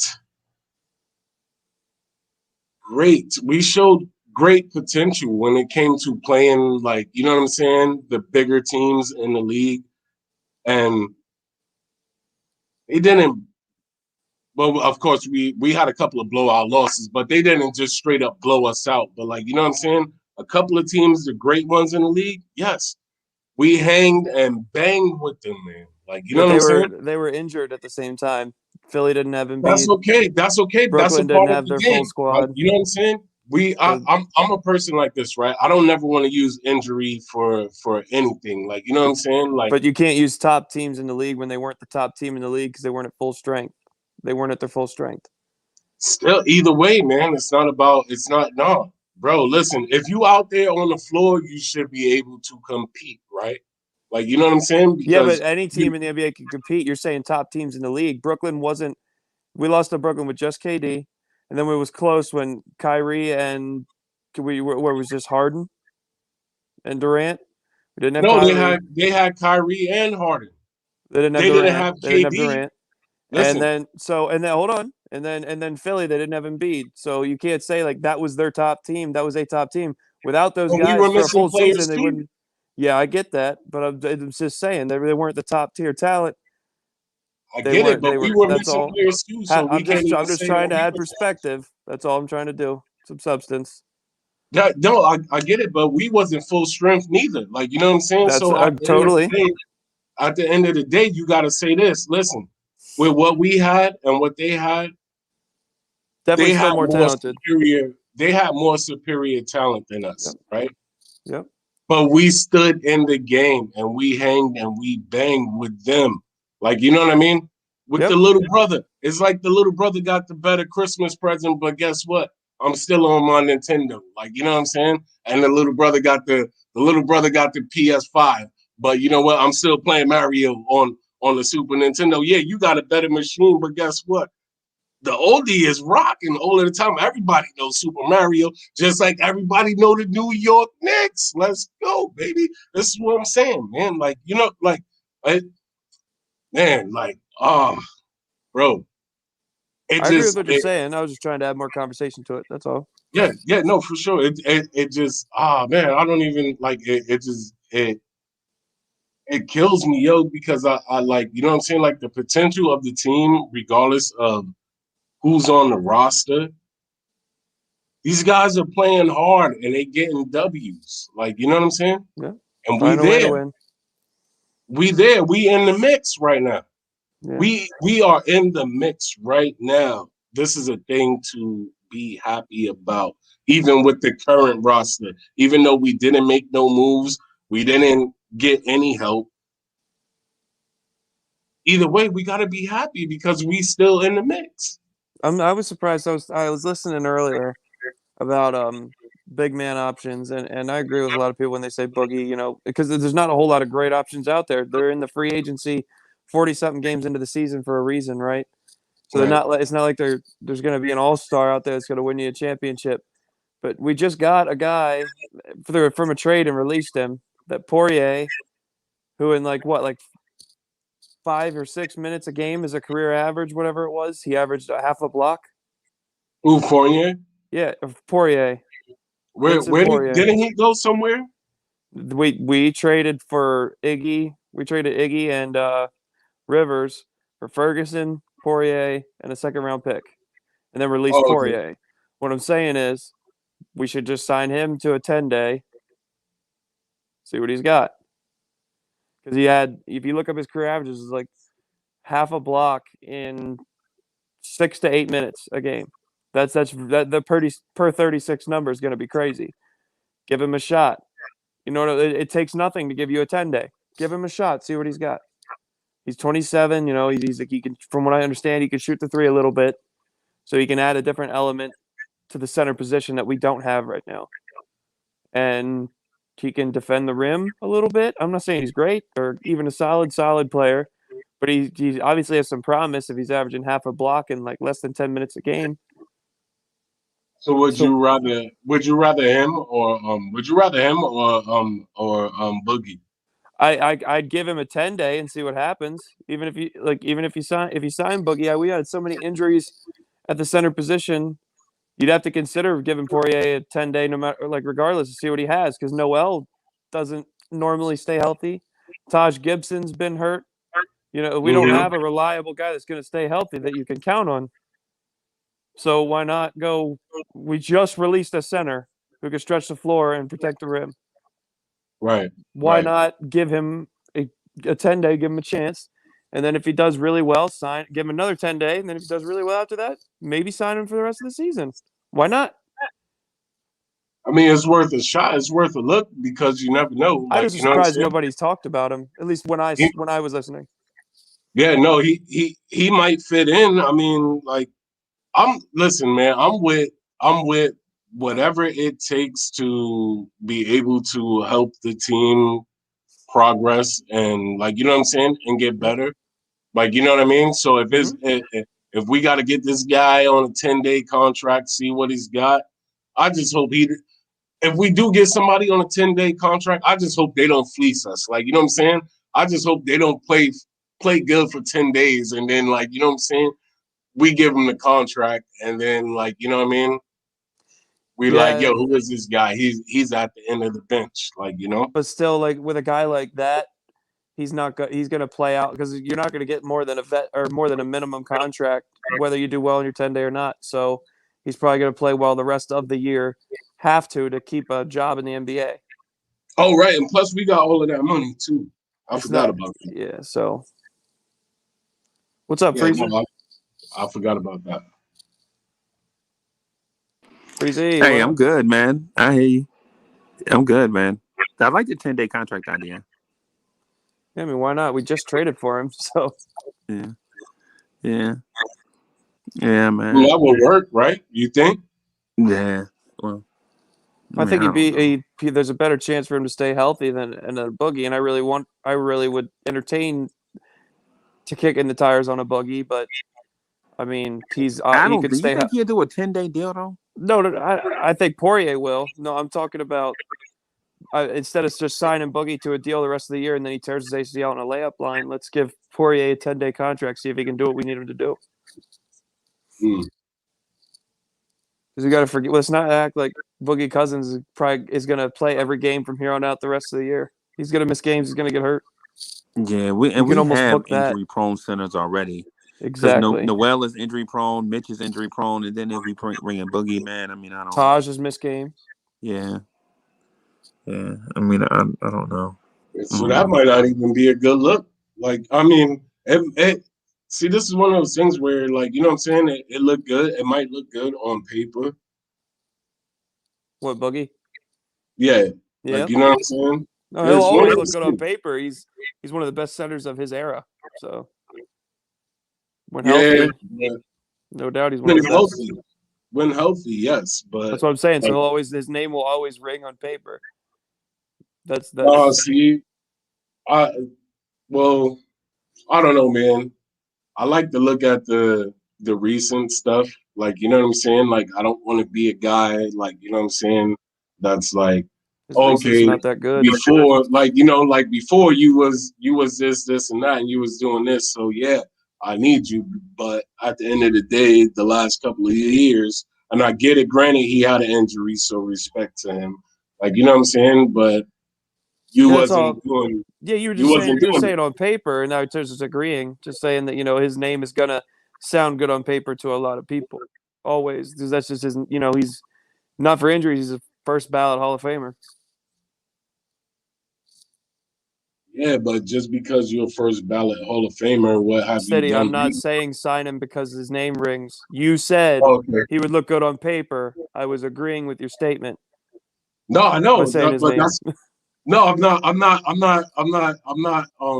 combating you. I'm just saying, like, you know what I'm saying? Like, I'm just throwing it out there. I'm just saying, like, you know what I mean? Like, what have you done for me lately, bro? Like, you know? So it's like one of those things where it's like, you know what I'm saying? What he's done, get hurt. Yeah, it's like I don't want to. You look like he's running in sand too. I don't know. See, I haven't seen him play all year, so I couldn't. I've watched like 5. I have league pass, so I probably watched like 5 games of his. Right. Just because I was interested in what Houston would look like without Harden, and it was even when they were sort of staying afloat, and he couldn't move well. He didn't move well. He had like a game here and there when he'd have like 15 points and looked okay. Mm-hmm. But like it took him. His good nights this year were like his Golden State years, like his Golden State year. Like he's never going to be the same.